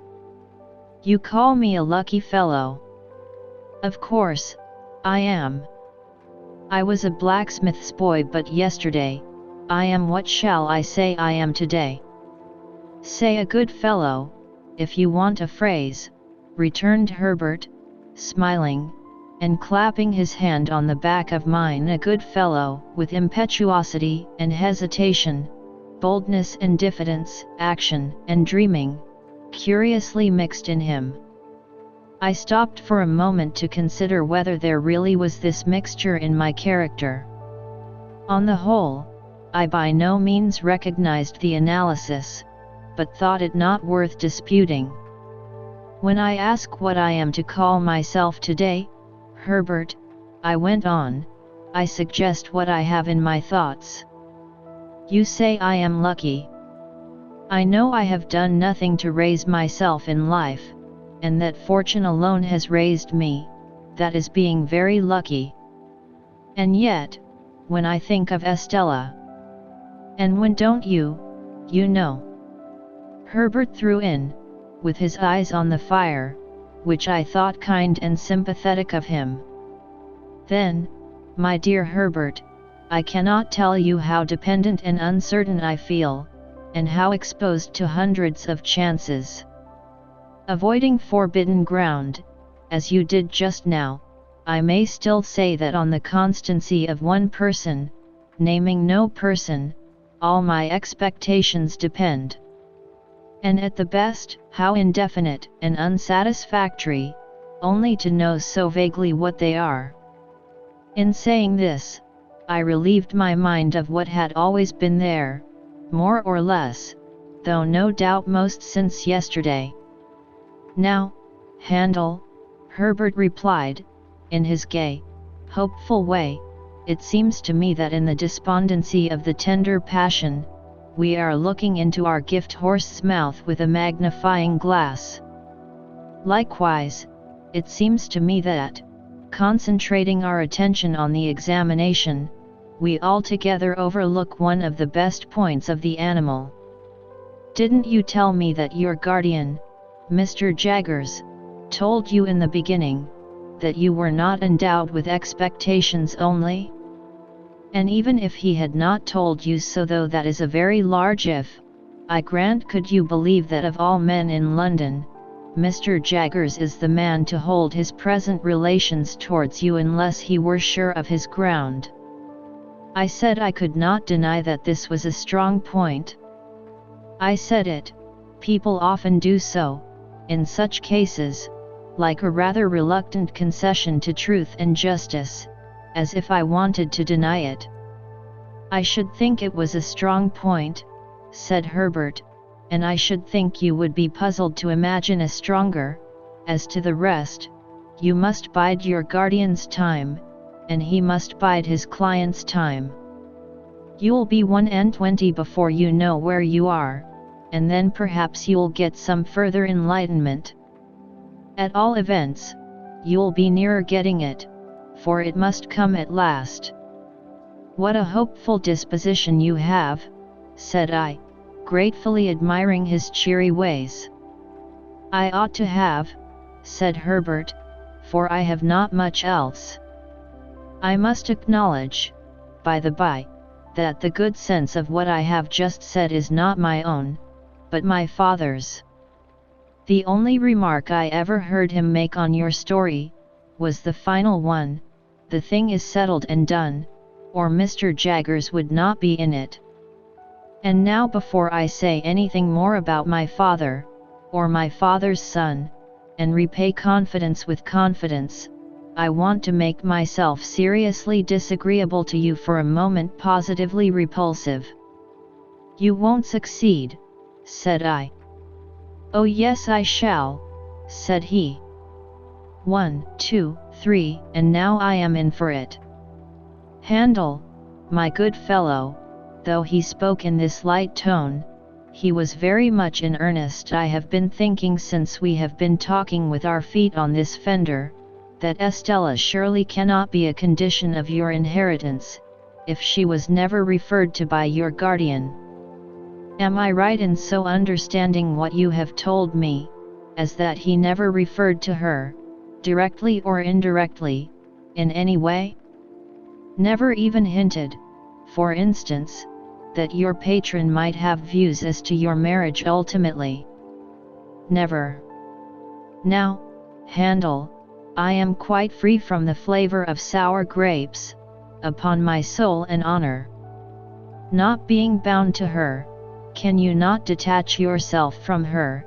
I told you I should be disagreeable. I turned my head aside, for, with a rush and a sweep, like the old marsh winds coming up from the sea, a feeling like that which had subdued me on the morning when I left the forge, when the mists were solemnly rising, and when I laid my hand upon the village finger-post, smote upon my heart again. There was silence between us for a little while. Yes, but my dear Handel, Herbert went on, as if we had been talking, instead of silent, its having been so strongly rooted in the breast of a boy whom nature and circumstances made so romantic, renders it very serious. Think of her bringing up, and think of Miss Havisham. Think of what she is herself. Now I am repulsive and you abominate me. This may lead to miserable things. I know it, Herbert, said I, with my head still turned away, but I can't help it. You can't detach yourself. No. Impossible. You can't try, Handel. No. Impossible. Well, said Herbert, getting up with a lively shake as if he had been asleep, and stirring the fire, now I'll endeavor to make myself agreeable again. So he went round the room and shook the curtains out, put the chairs in their places, tidied the books and so forth that were lying about, looked into the hall, peeped into the letter box, shut the door, and came back to his chair by the fire, where he sat down, nursing his left leg in both arms. I was going to say a word or two, Handel, concerning my father and my father's son. I am afraid it is scarcely necessary for my father's son to remark that my father's establishment is not particularly brilliant in its housekeeping. There is always plenty, Herbert, said I, to say something encouraging. Oh yes, and so the dustman says, I believe, with the strongest approval, and so does the marine store shop in the back street. Gravely, Handel, for the subject is grave enough, you know how it is as well as I do. I suppose there was a time once when my father had not given matters up, but if ever there was, the time is gone. May I ask you if you have ever had an opportunity of remarking, down in your part of the country, that the children of not exactly suitable marriages are always most particularly anxious to be married? This was such a singular question, that I asked him in return, is it so? I don't know, said Herbert, that's what I want to know. Because it is decidedly the case with us. My poor sister Charlotte, who was next me and died before she was 14, was a striking example. Little Jane is the same. In her desire to be matrimonially established, you might suppose her to have passed her short existence in the perpetual contemplation of domestic bliss. Little Alec in a frock has already made arrangements for his union with a suitable young person at Kew. And indeed, I think we are all engaged, except the baby. Then you are, said I. I am, said Herbert, but it's a secret. I assured him of my keeping the secret, and begged to be favored with further particulars. He had spoken so sensibly and feelingly of my weakness that I wanted to know something about his strength. "May I ask the name?" I said. "Name of Clara," said Herbert. "Live in London?" "Yes, perhaps I ought to mention," said Herbert, who had become curiously crestfallen and meek, since we entered on the interesting theme, that she is rather below my mother's nonsensical family notions. Her father had to do with the victualling of passenger ships. I think he was a species of purser. "What is he now?" said I. "He's an invalid now," replied Herbert. "Living on the first floor," said Herbert. Which was not at all what I meant, for I had intended my question to apply to his means. "I have never seen him, for he has always kept his room overhead, since I have known Clara. But I have heard him constantly. He makes tremendous roars, and pegs at the floor with some frightful instrument." In looking at me and then laughing heartily, Herbert for the time recovered his usual lively manner. "Don't you expect to see him?" said I.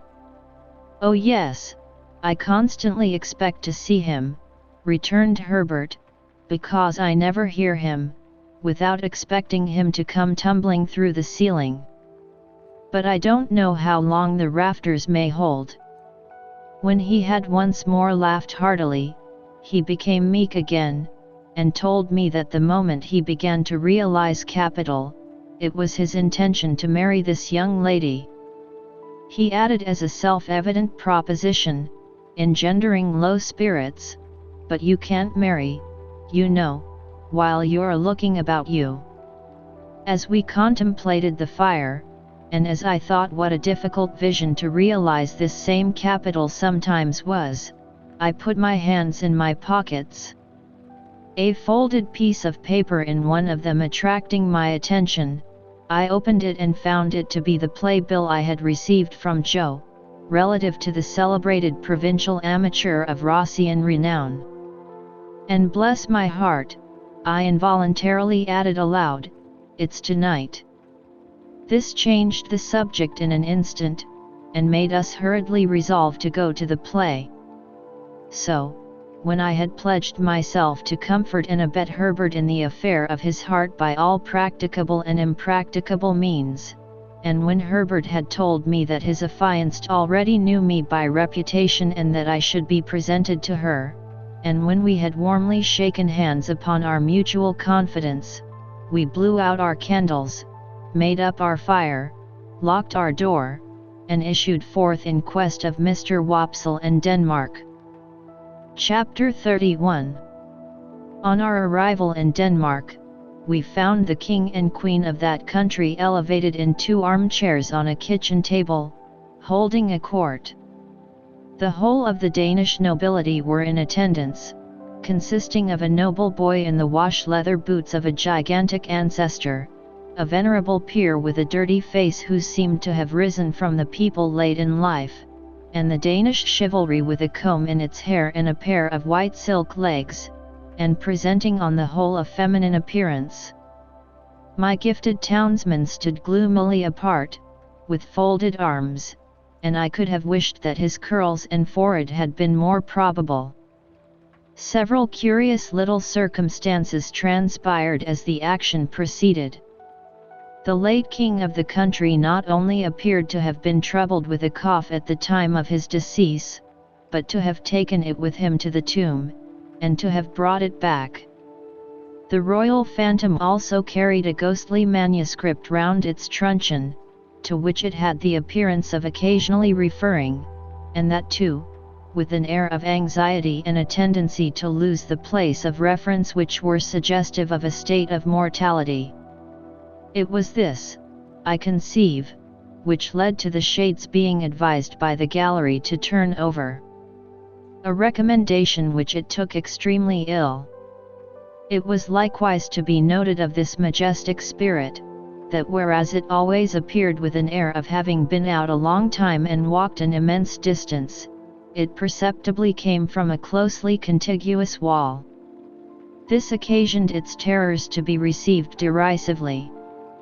The Queen of Denmark, a very buxom lady, though no doubt historically brazen, was considered by the public to have too much brass about her, her chin being attached to her diadem by a broad band of that metal, as if she had a gorgeous toothache, her waist being encircled by another, and each of her arms by another, so that she was openly mentioned as the kettle drum.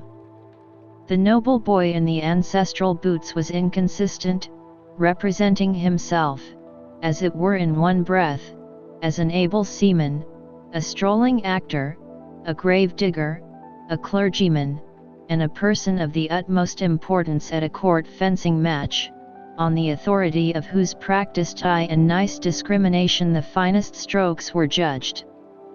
This gradually led to a want of toleration for him, and even on his being detected in holy orders, and declining to perform the funeral service to the general indignation taking the form of nuts. Lastly, Ophelia was a prey to such slow musical madness, that when, in course of time, she had taken off her white muslin scarf, folded it up, and buried it, a sulky man who had been long cooling his impatient nose against an iron bar in the front row of the gallery, growled, "Now the baby's put to bed, let's have supper." Which, to say the least of it, was out of keeping. Upon my unfortunate townsmen all these incidents accumulated with playful effect. Whenever that undecided prince had to ask a question or state a doubt, the public helped him out with it. As for example, on the question whether 'twas nobler in the mind to suffer, some roared yes, and some no, and some inclining to both opinions said toss up for it, and quite a debating society arose. When he asked what should such fellows as he do crawling between earth and heaven, he was encouraged with loud cries of hear, hear. When he appeared with his stocking disordered, its disorder expressed, according to usage, by one very neat fold in the top, which I suppose to be always got up with a flat iron, a conversation took place in the gallery respecting the paleness of his leg, and whether it was occasioned by the turn the ghost had given him. On his taking the recorder's very like a little black flute that had just been played in the orchestra and handed out at the door, he was called upon unanimously for Rule Britannia. When he recommended the player not to saw the air thus, the sulky man said, "And don't you do it, neither, you're a deal worse than him." And I grieve to add that peals of laughter greeted Mr. Wopsle on every one of these occasions. But his greatest trials were in the churchyard, which had the appearance of a primeval forest, with a kind of small ecclesiastical wash-house on one side, and a turnpike gate on the other. Mr. Wopsle in a comprehensive black cloak, being descried entering at the turnpike, the grave digger was admonished in a friendly way, "Look out! Here's the undertaker a-coming, to see how you're a-getting on with your work." I believe it is well known in a constitutional country that Mr. Wopsle could not possibly have returned the skull, after moralizing over it, without dusting his fingers on a white napkin taken from his breast, but even that innocent and indispensable action did not pass without the comment, "Waiter." The arrival of the body for interment, in an empty black box with the lid tumbling open, was the signal for a general joy, which was much enhanced by the discovery, among the bearers, of an individual obnoxious to identification. The joy attended Mr. Wopsle through his struggle with Laertes on the brink of the orchestra and the grave, and slackened no more until he had tumbled the king off the kitchen table, and had died by inches from the ankles upward. We had made some pale efforts in the beginning to applaud Mr. Wopsle, but they were too hopeless to be persisted in. Therefore we had sat, feeling keenly for him, but laughing, nevertheless, from ear to ear. I laughed in spite of myself all the time, the whole thing was so droll, and yet I had a latent impression that there was something decidedly fine in Mr. Wopsle's elocution, not for old association's sake, I am afraid, but because it was very slow, very dreary, very uphill and downhill, and very unlike any way in which any man in any natural circumstances of life or death ever expressed himself about anything. When the tragedy was over, and he had been called for and hooted, I said to Herbert, "Let us go at once, or perhaps we shall meet him." We made all the haste we could downstairs, but we were not quick enough either. Standing at the door was a Jewish man with an unnatural heavy smear of eyebrow, who caught my eyes as we advanced, and said, when we came up with him, "Mr. Pip and friend."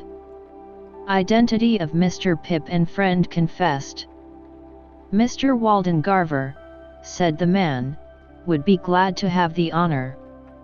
Walden Garver, I repeated when Herbert murmured in my ear, "Probably Wopsle." "Oh," said I. "Yes." "Shall we follow you?" "A few steps, please." When we were in a side alley, he turned and asked, "How did you think he looked?" I dressed him.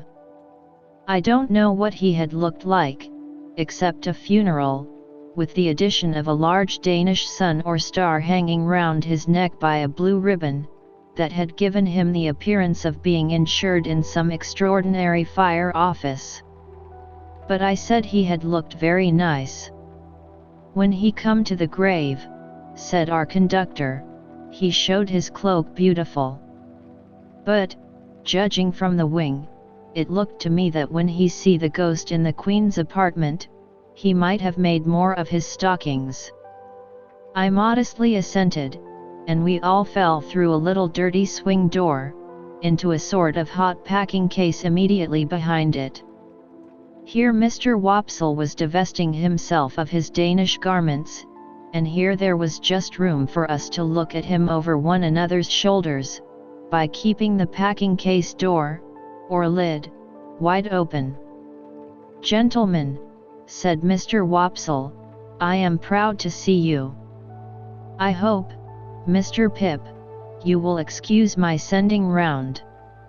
I had the happiness to know you in former times, and the drama has ever had a claim which has ever been acknowledged, on the noble and the affluent." Meanwhile, Mr. Walden Garver, in a frightful perspiration, was trying to get himself out of his princely sables. "Skin the stockings off Mr. Walden Garver," said the owner of that property, "or you'll bust 'em. Bust 'em, and you'll bust 35 shillings. Shakespeare never was complimented with a finer pair. Keep quiet in your chair now, and leave 'em to me." With that, he went upon his knees, and began to flay his victim, who, on the first stocking coming off, would certainly have fallen over backward with his chair, but for there being no room to fall anyhow. I had been afraid until then to say a word about the play. But then, Mr. Walden Garver looked up at us complacently, and said, "Gentlemen, how did it seem to you, to go, in front?" Herbert said from behind, at the same time poking me, "Capitally." So I said capitally. "How did you like my reading of the character, gentlemen?" said Mr. Walden Garver, almost, if not quite, with patronage. Herbert said from behind, again poking me, "Massive and concrete." So I said boldly, as if I had originated it, and must beg to insist upon it, "Massive and concrete." "I am glad to have your approbation, gentlemen," said Mr. Walden Garver, with an air of dignity, in spite of his being ground against the wall at the time, and holding on by the seat of the chair. "But I'll tell you one thing, Mr. Waldengarver," said the man who was on his knees, "in which you're out in your reading. Now mind. I don't care who says contrary, I tell you so. You're out in your reading of Hamlet when you get your legs in profile. The last Hamlet as I dressed, made the same mistakes in his reading at rehearsal, till I got him to put a large red wafer on each of his shins, and then at that rehearsal, which was the last, I went in front, sir, to the back of the pit, and whenever his reading brought him into profile, I called out, 'I don't see no wafers.' And at night his reading was lovely." Mr. Waldengarver smiled at me, as much as to say, "A faithful dependent, I overlook his folly," and then said aloud, "My view is a little classic and thoughtful for them here, but they will improve, they will improve." Herbert and I said together, "Oh, no doubt they would improve." "Did you observe, gentlemen," said Mr. Waldengarver, "that there was a man in the gallery who endeavoured to cast derision on the service, I mean, the representation?" We basely replied that we rather thought we had noticed such a man. I added, "He was drunk, no doubt." "Oh dear no, sir," said Mr. Wopsle, "not drunk. His employer would see to that, sir. His employer would not allow him to be drunk." "You know his employer," said I. Mr. Wopsle shut his eyes, and opened them again, performing both ceremonies very slowly. "You must have observed, gentlemen," said he, "an ignorant and a blatant ass, with a rasping throat and a countenance expressive of low malignity, who went through, I will not say sustained the role, if I may use a French expression, of Claudius, King of Denmark. That is his employer, gentlemen. Such is the profession." Without distinctly knowing whether I should have been more sorry for Mr. Wopsle if he had been in despair, I was so sorry for him as it was, that I took the opportunity of his turning round to have his braces put on, which jostled us out at the doorway, to ask Herbert what he thought of having him home to supper. Herbert said he thought it would be kind to do so, therefore I invited him, and he went to Barnard's with us, wrapped up to the eyes, and we did our best for him, and he sat until 2 o'clock in the morning, reviewing his success and developing his plans. I forget in detail what they were, but I have a general recollection that he was to begin with reviving the drama, and to end with crushing it, inasmuch as his decease would leave it utterly bereft and without a chance or hope. Miserably I went to bed after all, and miserably thought of Estella, and miserably dreamed that my expectations were all cancelled, and that I had to give my hand in marriage to Herbert's Clara, or play Hamlet to Miss Havisham's ghost, before 20,000 people, without knowing 20 words of it. Chapter 32. One day when I was busy with my books and Mr. Pocket, I received a note by the post, the mere outside of which threw me into a great flutter, for, though I had never seen the handwriting in which it was addressed, I divined whose hand it was. It had no set beginning, as "Dear Mr. Pip," or "Dear Pip," or "Dear Sir," or "Dear anything," but ran thus: "I am to come to London the day after tomorrow by the midday coach. I believe it was settled you should meet me. At all events Miss Havisham has that impression, and I write in obedience to it. She sends you her regard. Yours, Estella." If there had been time, I should probably have ordered several suits of clothes for this occasion, but as there was not, I was fain to be content with those I had. My appetite vanished instantly, and I knew no peace or rest until the day arrived. Not that its arrival brought me either, for then I was worse than ever, and began haunting the coach office in Wood Street, Cheapside, before the coach had left the Blue Boar in our town. For all that I knew this perfectly well, I still felt as if it were not safe to let the coach office be out of my sight longer than 5 minutes at a time, and in this condition of unreason I had performed the first half hour of a watch of 4 or 5 hours, when Wemmick ran against me. "Hello, Mr. Pip," said he, "how do you do? I should hardly have thought this was your beat." I explained that I was waiting to meet somebody who was coming up by coach, and I inquired after the castle and the aged. "Both flourishing, thank I," said Wemmick, "and particularly the aged. He's in wonderful feather. He'll be 82 next birthday. I have a notion of firing 82 times, if the neighborhood shouldn't complain, and that cannon of mine should prove equal to the pressure. However, this is not London talk. Where do you think I am going to?" "To the office," said I, for he was tending in that direction. "Next thing to it," returned Wemmick, "I am going to Newgate. We are in a banker's parcel case just at present, and I have been down the road taking a squint at the scene of action, and thereupon must have a word or two with our client." "Did your client commit the robbery?" I asked. "Bless your soul and body, no," answered Wemmick, very drilly. "But he is accused of it." "So might you or I be. Either of us might be accused of it, you know." "Only neither of us is," I remarked. "Yah," said Wemmick, touching me on the breast with his forefinger, "you're a deep one, Mr. Pip. Would you like to have a look at Newgate? Have you time to spare?" I had so much time to spare, that the proposal came as a relief, notwithstanding its irreconcilability with my latent desire to keep my eye on the coach office.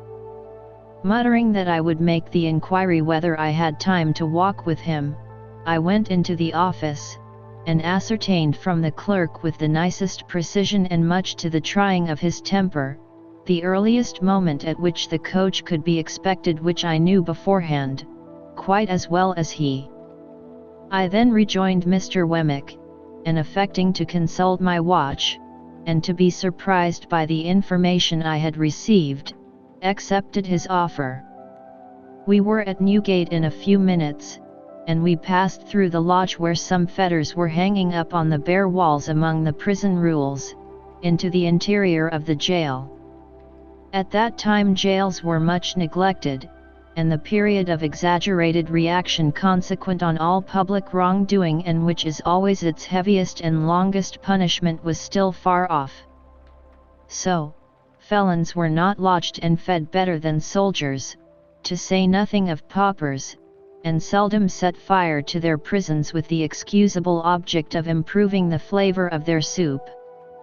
It was visiting time when Wemmick took me in, and a potman was going his rounds with beer, and the prisoners, behind bars in yards, were buying beer, and talking to friends, and a frowsy, ugly, disorderly, depressing scene it was. It struck me that Wemmick walked among the prisoners much as a gardener might walk among his plants.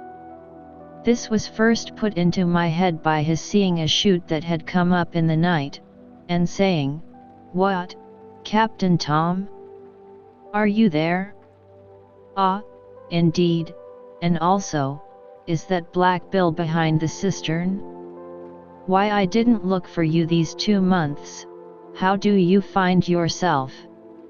Equally in his stopping at the bars and attending to anxious whisperers, always singly Wemmick, with his post office in an immovable state, looked at them while in conference, as if he were taking particular notice of the advance they had made, since last observed, towards coming out in full blow at their trial. He was highly popular, and I found that he took the familiar department of Mr. Jaggers's business, though something of the state of Mr. Jaggers hung about him too, forbidding approach beyond certain limits. His personal recognition of each successive client was comprised in a nod, and in his settling his hat a little easier on his head with both hands, and then tightening the post office, and putting his hands in his pockets. In one or two instances there was a difficulty respecting the raising of fees, and then Mr. Wemmick, backing as far as possible from the insufficient money produced, said, "It's no use, my boy. I'm only a subordinate. I can't take it. Don't go on in that way with a subordinate. If you are unable to make up your quantum, my boy, you had better address yourself to a principal. There are plenty of principals in the profession, you know, and what is not worth the while of one, may be worth the while of another. That's my recommendation to you, speaking as a subordinate. Don't try on useless measures. Why should you? Now, who's next?" Thus, we walked through Wemmick's greenhouse, until he turned to me and said, "Notice the man I shall shake hands with." I should have done so, without the preparation, as he had shaken hands with no one yet.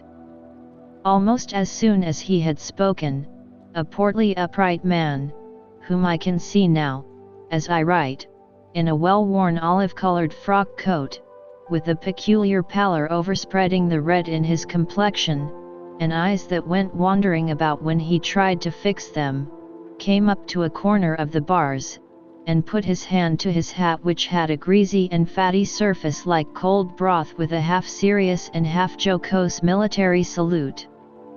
"Colonel, to you," said Wemmick. "How are you, Colonel?" "All right, Mr. Wemmick." Everything was done that could be done, but the evidence was too strong for us, Colonel. "Yes, it was too strong, sir, but I don't care." "No, no," said Wemmick, coolly, "you don't care." Then, turning to me, "Served His Majesty this man. Was a soldier in the line and bought his discharge." I said, "Indeed," and the man's eyes looked at me, and then looked over my head, and then looked all round me, and then he drew his hand across his lips and laughed. "I think I shall be out of this on Monday, sir," he said to Wemmick. "Perhaps," returned my friend, "but there's no knowing." "I am glad to have the chance of bidding you good-bye, Mr. Wemmick," said the man, stretching out his hand between two bars. "Thank I," said Wemmick, shaking hands with him. "Same to you, Colonel." "If what I had upon me when taken had been real, Mr. Wemmick," said the man, unwilling to let his hand go, "I should have asked the favour of your wearing another ring in acknowledgement of your attentions." "I'll accept the will for the deed," said Wemmick. "By the by, you were quite a pigeon fancier." The man looked up at the sky. "I am told you had a remarkable breed of tumblers. Could you commission any friend of yours to bring me a pair, if you've no further use for 'em?" "It shall be done, sir." "All right," said Wemmick, "they shall be taken care of. Good afternoon, Colonel." "Goodbye." They shook hands again, and as we walked away Wemmick said to me, "A coiner, a very good workman. The recorder's report is made today, and he is sure to be executed on Monday. Still, you see, as far as it goes, a pair of pigeons are portable property all the same." With that, he looked back, and nodded at this dead plant, and then cast his eyes about him in walking out of the yard, as if he were considering what other pot would go best in its place. As we came out of the prison through the lodge, I found that the great importance of my guardian was appreciated by the turnkeys, no less than by those whom they held in charge. "Well, Mr. Wemmick," said the turnkey, who kept us between the two studded and spiked lodge gates, and who carefully locked one before he unlocked the other, "what's Mr. Jaggers going to do with that waterside murder? Is he going to make it manslaughter, or what's he going to make of it?" "Why don't you ask him?" returned Wemmick. "Oh yes, I dare say," said the turnkey. "Now, that's the way with them here, Mr. Pip," remarked Wemmick, turning to me with his post office elongated. "They don't mind what they ask of me, the subordinate, but you'll never catch 'em asking any questions of my principal." "Is this young gentleman one of the prentices or articled ones of your office?" asked the turnkey, with a grin at Mr. Wemmick's humour. "There he goes again, you see," cried Wemmick, "I told you so. Asks another question of the subordinate before his first is dry. Well, supposing Mr. Pip is one of them?" "Why then," said the turnkey, grinning again, "he knows what Mr. Jaggers is." "Yah," cried Wemmick, suddenly hitting out at the turnkey in a facetious way, "you're dumb as one of your own keys when you have to do with my principal, you know you are. Let us out, you old fox, or I'll get him to bring an action against you for false imprisonment." The turnkey laughed, and gave us good day, and stood laughing at us over the spikes of the wicket when we descended the steps into the street. "Mind you, Mr. Pip," said Wemmick, gravely in my ear, as he took my arm to be more confidential, "I don't know that Mr. Jaggers does a better thing than the way in which he keeps himself so high. He's always so high. His constant height is of a piece with his immense abilities. That colonel durst no more take leave of him, than that turnkey durst ask him his intentions respecting a case. Then, between his height and them, he slips in his subordinate, don't you see, and so he has soul and body." I was very much impressed, and not for the first time, by my guardian's subtlety. To confess the truth, I very heartily wished, and not for the first time, that I had had some other guardian of minor abilities. Mr. Wemmick and I parted at the office in Little Britain, where suppliants for Mr. Jaggers's notice were lingering about as usual, and I returned to my watch in the street of the coach office, with some 3 hours on hand. I consumed the whole time in thinking how strange it was that I should be encompassed by all this taint of prison and crime, that, in my childhood out on our lonely marshes on a winter evening, I should have first encountered it, that it should have reappeared on 2 occasions, starting out like a stain that was faded but not gone, that it should in this new way pervade my fortune and advancement. While my mind was thus engaged, I thought of the beautiful young Estella, proud and refined, coming towards me, and I thought with absolute abhorrence of the contrast between the jail and her. I wished that Wemmick had not met me, or that I had not yielded to him and gone with him, so that, of all days in the year on this day, I might not have had Newgate in my breath and on my clothes. I beat the prison dust off my feet as I sauntered to and fro, and I shook it out of my dress, and I exhaled its air from my lungs. So contaminated did I feel, remembering who was coming, that the coach came quickly after all, and I was not yet free from the soiling consciousness of Mr. Wemmick's conservatory, when I saw her face at the coach window and her hand waving to me. What was the nameless shadow which again in that one instant had passed? Chapter 33. In her furred traveling dress, Estella seemed more delicately beautiful than she had ever seemed yet, even in my eyes. Her manner was more winning than she had cared to let it be to me before, and I thought I saw Miss Havisham's influence in the change. We stood in the inn yard while she pointed out her luggage to me, and when it was all collected I remembered having forgotten everything but herself in the meanwhile, that I knew nothing of her destination. "I am going to Richmond," she told me. "Our lesson is, that there are two Richmonds, one in Surrey and one in Yorkshire, and that mine is the Surrey Richmond. The distance is 10 miles. I am to have a carriage, and you are to take me.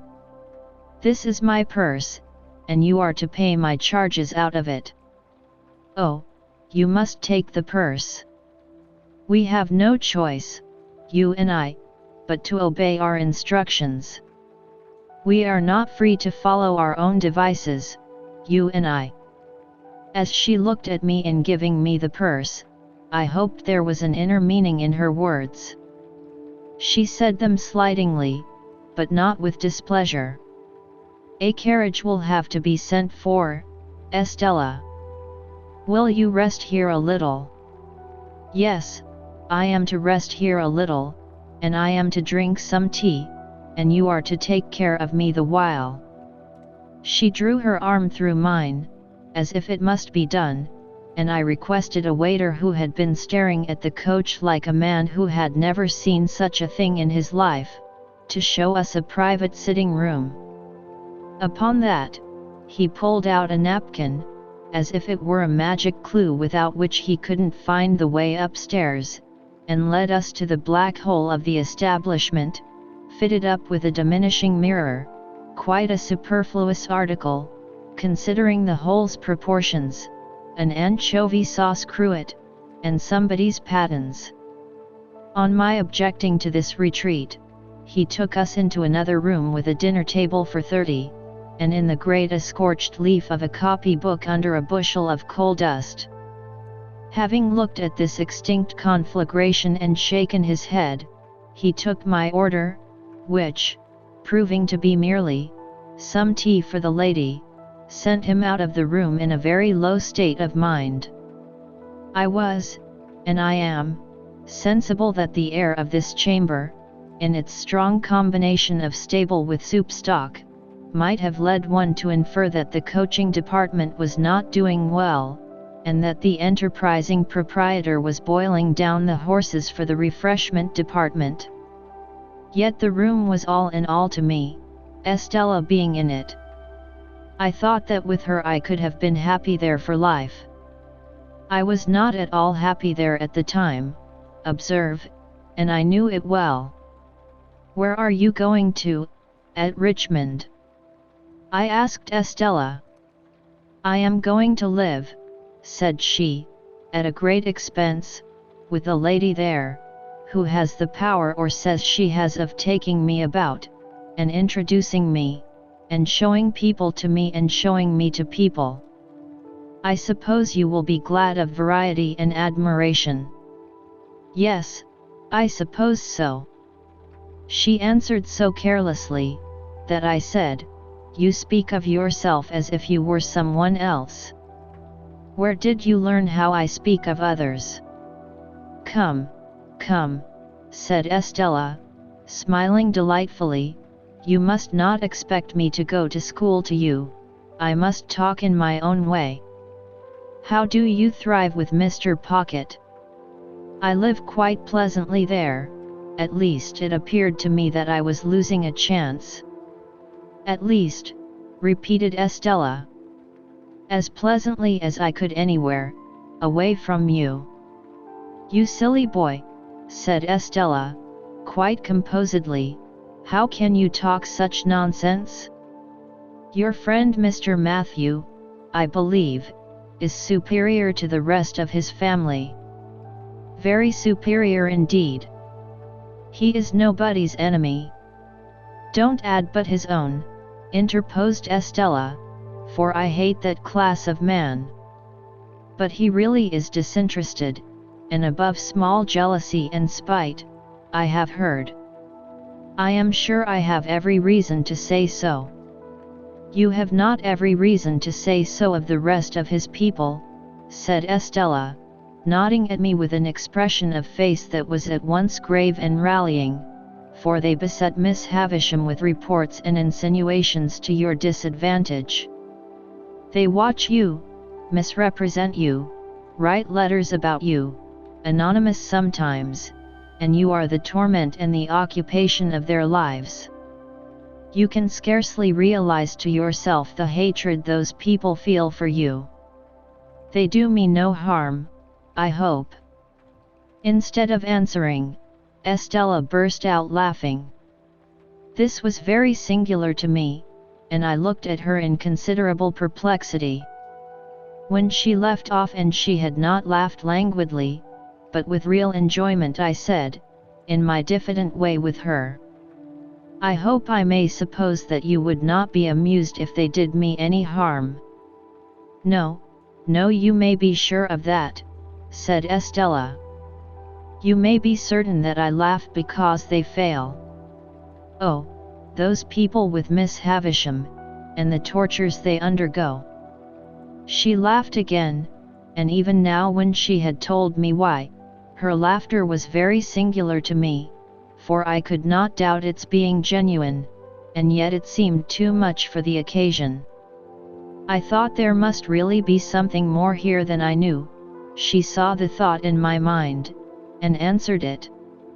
"It is not easy for even you," said Estella, "to know what satisfaction it gives me to see those people thwarted, or what an enjoyable sense of the ridiculous I have when they are made ridiculous.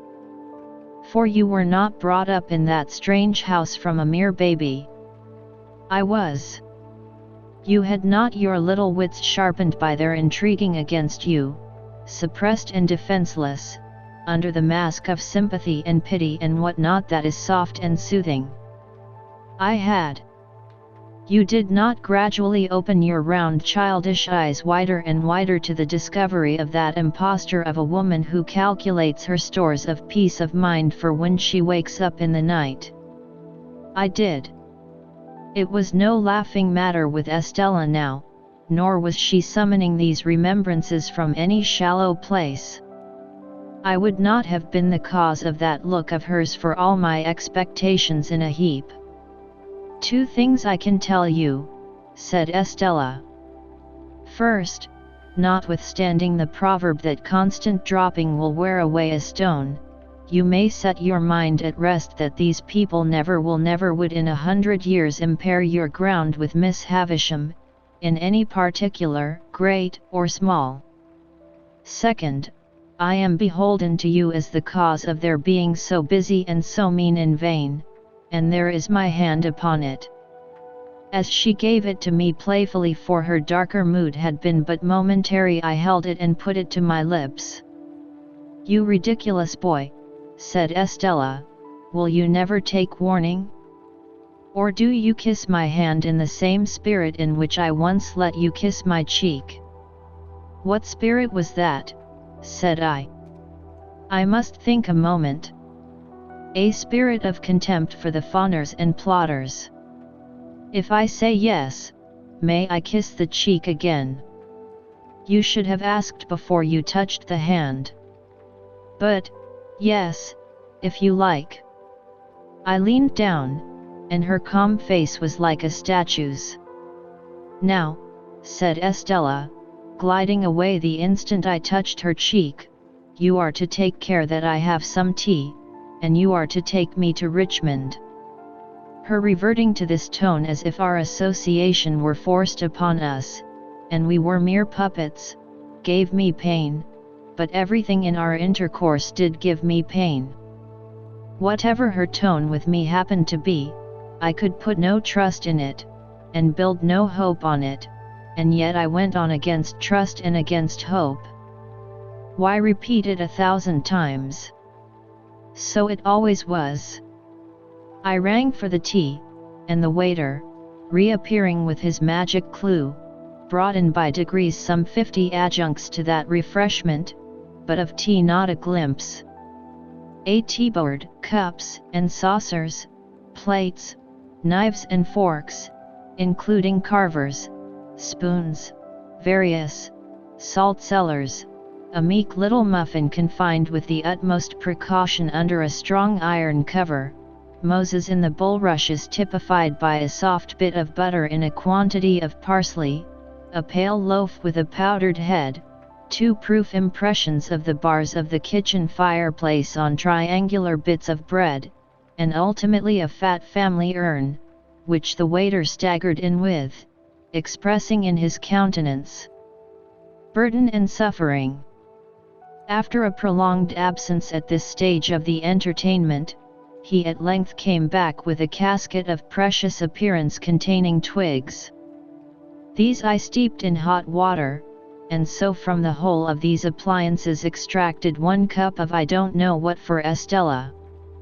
The bill paid, and the waiter remembered, and the ostler not forgotten, and the chambermaid taken into consideration, in a word, the whole house bribed into a state of contempt and animosity, and Estella's purse much lightened, we got into our post-coach and drove away. Turning into Cheapside and rattling up Newgate Street, we were soon under the walls of which I was so ashamed. "What place is that?"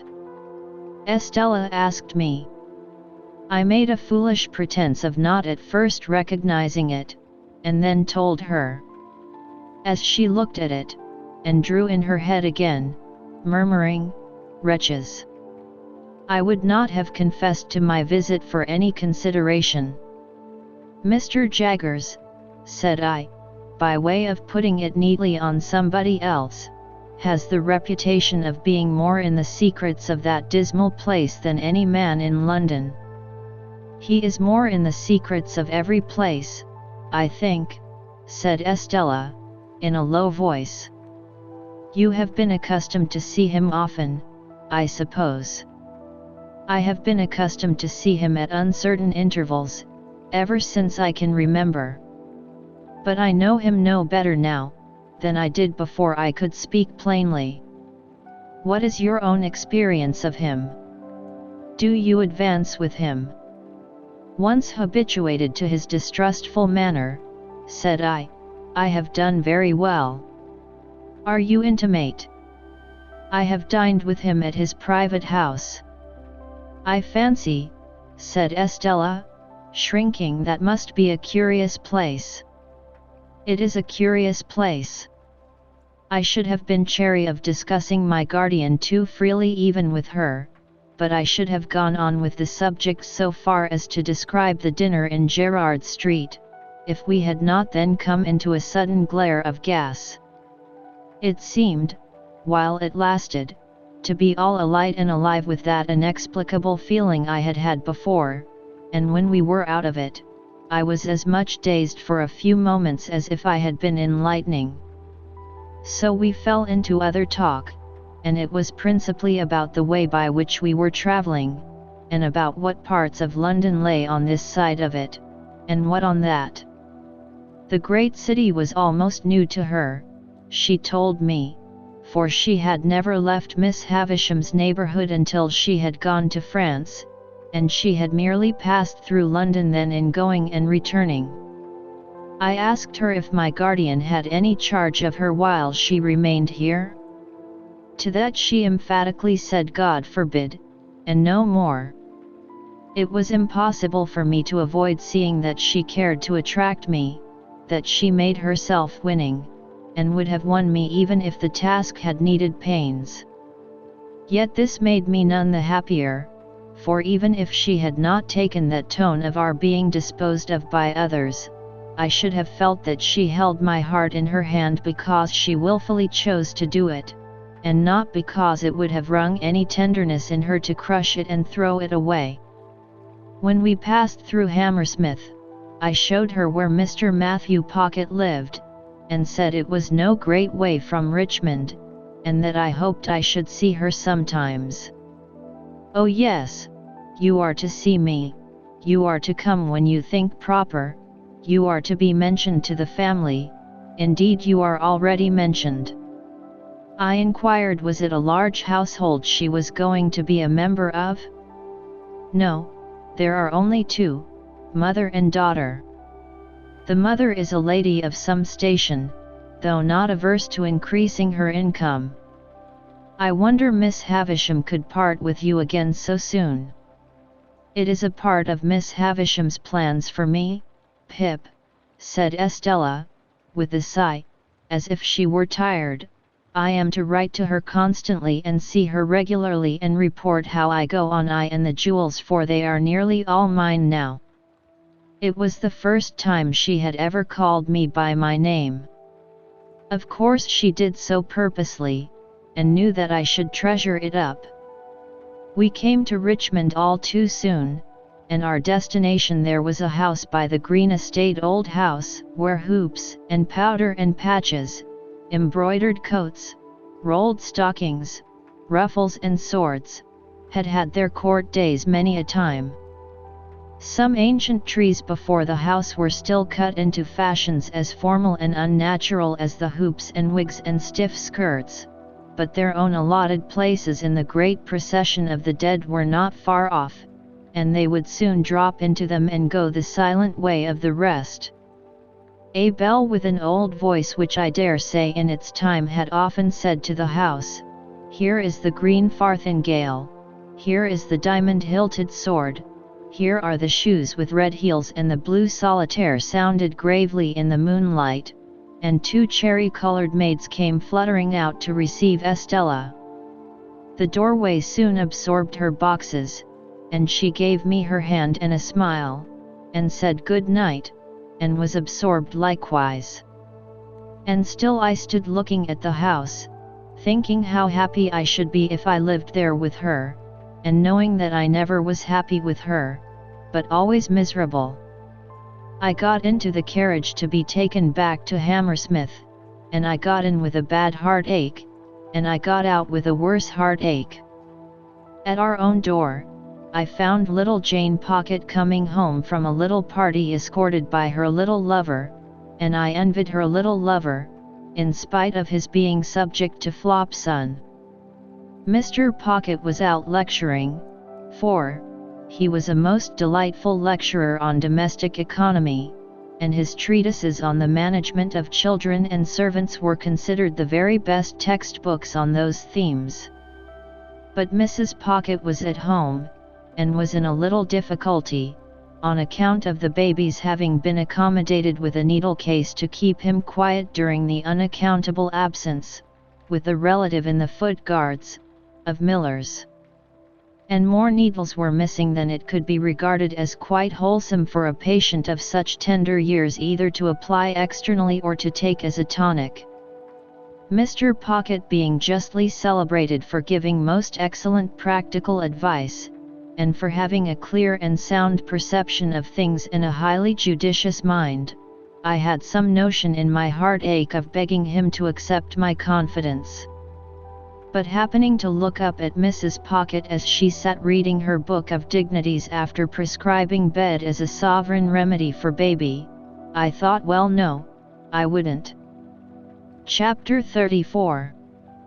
As I had grown accustomed to my expectations, I had insensibly begun to notice their effect upon myself and those around me. Their influence on my own character I disguised from my recognition as much as possible, but I knew very well that it was not all good. I lived in a state of chronic uneasiness respecting my behavior to Joe. My conscience was not by any means comfortable about Biddy. When I woke up in the night like Camilla, I used to think, with a weariness on my spirits, that I should have been happier and better if I had never seen Miss Havisham's face, and had risen to manhood content to be partners with Joe in the honest old forge.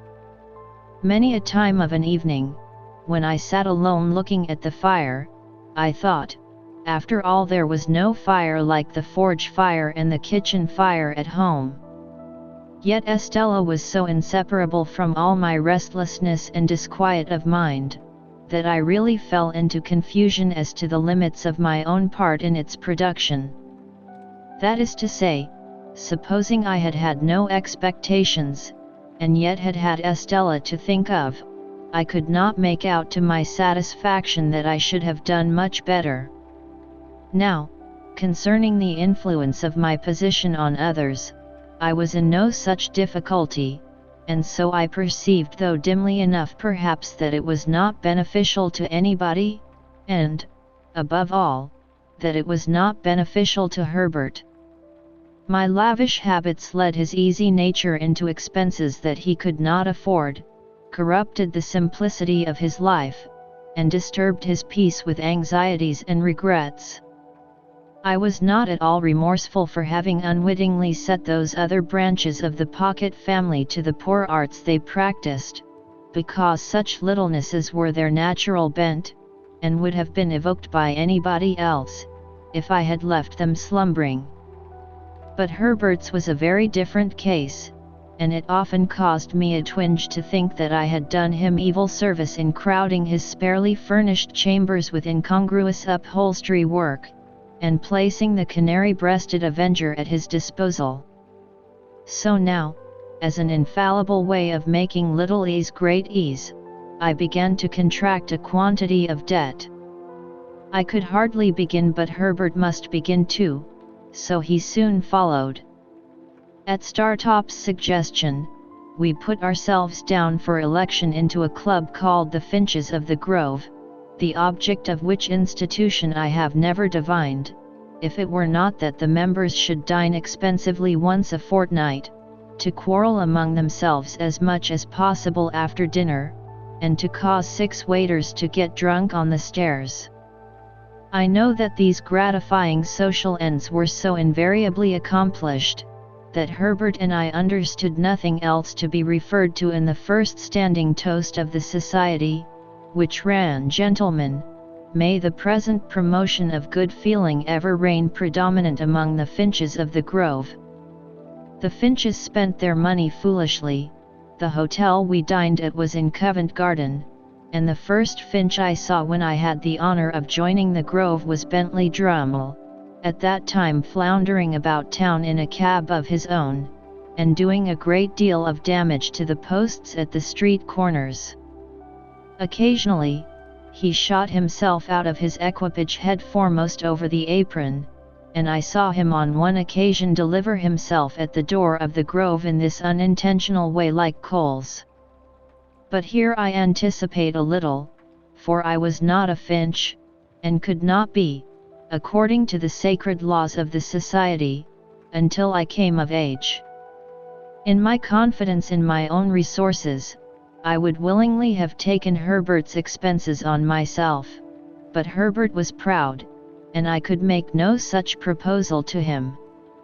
So he got into difficulties in every direction, and continued to look about him. When we gradually fell into keeping late hours and late company, I noticed that he looked about him with a desponding eye at breakfast time, that he began to look about him more hopefully about midday, that he drooped when he came into dinner, that he seemed to descry capital in the distance, rather clearly, after dinner, that he all but realized capital towards midnight, and that at about 2 o'clock in the morning, he became so deeply despondent again as to talk of buying a rifle and going to America, with the general purpose of compelling buffaloes to make his fortune. I was usually at Hammersmith about half the week, and when I was at Hammersmith I haunted Richmond, whereof separately by and by. Herbert would often come to Hammersmith when I was there, and I think at those seasons his father would occasionally have some passing perception that the opening he was looking for had not appeared yet. But in the general tumbling up of the family, his tumbling out in life somewhere was a thing to transact itself somehow. In the meantime Mr. Pocket grew grayer, and tried oftener to lift himself out of his perplexities by the hair. While Mrs. Pocket tripped up the family with her footstool, read her book of dignities, lost her pocket handkerchief, told us about her grandpapa, and taught the young idea how to shoot, by shooting it into bed whenever it attracted her notice. As I am now generalizing a period of my life with the object of clearing my way before me, I can scarcely do so better than by at once completing the description of our usual manners and customs at Barnard's Inn. We spent as much money as we could, and got as little for it as people could make up their minds to give us. We were always more or less miserable, and most of our acquaintance were in the same condition. There was a gay fiction among us that we were constantly enjoying ourselves, and a skeleton truth that we never did. To the best of my belief, our case was in the last aspect a rather common one. Every morning, with an air ever new, Herbert went into the city to look about him. I often paid him a visit in the dark back room in which he consorted with an ink jar, a hat peg, a coal box, a string box, an almanac, a desk and stool, and a ruler, and I do not remember that I ever saw him do anything else but look about him. If we all did what we undertake to do, as faithfully as Herbert did, we might live in a republic of the virtues. He had nothing else to do, poor fellow, except at a certain hour of every afternoon to go to Lloyd's in observance of a ceremony of seeing his principal, I think. He never did anything else in connection with Lloyd's that I could find out, except come back again. When he felt his case unusually serious, and that he positively must find an opening, he would go on 'change at a busy time, and walk in and out, in a kind of gloomy country dance figure, among the assembled magnates. "For," says Herbert to me, coming home to dinner on one of those special occasions, "I find the truth to be, Handel, that an opening won't come to one, but one must go to it. So I have been. If we had been less attached to one another, I think we must have hated one another regularly every morning. I detested the Chambers beyond expression at that period of repentance, and could not endure the sight of the Avenger's livery, which had a more expensive and a less remunerative appearance than at any other time in the 24 hours. As we got more and more into debt, breakfast became a hollower and hollower form, and, being on one occasion at breakfast time threatened, by letter, with legal proceedings, not unwholly unconnected, as my local paper might put it, with jewelry, I went so far as to seize the Avenger by his blue collar and shake him off his feet so that he was actually in the air, like a booted Cupid, for presuming to suppose that we wanted a roll. At certain times, meaning at uncertain times, for they depended on our humor, I would say to Herbert, as if it were a remarkable discovery, "My dear Herbert, we are getting on badly." "My dear Handel," Herbert would say to me, in all sincerity, "if you will believe me, those very words were on my lips, by a strange coincidence." "Then, Herbert," I would respond, "let us look into our affairs." We always derived profound satisfaction from making an appointment for this purpose. I always thought this was business, this was the way to confront the thing, this was the way to take the foe by the throat. And I know Herbert thought so too. We ordered something rather special for dinner, with a bottle of something similarly out of the common way, in order that our minds might be fortified for the occasion, and we might come well up to the mark. Dinner over, we produced a bundle of pens, a copious supply of ink, and a goodly show of writing and blotting paper. For there was something very comfortable in having plenty of stationery. I would then take a sheet of paper, and write across the top of it, in a neat hand, the heading, "Memorandum of Pip's Debts," with Barnard's Inn and the date very carefully added. Herbert would also take a sheet of paper, and write across it with similar formalities, "Memorandum of Herbert's Debts." Each of us would then refer to a confused heap of papers at his side, which had been thrown into drawers, worn into holes in pockets, half burnt in lighting candles, stuck for weeks into the looking glass, and otherwise damaged. The sound of our pens going refreshed us exceedingly, insomuch that I sometimes found it difficult to distinguish between this edifying business proceeding and actually paying the money. In point of meritorious character, the two things seemed about equal. When we had written a little while, I would ask Herbert how he got on. Herbert probably would have been scratching his head in a most rueful manner at the sight of his accumulating figures. "They are mounting up, Handel," Herbert would say, "upon my life, they are mounting up." "Be firm, Herbert," I would retort, plying my own pen with great assiduity. "Look the thing in the face. Look into your affairs. Stare them out of countenance." So I would, Handel, only they are staring me out of countenance. However, my determined manner would have its effect, and Herbert would fall to work again. After a time he would give up once more, on the plea that he had not got Cobbs's bill, or Lobbs's, or Nobbs's, as the case might be. Then, Herbert, estimate it in round numbers, and put it down. "What a fellow of resource you are," my friend would reply, with admiration. "Really your business powers are very remarkable." I thought so too. I established with myself, on these occasions, the reputation of a first-rate man of business, prompt, decisive, energetic, clear, cool-headed. When I had got all my responsibilities down upon my list, I compared each with the bill, and ticked it off. My self-approval when I ticked an entry was quite a luxurious sensation. When I had no more ticks to make, I folded all my bills up uniformly, docketed each on the back, and tied the whole into a symmetrical bundle. Then I did the same for Herbert, who modestly said he had not my administrative genius, and felt that I had brought his affairs into a focus for him.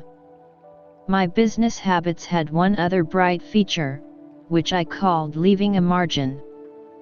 For example, supposing Herbert's debts to be £164 4 and twopence, I would say, "Leave a margin," and put them down at 200.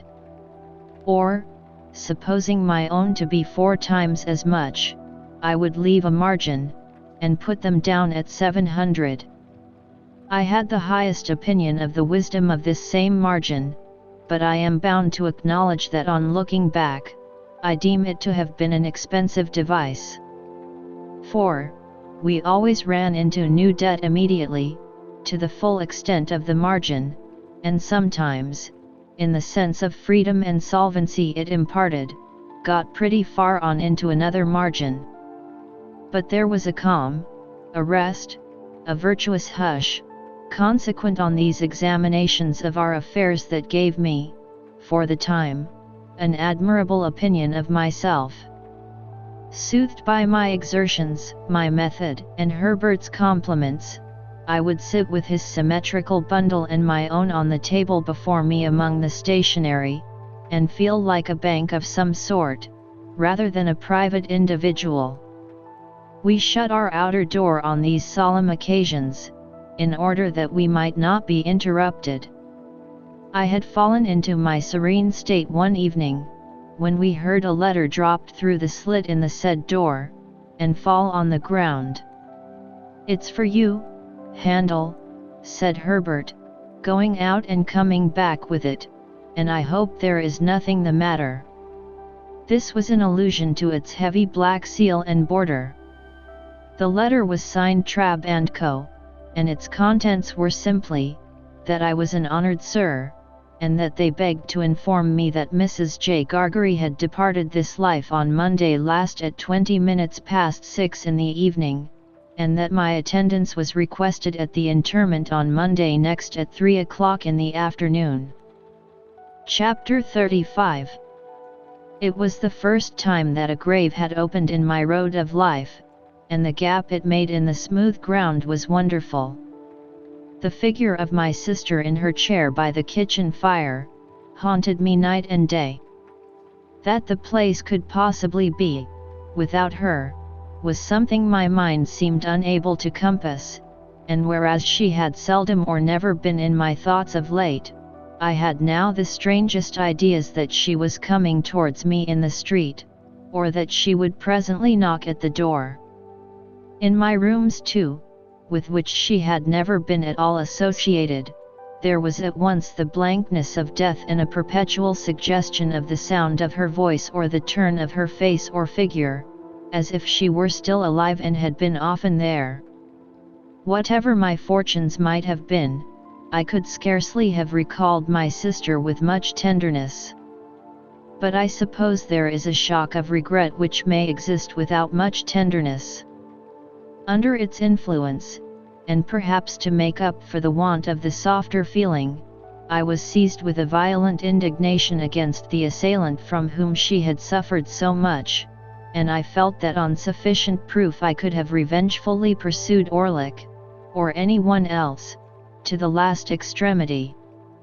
Having written to Joe, to offer him consolation, and to assure him that I would come to the funeral, I passed the intermediate days in the curious state of mind I have glanced at. I went down early in the morning, and alighted at the Blue Boar in good time to walk over to the forge. It was fine summer weather again, and, as I walked along, the times when I was a little helpless creature, and my sister did not spare me, vividly returned. But they returned with a gentle tone upon them that softened even the edge of Tickler. For now, the very breath of the beans and clover whispered to my heart that the day must come when it would be well for my memory that others walking in the sunshine should be softened as they thought of me. At last I came within sight of the house, and saw that Trabb and Co. had put in a funereal execution and taken possession.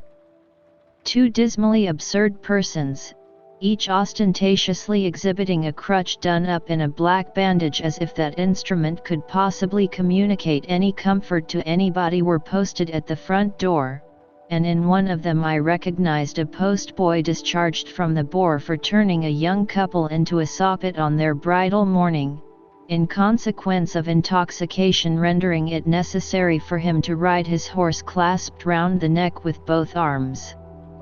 All the children of the village, and most of the women, were admiring these sable warders and the closed windows of the house and forge, and as I came up, one of the two warders, the postboy, knocked at the door, implying that I was far too much exhausted by grief to have strength remaining to knock for myself.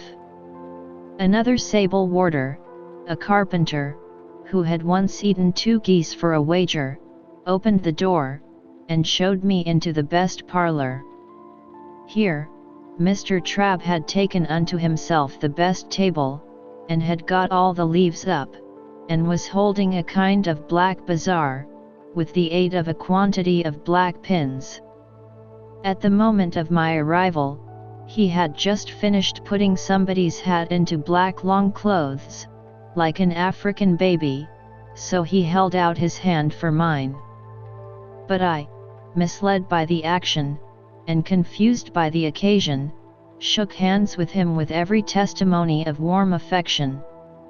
Poor dear Joe, entangled in a little black cloak tied in a large bow under his chin, was seated apart at the upper end of the room, where, as chief mourner, he had evidently been stationed by Trabb.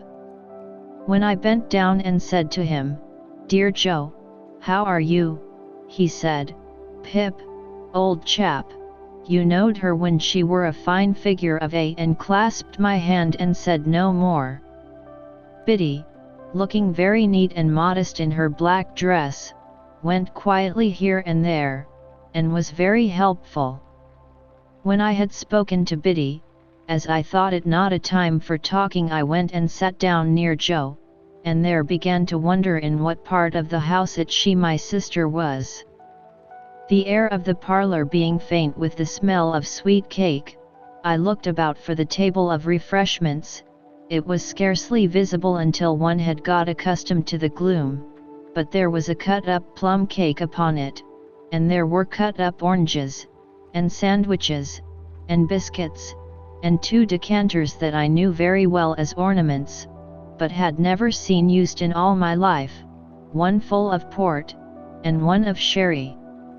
Standing at this table, I became conscious of the servile Pumblecook in a black cloak and several yards of hatband, who was alternately stuffing himself, and making obsequious movements to catch my attention. The moment he succeeded, he came over to me, breathing sherry and crumbs, and said in a subdued voice, "May I, dear sir?" and did. I then descried Mr. and Mrs. Hubble, the last named in a decent speechless paroxysm in a corner. We were all going to follow, and were all in course of being tied up separately, by Trabb, into ridiculous bundles.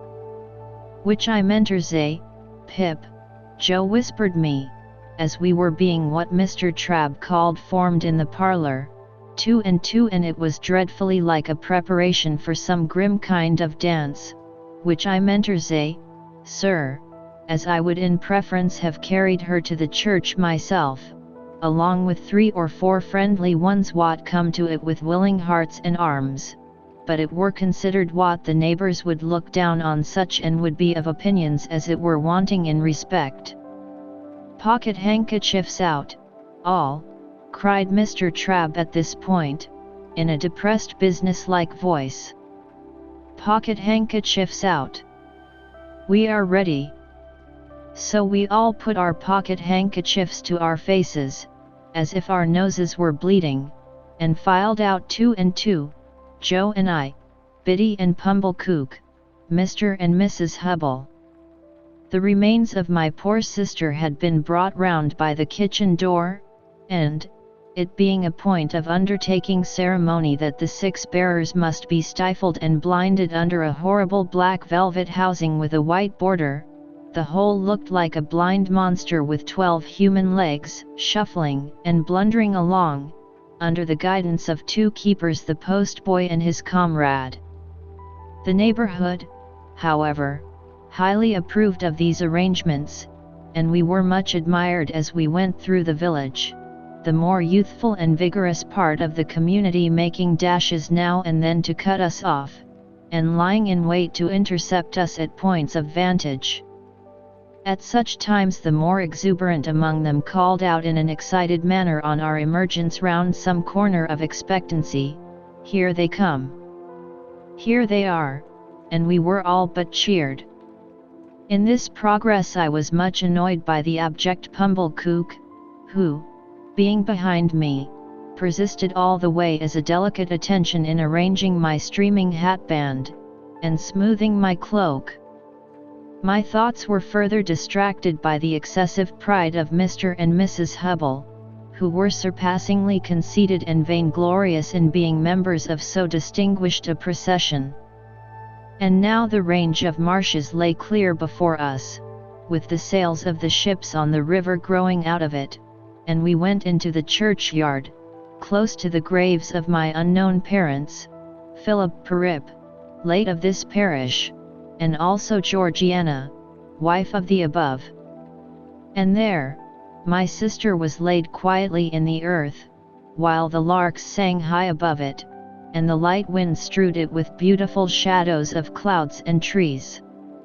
Of the conduct of the worldly-minded Pumblecook while this was doing, I desire to say no more than it was all addressed to me, and that even when those noble passages were read which remind humanity how it brought nothing into the world and can take nothing out, and how it fleet like a shadow and never continueth long in one stay, I heard him cough a reservation of the case of a young gentleman who came unexpectedly into large property.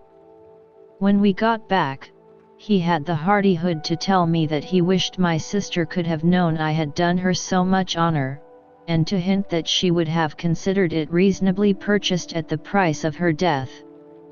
After that, he drank all the rest of the sherry, and Mr. Hubble drank the port, and the two talked, which I have since observed to be customary in such cases, as if they were of quite another race from the deceased, and were notoriously immortal.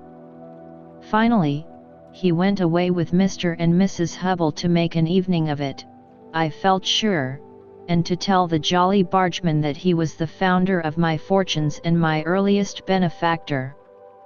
When they were all gone, and when Trabb and his men but not his boy, I looked for him, had crammed their mummery into bags, and were gone too, the house felt wholesomer. Soon afterwards, Biddy, Joe, and I, had a cold dinner together, but we dined in the best parlour, not in the old kitchen, and Joe was so exceedingly particular what he did with his knife and fork and the salt cellar and what not, that there was great restraint upon us. But after dinner, when I made him take his pipe, and when I had loitered with him about the forge, and when we sat down together on the great block of stone outside it, we got on better. I noticed that after the funeral Joe changed his clothes so far, as to make a compromise between his Sunday dress and working dress, in which the dear fellow looked natural, and like the man he was. He was very much pleased by my asking if I might sleep in my own little room, and I was pleased too, for I felt that I had done rather a great thing in making the request. When the shadows of evening were closing in, I took an opportunity of getting into the garden with Biddy for a little talk. "Biddy," said I think you might have written to me about these sad matters." "Do you, Mr. Pip?" said Biddy. "I should have written if I had thought that." "Don't suppose that I mean to be unkind, Biddy, when I say I consider that you ought to have thought that." "Do you, Mr. Pip?" She was so quiet, and had such an orderly, good, and pretty way with her, that I did not like the thought of making her cry again. After looking a little at her downcast eyes as she walked beside me, I gave up that point. "I suppose it will be difficult for you to remain here now, Biddy dear." "Oh, I can't do so, Mr. Pip," said Biddy, in a tone of regret but still of quiet conviction. "I have been speaking to Mrs. Hubble, and I am going to her tomorrow. I hope we shall be able to take some care of Mr. Gargery, together, until he settles down." "How are you going to live, Biddy? If you want any mo." "How am I going to live?" repeated Biddy, striking in, with a momentary flush upon her face. "I'll tell you, Mr. Pip. I am going to try to get the place of mistress in the new school nearly finished here. I can be well recommended by all the neighbors, and I hope I can be industrious and patient, and teach myself while I teach others. You know, Mr. Pip," pursued Biddy, with a smile, as she raised her eyes to my face, "the new schools are not like the old, but I learned a good deal from you after that time, and have had time since then to improve. I think you would always improve, Biddy, under any circumstances." "Ah! Except in my bad side of human nature," murmured Biddy. It was not so much a reproach as an irresistible thinking aloud. "Well, I thought I would give up that point too." So, I walked a little further with Biddy, looking silently at her downcast eyes. "I have not heard the particulars of my sister's death, Biddy. They are very slight, poor thing. She had been in one of her bad states, though they had got better of late, rather than worse for 4 days, when she came out of it in the evening, just at tea time, and said quite plainly, 'Joe.' As she had never said any word for a long while, I ran and fetched in Mr. Gargery from the forge. She made signs to me that she wanted him to sit down close to her, and wanted me to put her arms round his neck. So I put them round his neck, and she laid her head down on his shoulder quite content and satisfied. And so she presently said Joe again, and once pardon, and once Pip.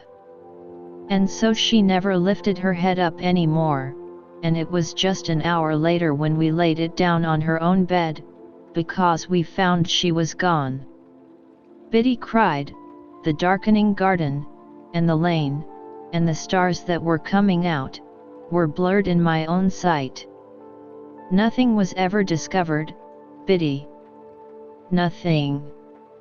Do you know what is become of Orlick? I should think from the color of his clothes that he is working in the quarries. Of course you have seen him then. Why are you looking at that dark tree in the lane? I saw him there, on the night she died. That was not the last time either, Biddy. No, I have seen him there. Since we have been walking here it is of no use, said Biddy, laying her hand upon my arm, as I was for running out. You know I would not deceive you. He was not there a minute, and he is gone. It revived my utmost indignation to find that she was still pursued by this fellow, and I felt inveterate against him. I told her so, and told her that I would spend any money or take any pains to drive him out of that country. By degrees she led me into more temperate talk, and she told me how Joe loved me, and how Joe never complained of anything she didn't say, of me. She had no need. I knew what she meant, but ever did his duty in his way of life, with a strong hand, a quiet tongue, and a gentle heart. Indeed, it would be hard to say too much for him, said I, and Biddy, we must often speak of these things, for of course I shall be often down here now. I am not going to leave poor Joe alone. Biddy said never a single word. Biddy, don't you hear me? Yes, Mr. Pip. Not to mention your calling me Mr. Pip, which appears to me to be in bad taste. Biddy, what do you mean? What do I mean? Asked Biddy, timidly. Biddy, said I, in a virtuously self-asserting manner, I must request to know what you mean by this. By this, said Biddy. Now, don't echo, I retorted. You used not to echo, Biddy. Used not, said Biddy. Oh, Mr. Pip. Used. Well, I rather thought I would give up that point too. After another silent turn in the garden, I fell back on the main position. Biddy, said I made a remark respecting my coming down here often, to see Joe, which you received with a marked silence. Have the goodness, Biddy, to tell me why. Are you quite sure, then, that you will come to see him often? Asked Biddy, stopping in the narrow garden walk, and looking at me under the stars with a clear and honest eye. Oh dear me, said I, as if I found myself compelled to give up Biddy in despair. This really is a very bad side of human nature. Don't say any more, if you please, Biddy. This shocks me very much. For which cogent reason I kept Biddy at a distance during supper, and when I went up to my own old little room, took as stately a leave of her as I could, in my murmuring soul, deem reconcilable with the churchyard and the event of the day. As often as I was restless in the night, and that was every quarter of an hour, I reflected what an unkindness, what an injury, what an injustice, Biddy had done me. Early in the morning I was to go. Early in the morning I was out, and looking in, unseen, at one of the wooden windows of the forge. There I stood, for minutes, looking at Joe, already at work with a glow of health and strength upon his face that made it show as if the bright sun of the life in store for him were shining on it. "Goodbye, dear Joe. No, don't wipe it off for God's sake. Give me your blackened hand. I shall be down soon and often." "Never too soon, sir," said Joe, "and never too often, Pip." Biddy was waiting for me at the kitchen door, with a mug of new milk and a crust of bread. "Biddy," said I, when I gave her my hand at parting, "I am not angry, but I am hurt." "No, don't be hurt," she pleaded quite pathetically, "let only me be hurt, if I have been ungenerous." Once more, the mists were rising as I walked away. If they disclosed to me, as I suspect they did, that I should not come back, and that Biddy was quite right, all I can say is they were quite right too. Chapter 36.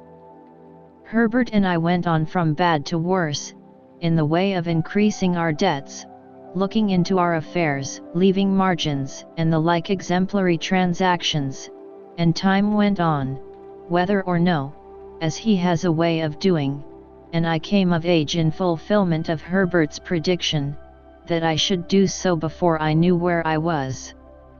Herbert himself had come of age 8 months before me.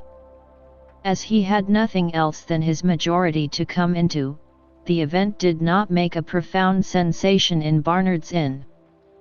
But we had looked forward to my 21st birthday, with a crowd of speculations and anticipations, for we had both considered that my guardian could hardly help saying something definite on that occasion. I had taken care to have it well understood in Little Britain when my birthday was. On the day before it, I received an official note from Wemmick, informing me that Mr. Jaggers would be glad if I would call upon him at 5 in the afternoon of the auspicious day. This convinced us that something great was to happen, and threw me into an unusual flutter when I repaired to my guardian's office, a model of punctuality. In the outer office Wemmick offered me his congratulations, and incidentally rubbed the side of his nose with a folded piece of tissue paper that I liked the look of.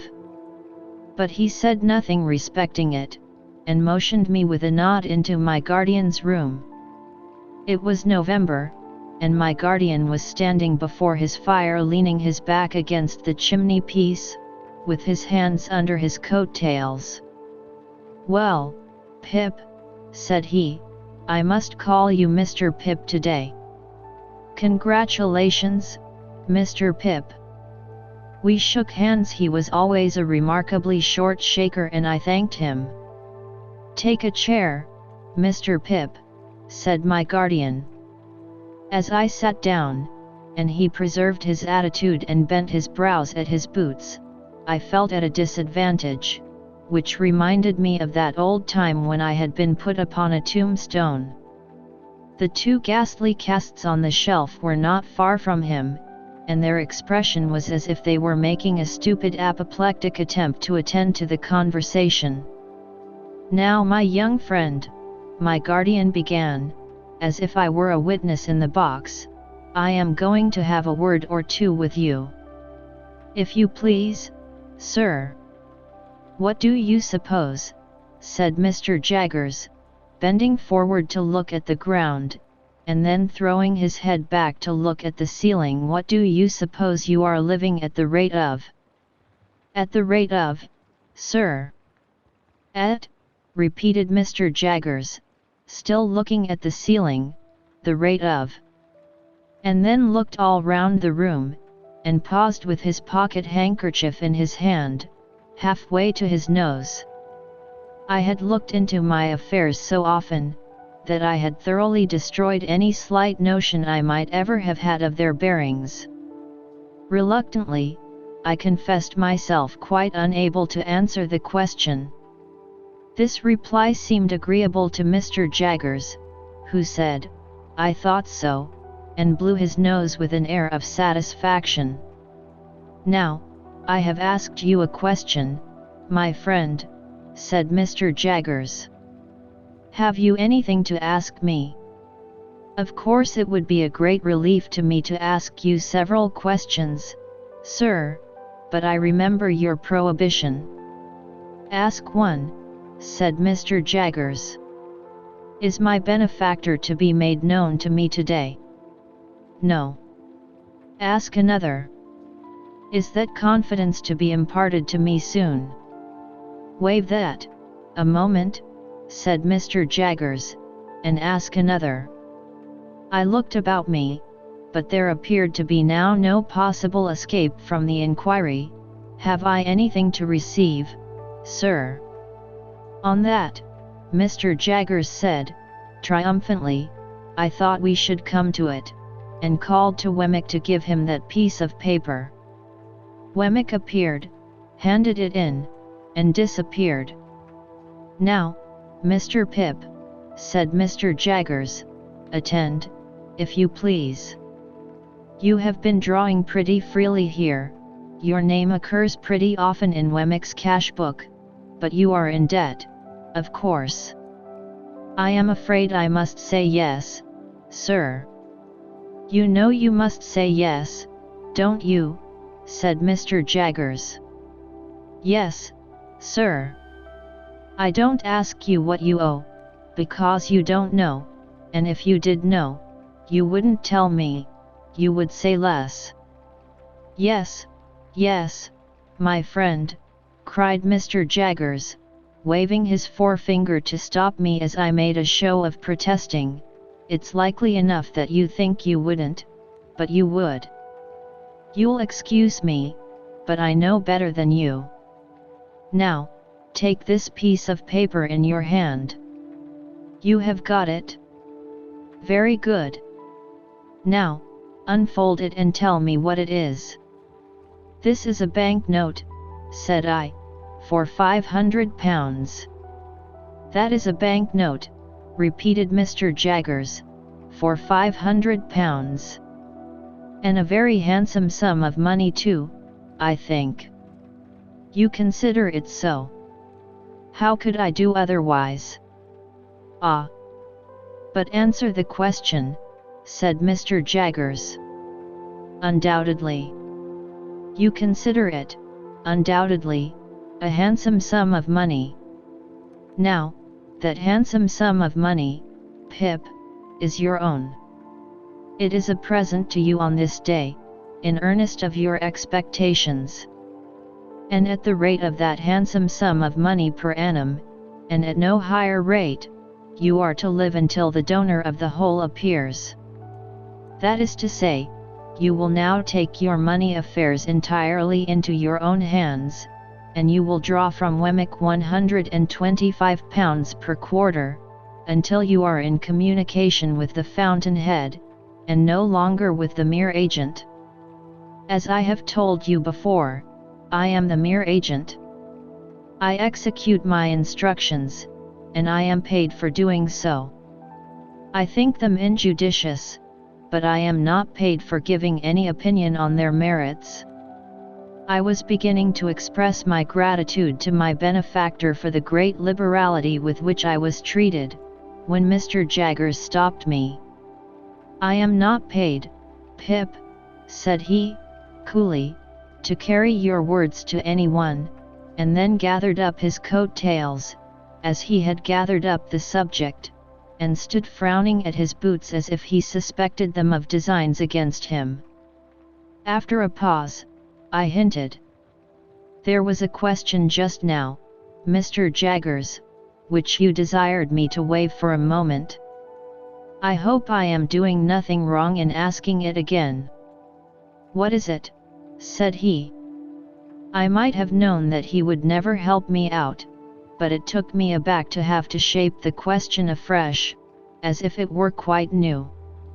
"Is it likely," I said, after hesitating, "that my patron, the fountainhead you have spoken of, Mr. Jaggers, will soon?" There I delicately stopped. "Will soon what?" asked Mr. Jaggers. "That's no question as it stands, you know. "We'll soon come to London," said I, after casting about for a precise form of words, "or summon me anywhere else." "Now, here," replied Mr. Jaggers, fixing me for the first time with his dark deep-set eyes, "we must revert to the evening when we first encountered one another in your village." "What did I tell you then, Pip?" "You told me, Mr. Jaggers, that it might be years hence when that person appeared." "Just so," said Mr. Jaggers, "that's my answer." As we looked full at one another, I felt my breath come quicker in my strong desire to get something out of him. And as I felt that it came quicker, and as I felt that he saw that it came quicker, I felt that I had less chance than ever of getting anything out of him. "Do you suppose it will still be years hence, Mr. Jaggers?" Mr. Jaggers shook his head, not in negativing the question, but in altogether negativing the notion that he could anyhow be got to answer it, and the two horrible casts of the twitched faces looked, when my eyes strayed up to them, as if they had come to a crisis in their suspended attention, and were going to sneeze. "Come," said Mr. Jaggers, warming the backs of his legs with the backs of his warmed hands, "I'll be plain with you, my friend Pip. That's a question I must not be asked. You'll understand that better, when I tell you it's a question that might compromise me. Come. I'll go a little further with you, I'll say something more." He bent down so low to frown at his boots, that he was able to rub the calves of his legs in the pause he made. "When that person discloses," said Mr. Jaggers, straightening himself, "you and that person will settle your own affairs. When that person discloses, my part in this business will cease and determine. When that person discloses, it will not be necessary for me to know anything about it. And that's all I have got to say." We looked at one another until I withdrew my eyes, and looked thoughtfully at the floor. From this last speech I derived the notion that Miss Havisham, for some reason or no reason, had not taken him into her confidence as to her designing me for Estella, that he resented this, and felt a jealousy about it, or that he really did object to that scheme, and would have nothing to do with it. When I raised my eyes again, I found that he had been shrewdly looking at me all the time, and was doing so still. "If that is all you have to say, sir," I remarked, "there can be nothing left for me to say." He nodded assent, and pulled out his thief-dreaded watch, and asked me where I was going to dine. I replied at my own chambers, with Herbert. As a necessary sequence, I asked him if he would favor us with his company, and he promptly accepted the invitation. But he insisted on walking home with me, in order that I might make no extra preparation for him, and first he had a letter or two to write, and, of course, had his hands to wash. So I said I would go into the outer office and talk to Wemmick. The fact was, that when the £500 had come into my pocket, a thought had come into my head which had been often there before, and it appeared to me that Wemmick was a good person to advise with concerning such thought. He had already locked up his safe, and made preparations for going home. He had left his desk, brought out his 2 greasy office candlesticks and stood them in line with the snuffers on a slab near the door, ready to be extinguished. He had raked his fire low, put his hat and greatcoat ready, and was beating himself all over the chest with his safe key, as an athletic exercise after business. "Mr. Wemmick," said I want to ask your opinion. I am very desirous to serve a friend." Wemmick tightened his post office and shook his head, as if his opinion were dead against any fatal weakness of that sort. "This friend," I pursued, is trying to get on in commercial life, but has no money, and finds it difficult and disheartening to make a beginning. Now I want somehow to help him to a beginning. With money down, said Wemmick, in a tone drier than any sawdust. With some money down, I replied, for an uneasy remembrance shot across me of that symmetrical bundle of papers at home. With some money down, and perhaps some anticipation of my expectations. Mr. Pip, said Wemmick, I should like just to run over with you on my fingers, if you please, the names of the various bridges up as high as Chelsea Reach. Let's see, there's London, 1, Southwark, 2, Blackfriars, 3, Waterloo, 4, Westminster, 5, Vauxhall, 6. He had checked off each bridge in its turn, with the handle of his safe key on the palm of his hand. There's as many as 6, you see, to choose from. I don't understand you, said I. Choose your bridge, Mr. Pip, returned Wemmick, and take a walk upon your bridge, and pitch your money into the Thames over the centre arch of your bridge, and you know the end of it. Serve a friend with it, and you may know the end of it too, but it's a less pleasant and profitable end. I could have posted a newspaper in his mouth, he made it so wide after saying this. This is very discouraging, said I. Meant to be so, said Wemmick. Then is it your opinion, I inquired, with some little indignation, that a man should never invest portable property in a friend, said Wemmick. Certainly he should not. Unless he wants to get rid of the friend, and then it becomes a question how much portable property it may be worth to get rid of him. And that, said I, is your deliberate opinion, Mr. Wemmick?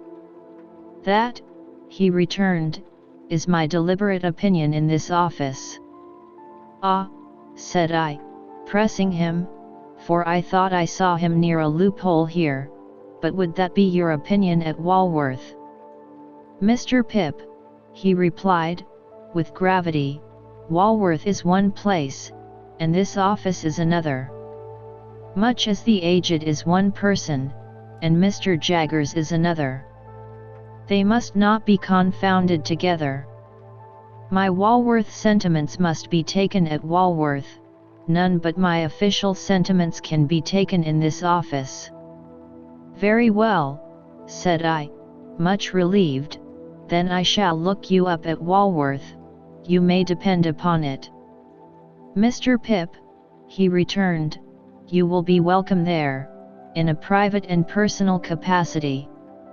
We had held this conversation in a low voice, well knowing my guardian's ears to be the sharpest of the sharp. As he now appeared in his doorway, toweling his hands, Wemmick got on his greatcoat and stood by to snuff out the candles. We all three went into the street together, and from the doorstep Wemmick turned his way, and Mr. Jaggers and I turned ours. I could not help wishing more than once that evening, that Mr. Jaggers had had an aged in Gerrard Street, or a stinger, or a something, or a somebody, to unbend his brows a little. It was an uncomfortable consideration on a 21st birthday, that coming of age at all seemed hardly worthwhile in such a guarded and suspicious world as he made of it. He was 1,000 times better informed and cleverer than Wemmick, and yet I would 1,000 times rather have had Wemmick to dinner. And Mr. Jaggers made not me alone intensely melancholy, because, after he was gone, Herbert said of himself, with his eyes fixed on the fire, that he thought he must have committed a felony and forgotten the details of it, he felt so dejected and guilty. Chapter 37. Deeming Sunday the best day for taking Mr. Wemmick's Walworth sentiments, I devoted the next ensuing Sunday afternoon to a pilgrimage to the castle. On arriving before the battlements, I found the Union Jack flying and the drawbridge up, but undeterred by this show of defiance and resistance, I rang at the gate, and was admitted in a most pacific manner by the aged. "My son, sir," said the old man, after securing the drawbridge, "rather had it in his mind that you might happen to drop in, and he left word that he would soon be home from his afternoon's walk. He is very regular in his walks, is my son. Very regular in everything, is my son." I nodded at the old gentleman as Wemmick himself might have nodded, and we went in and sat down by the fireside. "You made acquaintance with my son, sir," said the old man, in his chirping way, while he warmed his hands at the blaze, "at his office, I expect." I nodded. "Ha! I have heard that my son is a wonderful hand at his business, sir." I nodded hard. "Yes, so they tell me. His business is the law." I nodded harder. "Which makes it more surprising in my son," said the old man, "for he was not brought up to the law, but to the wine coopering." Curious to know how the old gentleman stood informed concerning the reputation of Mr. Jaggers, I roared that name at him. He threw me into the greatest confusion by laughing heartily and replying in a very sprightly manner, "No, to be sure, you're right." And to this hour I have not the faintest notion what he meant, or what joke he thought I had made. As I could not sit there nodding at him perpetually, without making some other attempt to interest him, I shouted at inquiry whether his own calling in life had been the wine coopering. By dint of straining that term out of myself several times and tapping the old gentleman on the chest to associate it with him, I at last succeeded in making my meaning understood. "No," said the old gentleman, the warehousing. "First, over yonder," he appeared to mean up the chimney, but I believe he intended to refer me to Liverpool, and then in the city of London here. However, having an infirmity for I am hard of hearing, sir. I expressed in pantomime the greatest astonishment. "Yes, hard of hearing, having that infirmity coming upon me, my son he went into the law, and he took charge of me, and he by little and little made out this elegant and beautiful property. But returning to what you said, you know," pursued the old man, again laughing heartily, "what I say is, no, to be sure, you're right." I was modestly wondering whether my utmost ingenuity would have enabled me to say anything that would have amused him half as much as this imaginary pleasantry, when I was startled by a sudden click in the wall on one side of the chimney, and the ghostly tumbling open of a little wooden flap with John upon it. The old man, following my eyes, cried with great triumph, "My son's come home," and we both went out to the drawbridge. It was worth any money to see Wemmick waving a salute to me from the other side of the moat, when we might have shaken hands across it with the greatest ease.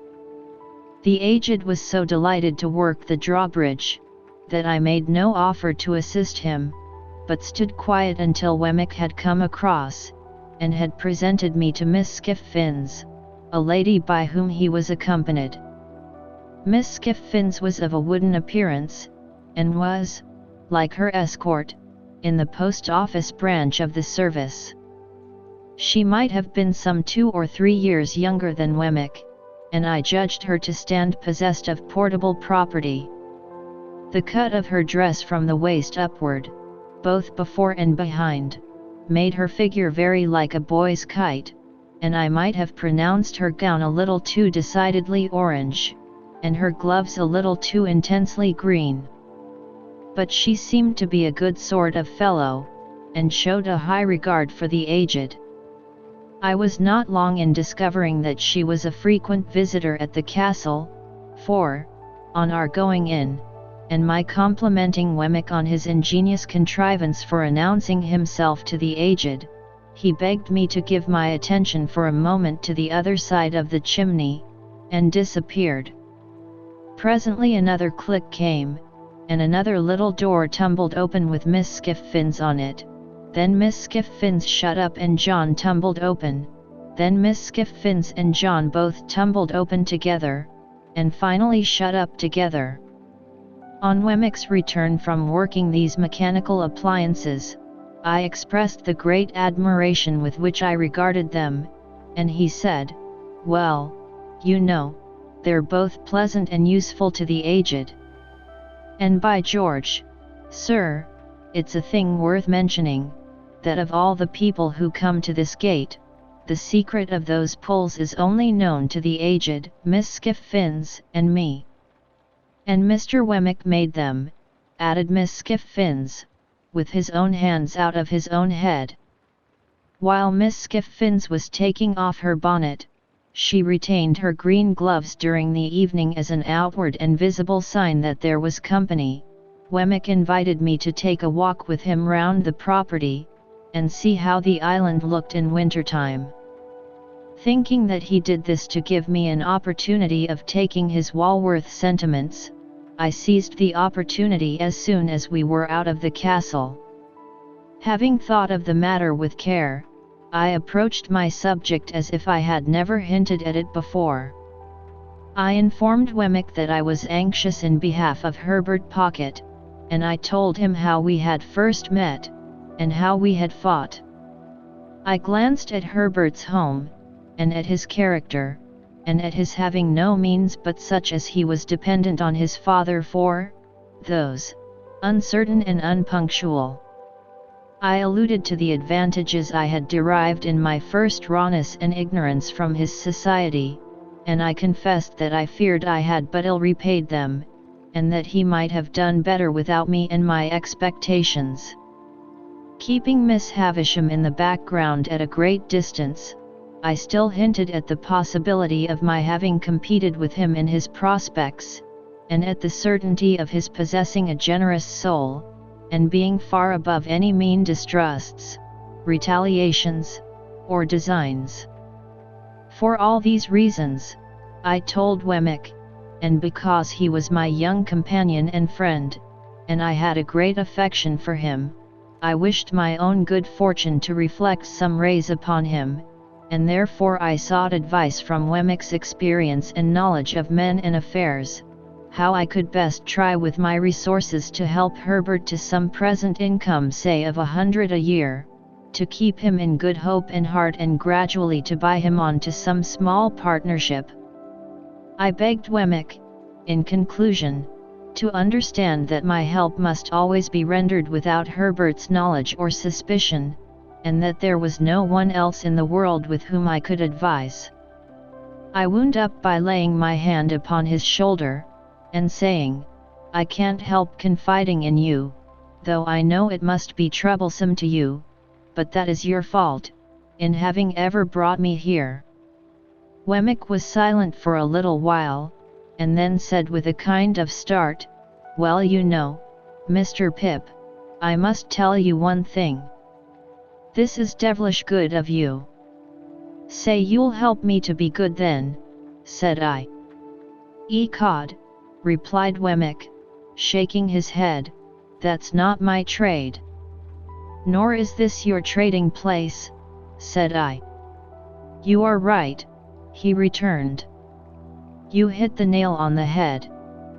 Mr. Pip, I'll put on my considering cap, and I think all you want to do may be done by degrees. Skiffins, that's her brother, is an accountant and agent. I'll look him up and go to work for you. I thank you 10,000 times." "On the contrary," said he, "I thank you, for though we are strictly in our private and personal capacity, still it may be mentioned that there are Newgate cobwebs about, and it brushes them away." After a little further conversation to the same effect, we returned into the castle where we found Miss Skiffins preparing tea. The responsible duty of making the toast was delegated to the aged, and that excellent old gentleman was so intent upon it that he seemed to me in some danger of melting his eyes. It was no nominal meal that we were going to make, but a vigorous reality. The aged prepared such a haystack of buttered toast, that I could scarcely see him over it as it simmered on an iron stand hooked onto the top bar, while Miss Skiffins brewed such a jorum of tea, that the pig in the back premises became strongly excited, and repeatedly expressed his desire to participate in the entertainment. The flag had been struck, and the gun had been fired, at the right moment of time, and I felt as snugly cut off from the rest of Walworth as if the moat were 30 feet wide by as many deep.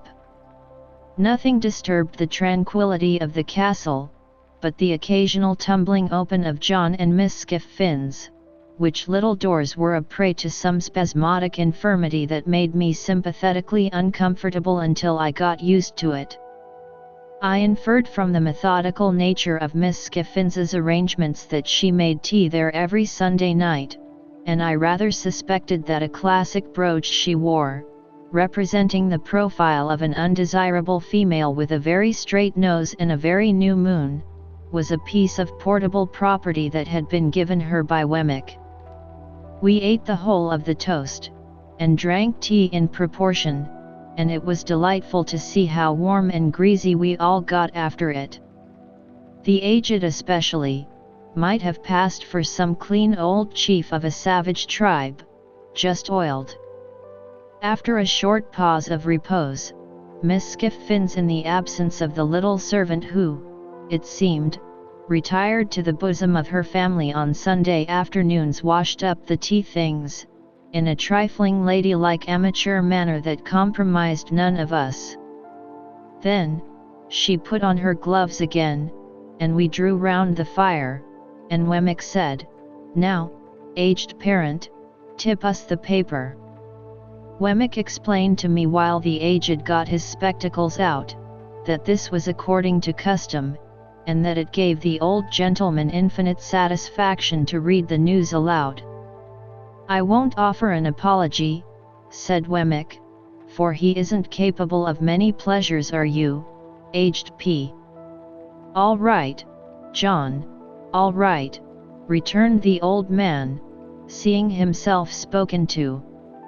"Only tip him a nod every now and then when he looks off his paper," said Wemmick, "and he'll be as happy as a king. We are all attention, aged one."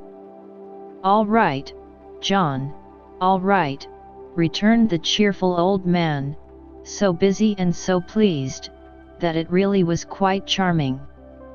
The aged's reading reminded me of the classes at Mr. Wopsle's great aunt's, with the pleasanter peculiarity that it seemed to come through a keyhole. As he wanted the candles close to him, and as he was always on the verge of putting either his head or the newspaper into them, he required as much watching as a powder mill.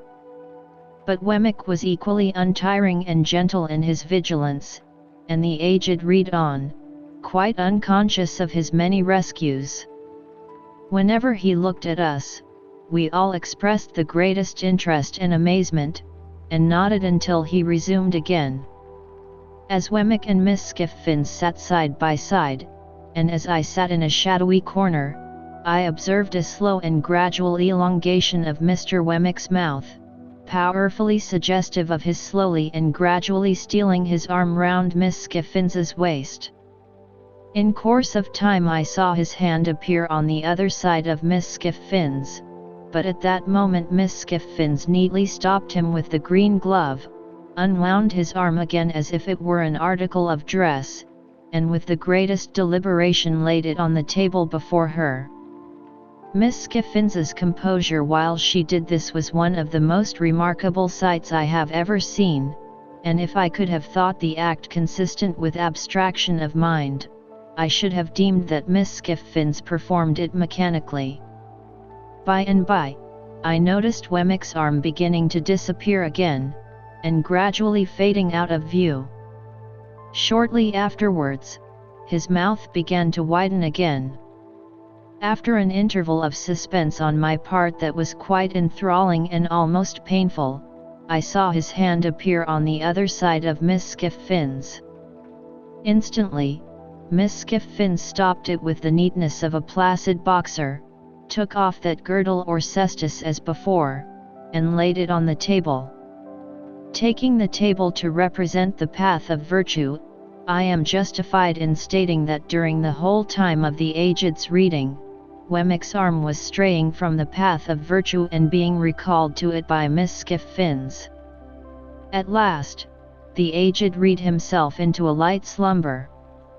This was the time for Wemmick to produce a little kettle, a tray of glasses, and a black bottle with a porcelain-topped cork, representing some clerical dignitary of a rubicund and social aspect. With the aid of these appliances we all had something warm to drink, including the aged, who was soon awake again. Miss Skiffins mixed, and I observed that she and Wemmick drank out of one glass. Of course I knew better than to offer to see Miss Skiffins home, and under the circumstances I thought I had best go first, which I did, taking a cordial leave of the aged, and having passed a pleasant evening. Before a week was out, I received a note from Wemmick, dated Walworth, stating that he hoped he had made some advance in that matter appertaining to our private and personal capacities, and that he would be glad if I could come and see him again upon it. So, I went out to Walworth again, and yet again, and yet again, and I saw him by appointment in the city several times, but never held any communication with him on the subject in or near Little Britain.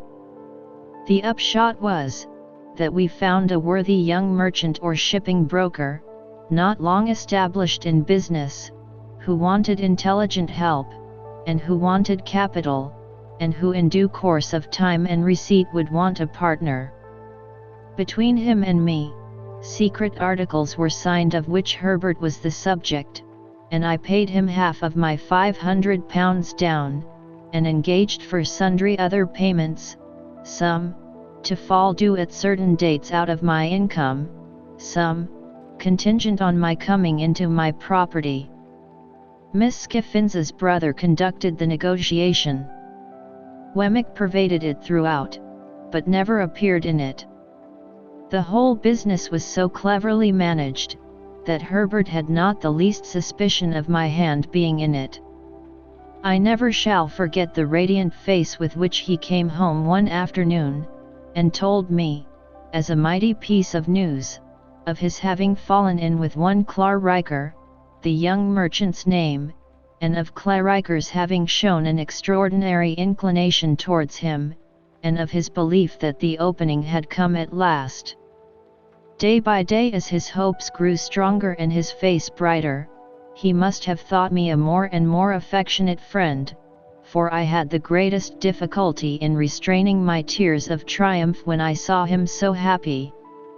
At length, the thing being done, and he having that day entered Clarriker's house, and he having talked to me for a whole evening in a flush of pleasure and success, I did really cry in good earnest when I went to bed, to think that my expectations had done some good to somebody. A great event in my life, the turning point of my life, now opens on my view. But, before I proceed to narrate it, and before I pass on to all the changes it involved, I must give one chapter to Estella. It is not much to give to the theme that so long filled my heart. Chapter 38.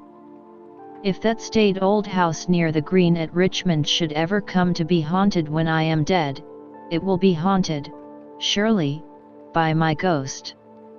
Oh, the many, many nights and days through which the unquiet spirit within me haunted that house when Estella lived there.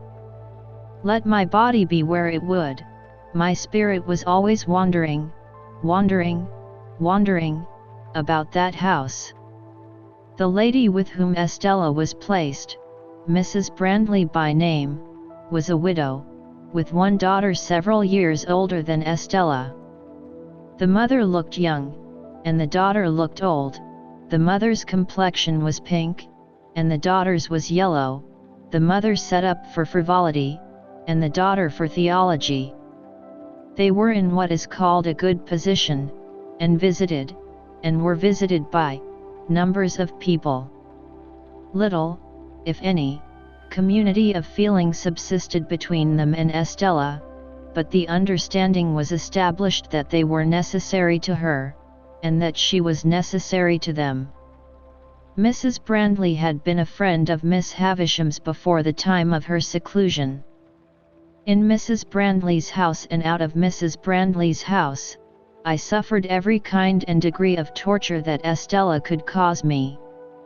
The nature of my relations with her, which placed me on terms of familiarity without placing me on terms of favor, conduced to my distraction. She made use of me to tease other admirers, and she turned the very familiarity between herself and me to the account of putting a constant slight on my devotion to her. If I had been her secretary, steward, half-brother, poor relation, if I had been a younger brother of her appointed husband, I could not have seemed to myself further from my hopes when I was nearest to her. The privilege of calling her by her name and hearing her call me by mine became, under the circumstances, an aggravation of my trials, and while I think it likely that it almost maddened her other lovers, I know too certainly that it almost maddened me. She had admirers without end. No doubt my jealousy made an admirer of every one who went near her, but there were more than enough of them without that. I saw her often at Richmond, I heard of her often in town, and I used often to take her and the Brandleys on the water. There were picnics, fête days, plays, operas, concerts, parties, all sorts of pleasures, through which I pursued her, and they were all miseries to me. I never had 1 hour's happiness in her society, and yet my mind all round the 24 hours was harping on the happiness of having her with me unto death. Throughout this part of our intercourse, and it lasted, as will presently be seen, for what I then thought a long time, she habitually reverted to that tone which expressed that our association was forced upon us. There were other times when she would come to a sudden check in this tone and in all her many tones, and would seem to pity me. "Pip, Pip," she said one evening, coming to such a check, when we sat apart at a darkening window of the house in Richmond, "will you never take warning?" "Of what?" "Of me." "Warning not to be attracted by you, do you mean, Estella?" "Do I mean?" "If you don't know what I mean, you are blind." I should have replied that love was commonly reputed blind, but for the reason that I always was restrained, and this was not the least of my miseries, by a feeling that it was ungenerous to press myself upon her, when she knew that she could not choose but obey Miss Havisham. My dread always was, that this knowledge on her part laid me under a heavy disadvantage with her pride, and made me the subject of a rebellious struggle in her bosom. "At any rate," said I have no warning given me just now, for you wrote to me to come to you, this time." "That's true," said Estella, with the cold careless smile that always chilled me. After looking at the twilight without, for a little while, she went on to say, "The time has come round when Miss Havisham wishes to have me for a day at Satis. You are to take me there, and bring me back, if you will. She would rather I did not travel alone, and objects to receiving my maid, for she has a sensitive horror of being talked of by such people. Can you take me?" "Can I take you, Estella?" "You can then. The day after tomorrow, if you please. You are to pay all charges out of my purse." You hear the condition of your going, and must obey, said I. This was all the preparation I received for that visit, or for others like it. Miss Havisham never wrote to me, nor had I ever so much as seen her handwriting. We went down on the next day but one, and we found her in the room where I had first beheld her, and it is needless to add that there was no change in Satis house. She was even more dreadfully fond of Estella than she had been when I last saw them together. I repeat the word advisedly, for there was something positively dreadful in the energy of her looks and embraces.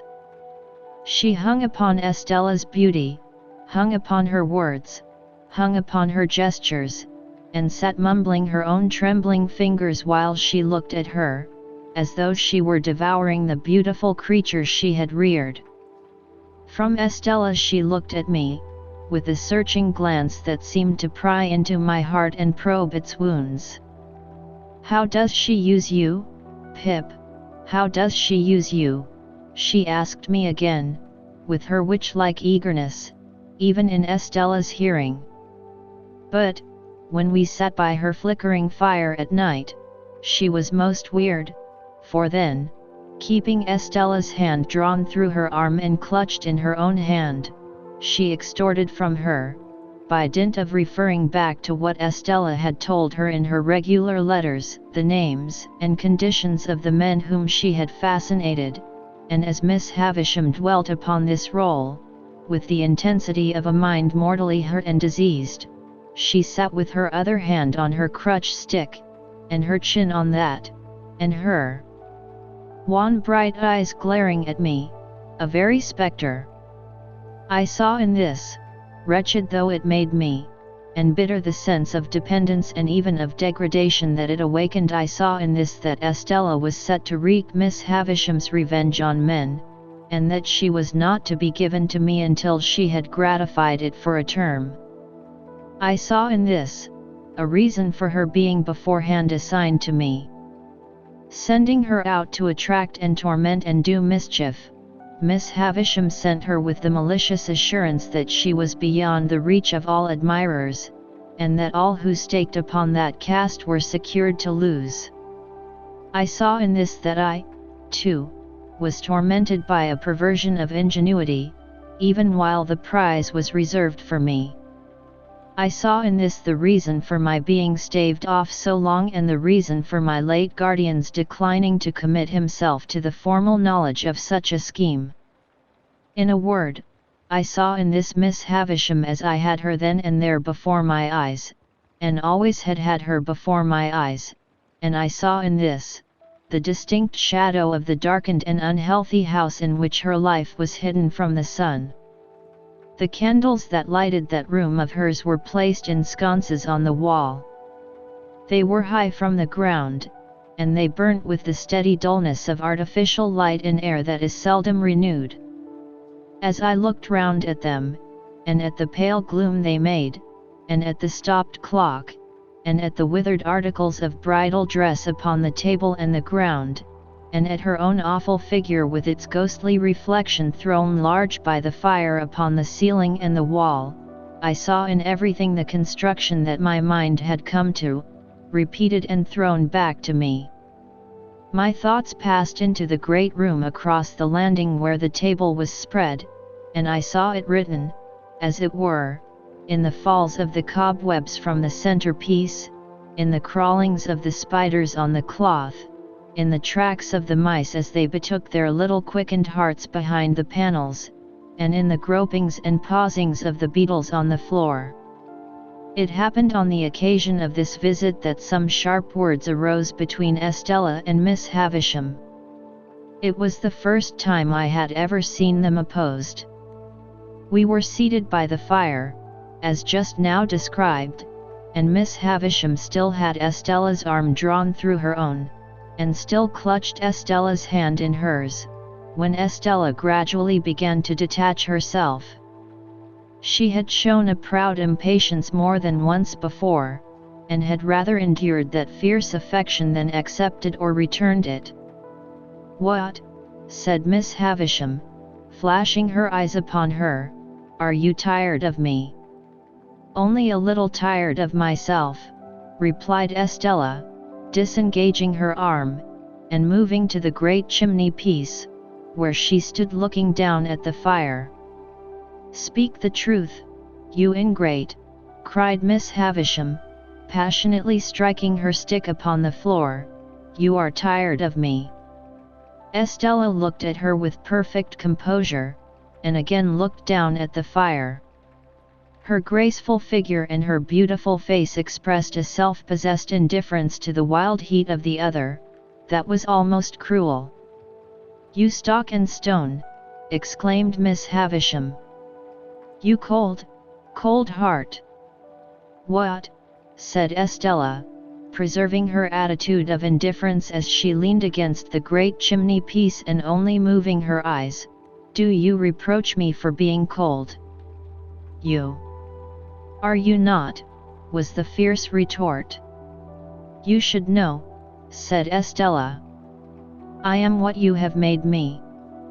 Take all the praise, take all the blame, take all the success, take all the failure, in short, take me." "Oh, look at her, cried Miss Havisham, bitterly. "Look at her so hard and thankless, on the hearth where she was reared. Where I took her into this wretched breast when it was first bleeding from its stabs, and where I have lavished years of tenderness upon her. At least I was no party to the compact," said Estella, "for if I could walk and speak, when it was made, it was as much as I could do. But what would you have? You have been very good to me, and I owe everything to you. What would you have?" "Love," replied the other. "You have it." "I have not," said Miss Havisham. "Mother by adoption," retorted Estella, never departing from the easy grace of her attitude, never raising her voice as the other did, never yielding either to anger or tenderness. "Mother by adoption, I have said that I owe everything to you. All I possess is freely yours. All that you have given me, is at your command to have again. Beyond that, I have nothing.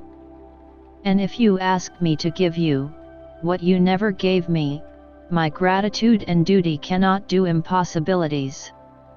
"Did I never give her love?" cried Miss Havisham, turning wildly to me. "Did I never give her a burning love, inseparable from jealousy at all times, and from sharp pain, while she speaks thus to me? Let her call me mad, let her call me mad." "Why should I call you mad?" returned Estella.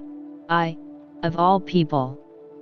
Does anyone live, who knows what set purposes you have, half as well as I do? Does anyone live, who knows what a steady memory you have, half as well as I do? I who have sat on this same hearth on the little stool that is even now beside you there, learning your lessons and looking up into your face, when your face was strange and frightened me."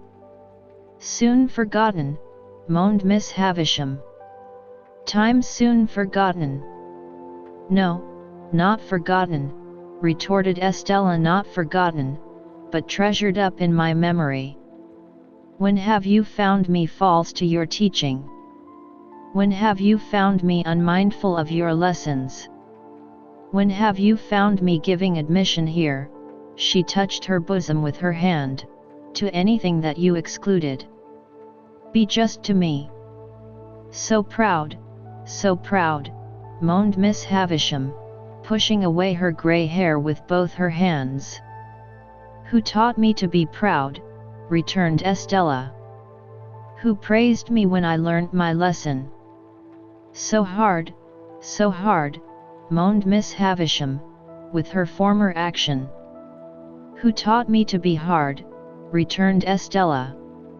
"Who praised me when I learnt my lesson? But to be proud and hard to me!" Miss Havisham quite shrieked, as she stretched out her arms. "Estella, Estella, Estella, to be proud and hard to me." Estella looked at her for a moment with a kind of calm wonder, but was not otherwise disturbed. When the moment was past, she looked down at the fire again. "I cannot think," said Estella, raising her eyes after a silence, "why you should be so unreasonable when I come to see you after a separation. I have never forgotten your wrongs and their causes. I have never been unfaithful to you or your schooling. I have never shown any weakness that I can charge myself with." "Would it be weakness to return my love?" exclaimed Miss Havisham. "But yes, yes, she would call it so." "I begin to think," said Estella, in a musing way, after another moment of calm wonder, "that I almost understand how this comes about. If you had brought up your adopted daughter wholly in the dark confinement of these rooms, and had never let her know that there was such a thing as the daylight, by which she had never once seen your face, if you had done that, and then, for a purpose, had wanted her to understand the daylight and know all about it, you would have been disappointed and angry." Miss Havisham, with her head in her hands, sat making a low moaning, and swaying herself on her chair, but gave no answer. "Or," said Estella, "which is a nearer case, if you had taught her, from the dawn of her intelligence, with your utmost energy and might, that there was such a thing as daylight, but that it was made to be her enemy and destroyer, and she must always turn against it, for it had blighted you and would else blight her, if you had done this, and then, for a purpose, had wanted her to take naturally to the daylight and she could not do it, you would have been disappointed and angry." Miss Havisham sat listening, or it seemed so, for I could not see her face, but still made no answer. "So," said Estella, "I must be taken as I have been made. The success is not mine, the failure is not mine, but the two together make me." Miss Havisham had settled down, I hardly knew how, upon the floor, among the faded bridal relics with which it was strewn. I took advantage of the moment I had sought one from the first to leave the room, after beseeching Estella's attention to her, with a movement of my hand. When I left, Estella was yet standing by the great chimney piece, just as she had stood throughout. Miss Havisham's grey hair was all adrift upon the ground, among the other bridal wrecks, and was a miserable sight to see. It was with a depressed heart that I walked in the starlight for an hour and more, about the courtyard, and about the brewery, and about the ruined garden. When I at last took courage to return to the room, I found Estella sitting at Miss Havisham's knee, taking up some stitches in one of those old articles of dress that were dropping to pieces, and of which I have often been reminded since by the faded tatters of old banners that I have seen hanging up in cathedrals. Afterwards, Estella and I played at cards, as of yore, only we were skillful now, and played French games, and so the evening wore away, and I went to bed. I lay in that separate building across the courtyard. It was the first time I had ever lain down to rest in Satis house, and sleep refused to come near me. 1,000 Miss Havishams haunted me. She was on this side of my pillow, on that, at the head of the bed, at the foot, behind the half-opened door of the dressing room, in the dressing room, in the room overhead, in the room beneath, everywhere. At last, when the night was slow to creep on towards 2 o'clock, I felt that I absolutely could no longer bear the place as a place to lie down in, and that I must get up. I therefore got up and put on my clothes, and went out across the yard into the long stone passage, designing to gain the outer courtyard and walk there for the relief of my mind. But I was no sooner in the passage than I extinguished my candle, for I saw Miss Havisham going along it in a ghostly manner, making a low cry. I followed her at a distance, and saw her go up the staircase. She carried a bare candle in her hand, which she had probably taken from one of the sconces in her own room, and was a most unearthly object by its light. Standing at the bottom of the staircase, I felt the mildewed air of the feast chamber, without seeing her open the door, and I heard her walking there, and so across into her own room, and so across again into that, never ceasing the low cry. After a time, I tried in the dark both to get out, and to go back, but I could do neither until some streaks of day strayed in and showed me where to lay my hands. During the whole interval, whenever I went to the bottom of the staircase, I heard her footstep, saw her light pass above, and heard her ceaseless low cry. Before we left next day, there was no revival of the difference between her and Estella, nor was it ever revived on any similar occasion, and there were 4 similar occasions, to the best of my remembrance. Nor did Miss Havisham's manner towards Estella in any wise change, except that I believed it to have something like fear infused among its former characteristics. It is impossible to turn this leaf of my life, without putting Bentley Drummle's name upon it, or I would, very gladly.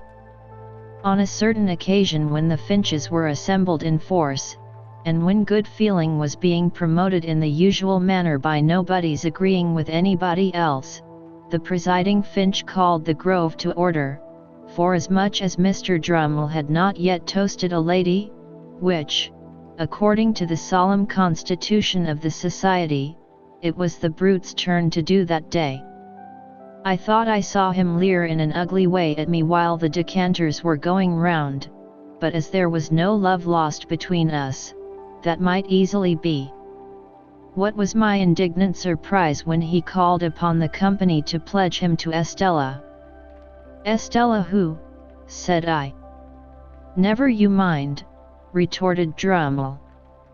"Estella of where?" said I. "You are bound to say of where." Which he was, as a Finch. "Of Richmond, gentlemen," said Drummle, putting me out of the question, and a peerless beauty. Much he knew about peerless beauties, a mean, miserable idiot. I whispered Herbert. "I know that lady," said Herbert, across the table, when the toast had been honored. "Do you?" said Drummle. "And so do I added, with a scarlet face. "Do you?" said Drummle. "Oh, Lord!" This was the only retort except glass or crockery that the heavy creature was capable of making, but I became as highly incensed by it as if it had been barbed with wit, and I immediately rose in my place and said that I could not but regard it as being like the Honourable Finch's impudence to come down to that grove. We always talked about coming down to that grove, as a neat parliamentary turn of expression, down to that grove, proposing a lady of whom he knew nothing. Mr. Drummle, upon this, starting up, demanded what I meant by that? Whereupon I made him the extreme reply that I believed he knew where I was to be found. Whether it was possible in a Christian country to get on without blood, after this, was a question on which the Finches were divided. The debate upon it grew so lively, indeed, that at least 6 more honourable members told 6 more, during the discussion, that they believed they knew where they were to be found. However, it was decided at last, the Grove being a court of honour, that if Mr. Drummle would bring never so slight a certificate from the lady, importing that he had the honour of her acquaintance, Mr. Pitt must express his regret, as a gentleman and a Finch, for having been betrayed into a warmth which. Next day was appointed for the production, lest our honour should take cold from delay, and next day Drummle appeared with a polite little avowal in Estella's hand, that she had had the honor of dancing with him several times. This left me no course but to regret that I had been betrayed into a warmth which, and on the whole to repudiate, as untenable, the idea that I was to be found anywhere. Drummle and I then sat snorting at one another for an hour, while the grove engaged in indiscriminate contradiction, and finally the promotion of good feeling was declared to have gone ahead at an amazing rate. I tell this lightly, but it was no light thing to me. For, I cannot adequately express what pain it gave me to think that Estella should show any favor to a contemptible, clumsy, sulky booby, so very far below the average. To the present moment, I believe it to have been referable to some pure fire of generosity and disinterestedness in my love for her, that I could not endure the thought of her stooping to that hound. No doubt I should have been miserable whomsoever she had favored, but a worthier object would have caused me a different kind and degree of distress.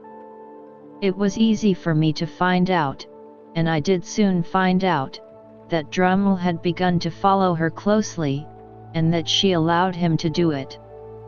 A little while, and he was always in pursuit of her, and he and I crossed one another every day. He held on, in a dull persistent way, and Estella held him on, now with encouragement, now with discouragement, now almost flattering him, now openly despising him, now knowing him very well, now scarcely remembering who he was. The spider, as Mr. Jaggers had called him, was used to lying in wait, however, and had the patience of his tribe. Added to that, he had a blockhead confidence in his money and in his family greatness, which sometimes did him good service, almost taking the place of concentration and determined purpose. So, the spider, doggedly watching Estella, outwatched many brighter insects, and would often uncoil himself and drop at the right nick of time.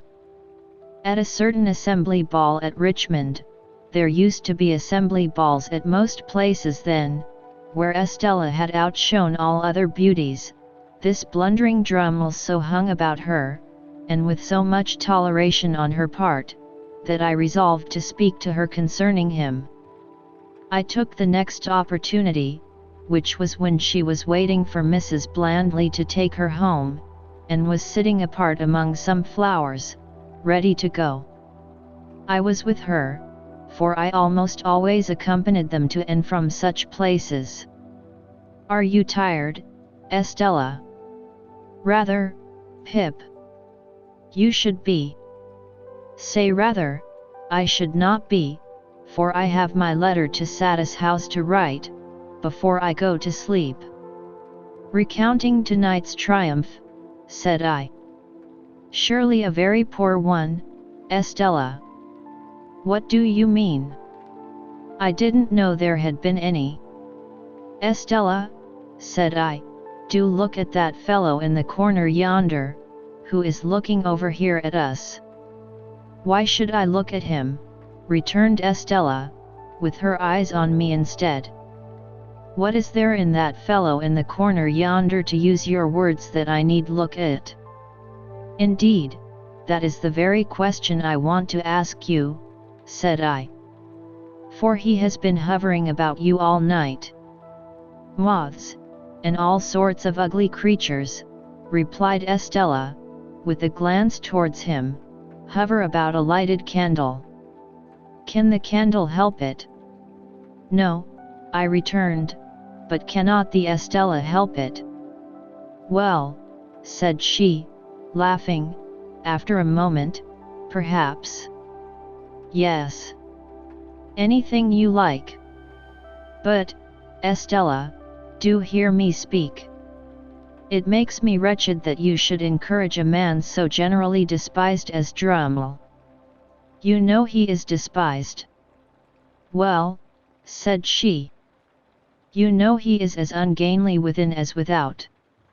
A deficient, ill-tempered, lowering, stupid fellow. Well, said she. You know he has nothing to recommend him but money and a ridiculous roll of addle-headed predecessors, now, don't you?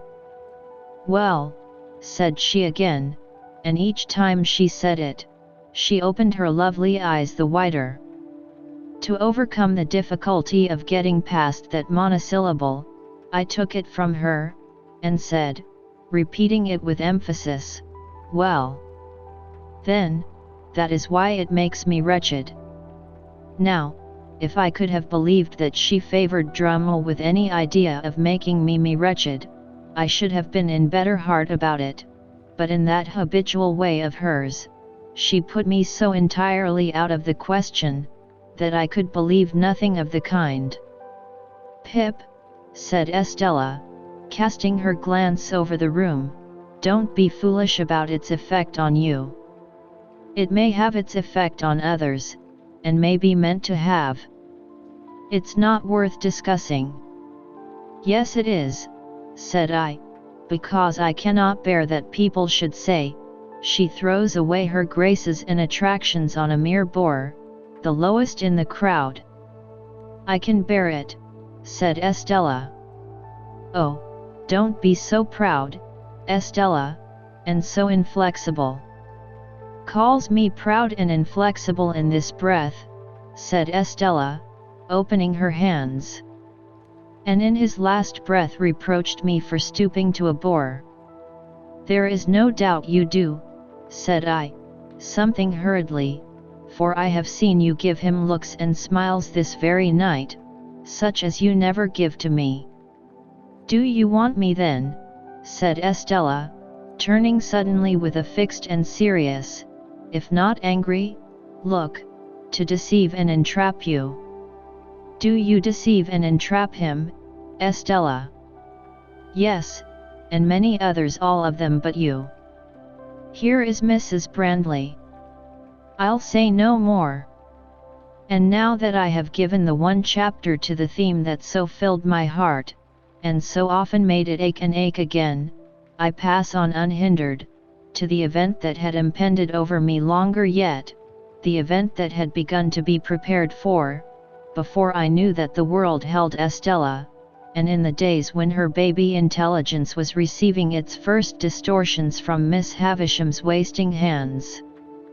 In the Eastern story, the heavy slab that was to fall on the bed of state in the flush of conquest was slowly wrought out of the quarry, the tunnel for the rope to hold it in its place was slowly carried through the leagues of rock, the slab was slowly raised and fitted in the roof, the rope was rove to it and slowly taken through the miles of hollow to the great iron ring. All being made ready with much labor, and the hour come, the Sultan was aroused in the dead of the night, and the sharpened axe that was to sever the rope from the great iron ring was put into his hand, and he struck with it, and the rope parted and rushed away, and the ceiling fell. So, in my case, all the work, near and afar, that tended to the end, had been accomplished, and in an instant the blow was struck, and the roof of my stronghold dropped upon me. Chapter 39. He was 23 years of age. Not another word had I heard to enlighten me on the subject of my expectations, and my 23rd birthday was a week gone. We had left Barnard's in more than a year, and lived in the Temple. Our chambers were in Garden Court, down by the river. Mr. Pocket and I had for some time parted company as to our original relations, though we continued on the best terms.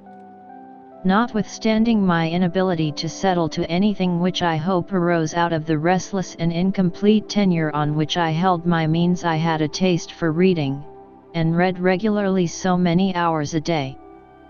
That matter of Herbert's was still progressing, and everything with me was as I have brought it down to the close of the last preceding chapter. Business had taken Herbert on a journey to Marseilles. I was alone, and had a dull sense of being alone. Dispirited and anxious, long hoping that tomorrow or next week would clear my way, and long disappointed. I sadly missed the cheerful face and ready response of my friend. It was wretched weather, stormy and wet, and mud, mud, mud, deep in all the streets. Day after day, a vast heavy veil had been driving over London from the east, and it drove still, as if in the east there were an eternity of cloud and wind. So furious had been the gusts, that high buildings in town had had the leads stripped off their roofs, and in the country, trees had been torn up, and sails of windmills carried away, and gloomy accounts had come in from the coast, of shipwreck and death. Violent blasts of rain had accompanied these rages of wind, and the day just closed as I sat down to read had been the worst of all. Alterations have been made in that part of the temple since that time, and it has not now so lonely a character as it had then, nor is it so exposed to the river. We lived at the top of the last house, and the wind rushing up the river shook the house that night, like discharges of cannon, or breakings of a sea. When the rain came with it and dashed against the windows, I thought, raising my eyes to them as they rocked, that I might have fancied myself in a storm-beaten lighthouse. Occasionally, the smoke came rolling down the chimney as though it could not bear to go out into such a night, and when I set the doors open and looked down the staircase lamps were blown out, and when I shaded my face with my hands and looked through the black windows, opening them ever so little was out of the question in the teeth of such wind and rain, I saw that the lamps in the court were blown out, and that the lamps on the bridges and the shore were shuddering, and that the coal fires in barges on the river were being carried away before the wind like red-hot splashes in the rain. I read with my watch upon the table, purposing to close my book at 11 o'clock. As I shut it, St. Paul's, and all the many church clocks in the city, some leading, some accompanying, some following, struck that hour. The sound was curiously flawed by the wind, and I was listening, and thinking how the wind assailed and tore it, when I heard a footstep on the stair. What nervous folly made me start, and awfully connect it with the footstep of my dead sister, matters not. It was past in a moment, and I listened again, and heard the footstep stumble in coming on. Remembering then, that the staircase lights were blown out, I took up my reading lamp and went out to the stairhead. Whoever was below had stopped on seeing my lamp, for all was quiet. "There is someone down there, is there not?" I called out, looking down. "Yes," said a voice from the darkness beneath. "What floor do you want?" "The top." "Mr. Pip." "That is my name. There is nothing the matter." "Nothing the matter," returned the voice. And the man came on. I stood with my lamp held out over the stair rail, and he came slowly within its light. It was a shaded lamp, to shine upon a book, and its circle of light was very contracted, so that he was in it for a mere instant, and then out of it. In the instant, I had seen a face that was strange to me, looking up with an incomprehensible air of being touched and pleased by the sight of me. Moving the lamp as the man moved, I made out that he was substantially dressed, but roughly, like a voyager by sea. That he had long iron grey hair. That his age was about 60. That he was a muscular man, strong on his legs, and that he was browned and hardened by exposure to weather. As he ascended the last stair or two, and the light of my lamp included us both, I saw, with a stupid kind of amazement, that he was holding out both his hands to me. "Pray, what is your business?" I asked him. "My business," he repeated, pausing. "Ah, Yes.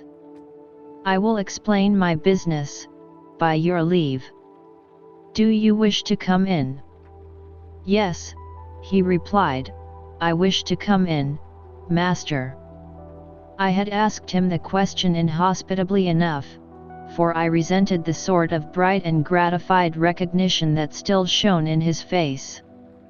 I resented it, because it seemed to imply that he expected me to respond to it.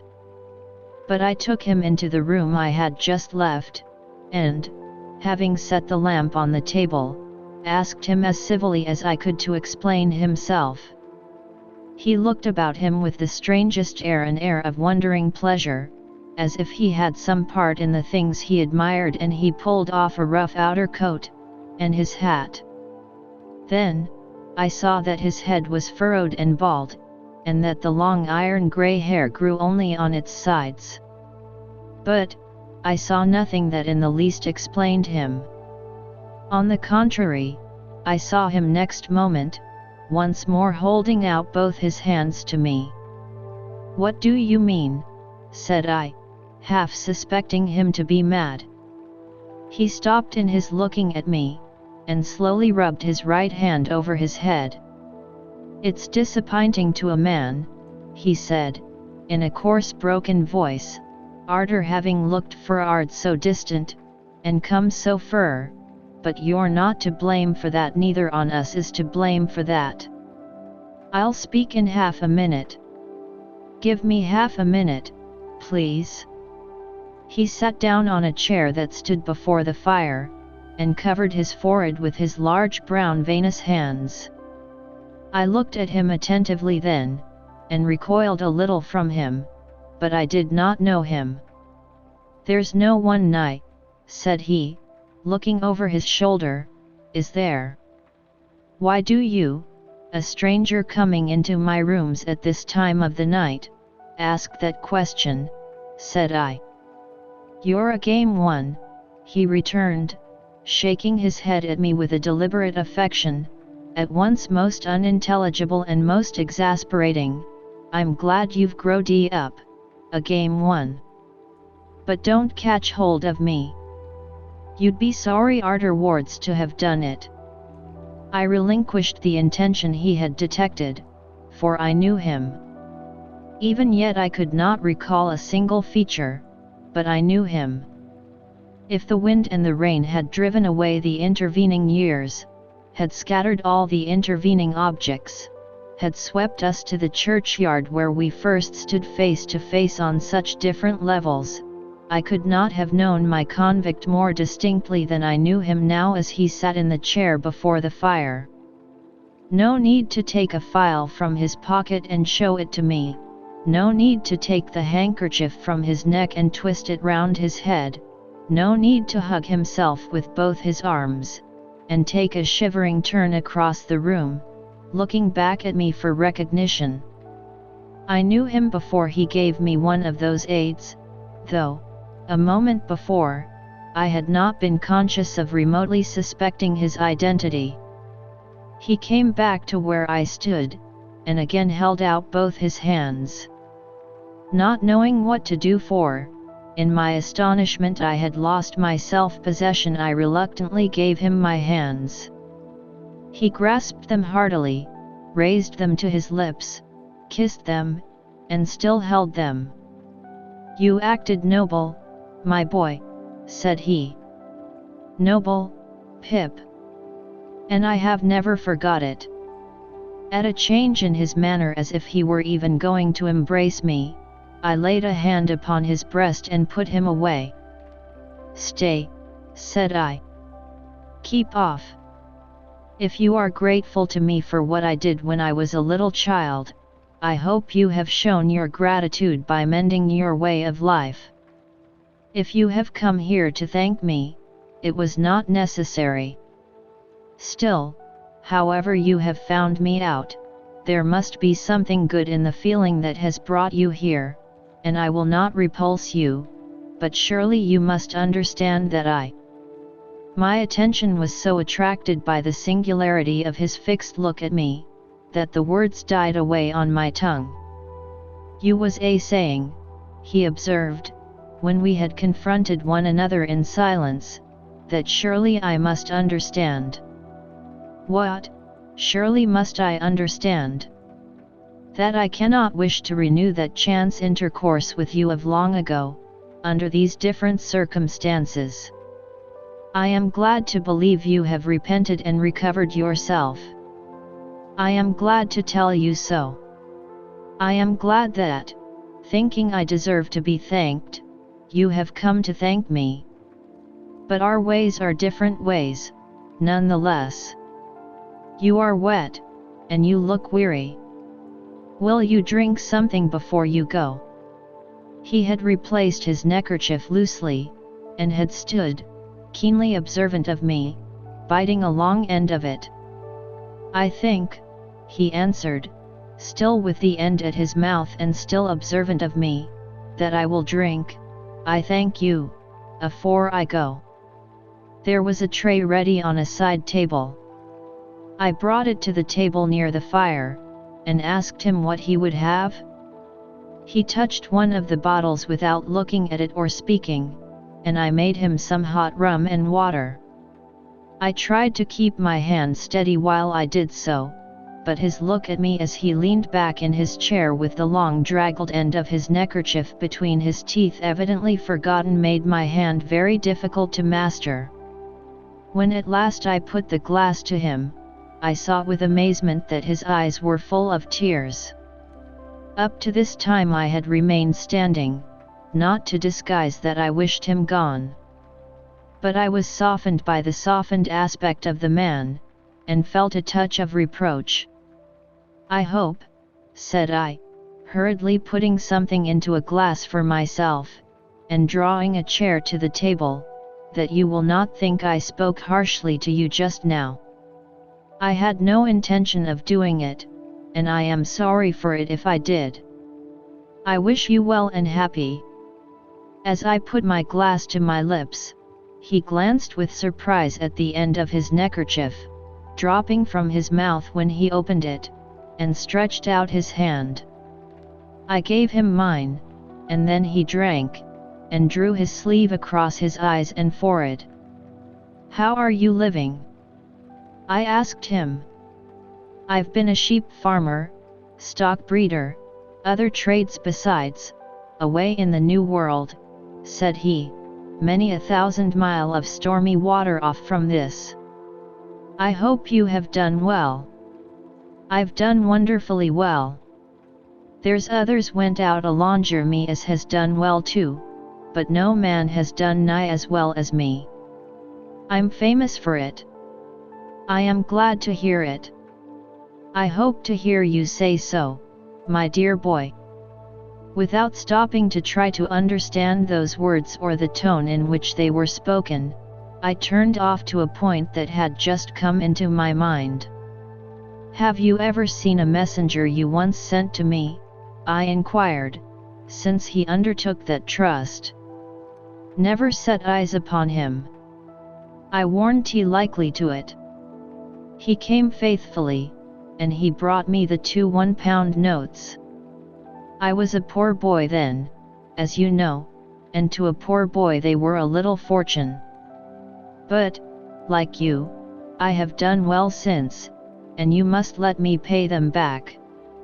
You can put them to some other poor boy's use. I took out my purse. He watched me as I laid my purse upon the table and opened it, and he watched me as I separated 2 1-pound notes from its contents. They were clean and new, and I spread them out and handed them over to him.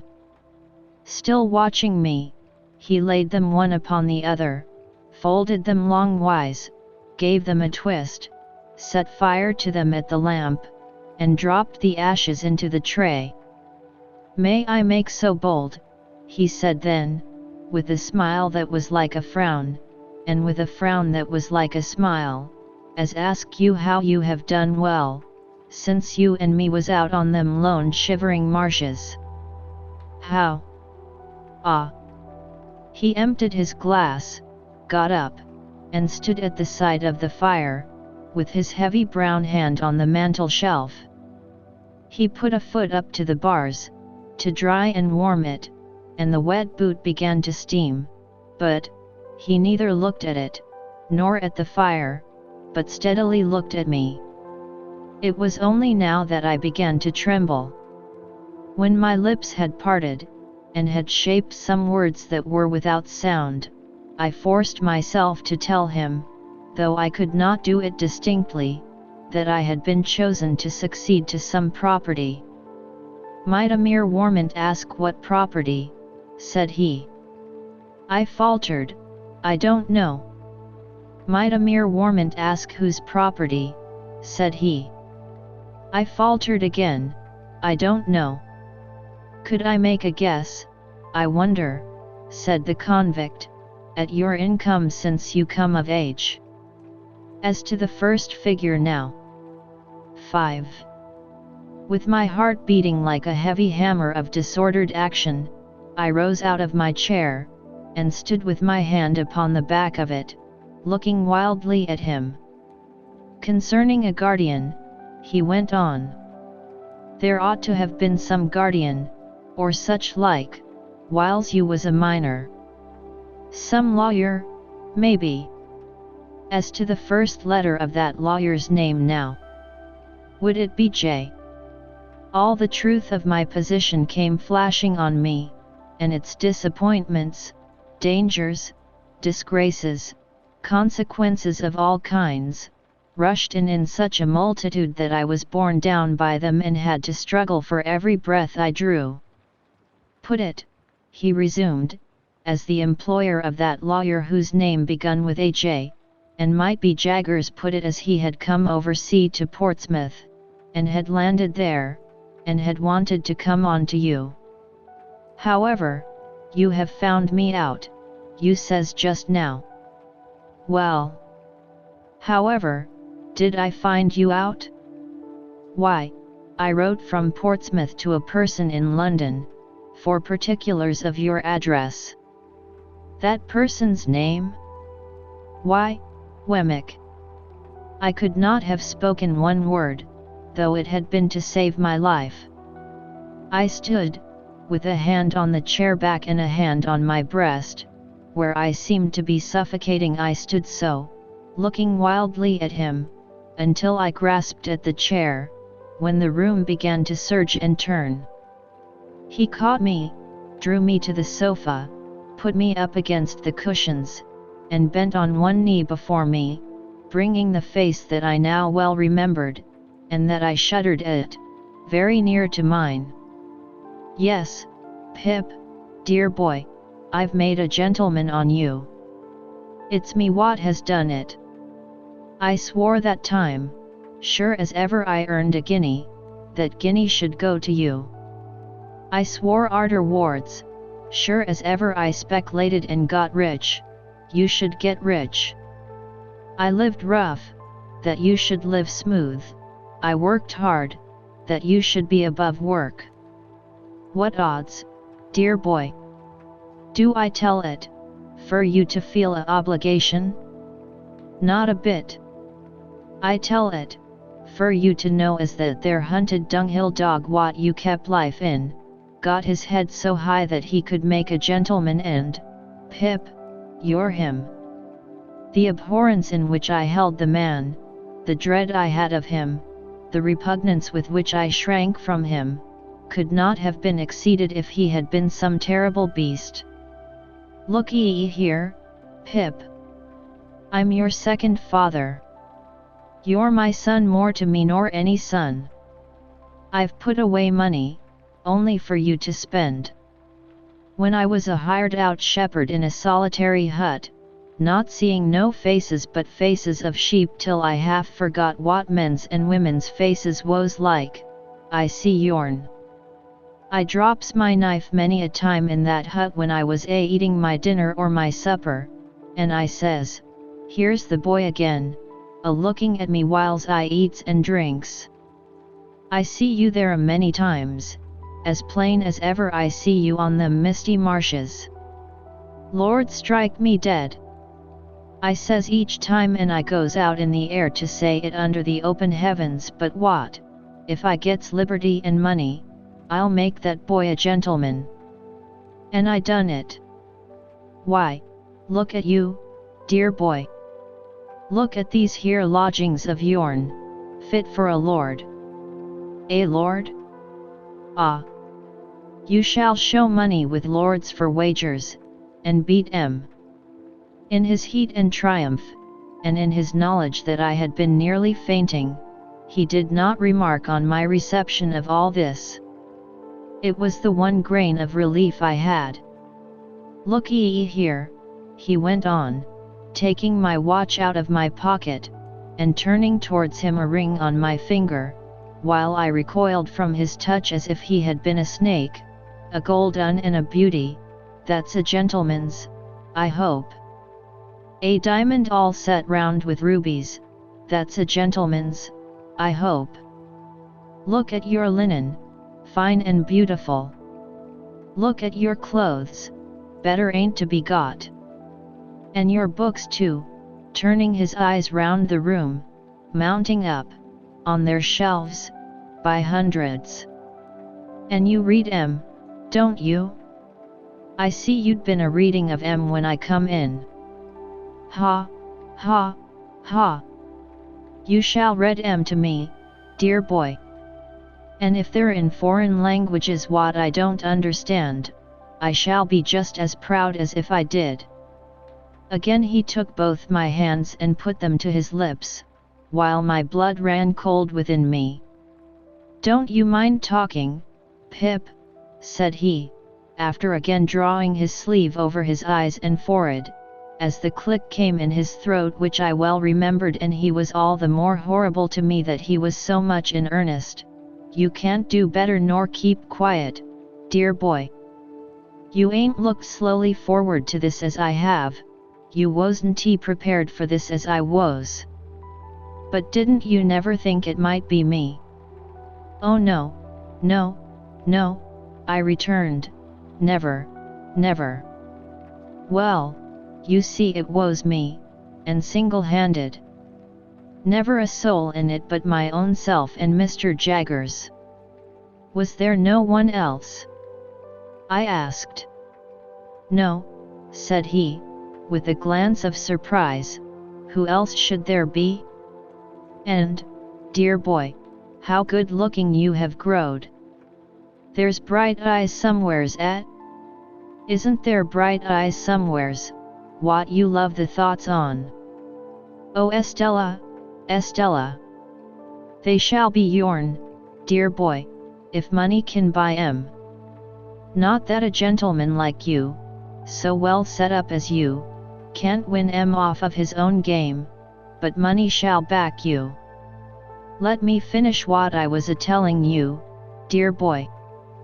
From that there hut and that there hiring out, I got money left me by my master, which died, and had been the same as me, and got my liberty and went for myself.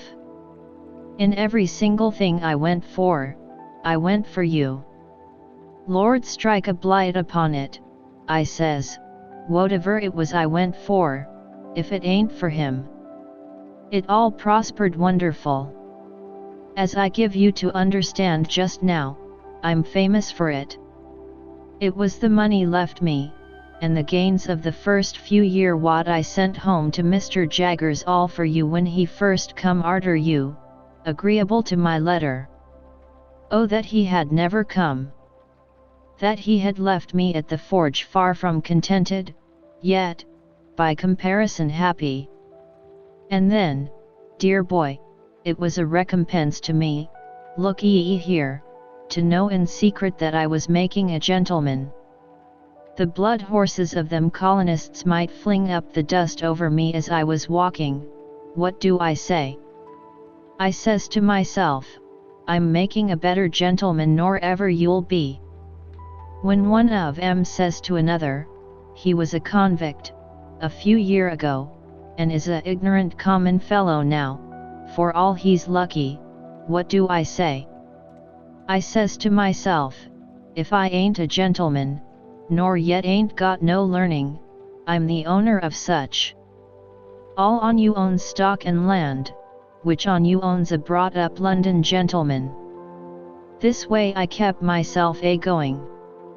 And this way I held steady afore my mind that I would for certain come one day and see my boy, and make myself known to him, on his own ground. He laid his hand on my shoulder. I shuddered at the thought that for anything I knew, his hand might be stained with blood. It warn't easy, Pip, for me to leave them parts, nor yet it warn't safe. But I held to it, and the harder it was, the stronger I held, for I was determined, and my mind firm made up. At last I done it. Dear boy, I done it. I tried to collect my thoughts, but I was stunned. Throughout, I had seemed to myself to attend more to the wind and the rain than to him. Even now, I could not separate his voice from those voices, though those were loud and his was silent. "Where will you put me?" he asked, presently. "I must be put somewheres, dear boy." "To sleep," said I. "Yes." "And to sleep long and sound?" he answered, "for I've been sea-tossed and sea-washed, months and months." "My friend and companion," said I, rising from the sofa, "is absent. You must have his room." "He won't come back tomorrow, will he?" "No," said I, answering almost mechanically, in spite of my utmost efforts, "not tomorrow." "Because, look ye here, dear boy," he said, dropping his voice, and laying a long finger on my breast in an impressive manner, "caution is necessary." "How do you mean?" "Caution? By gee, it's death." "What's death?" "I was sent for life." "It's death to come back. There's been overmuch coming back of late years, and I should of a certainty be hanged if took. Nothing was needed but this: the wretched man, after loading wretched me with his gold and silver chains for years, had risked his life to come to me, and I held it there in my keeping. If I had loved him instead of abhorring him, if I had been attracted to him by the strongest admiration and affection, instead of shrinking from him with the strongest repugnance, it could have been no worse. On the contrary, it would have been better, for his preservation would then have naturally and tenderly addressed my heart. My first care was to close the shutters, so that no light might be seen from without, and then to close and make fast the doors. While I did so, he stood at the table drinking rum and eating biscuit, and when I saw him thus engaged, I saw my convict on the marshes at his meal again. It almost seemed to me as if he must stoop down presently, to file at his leg.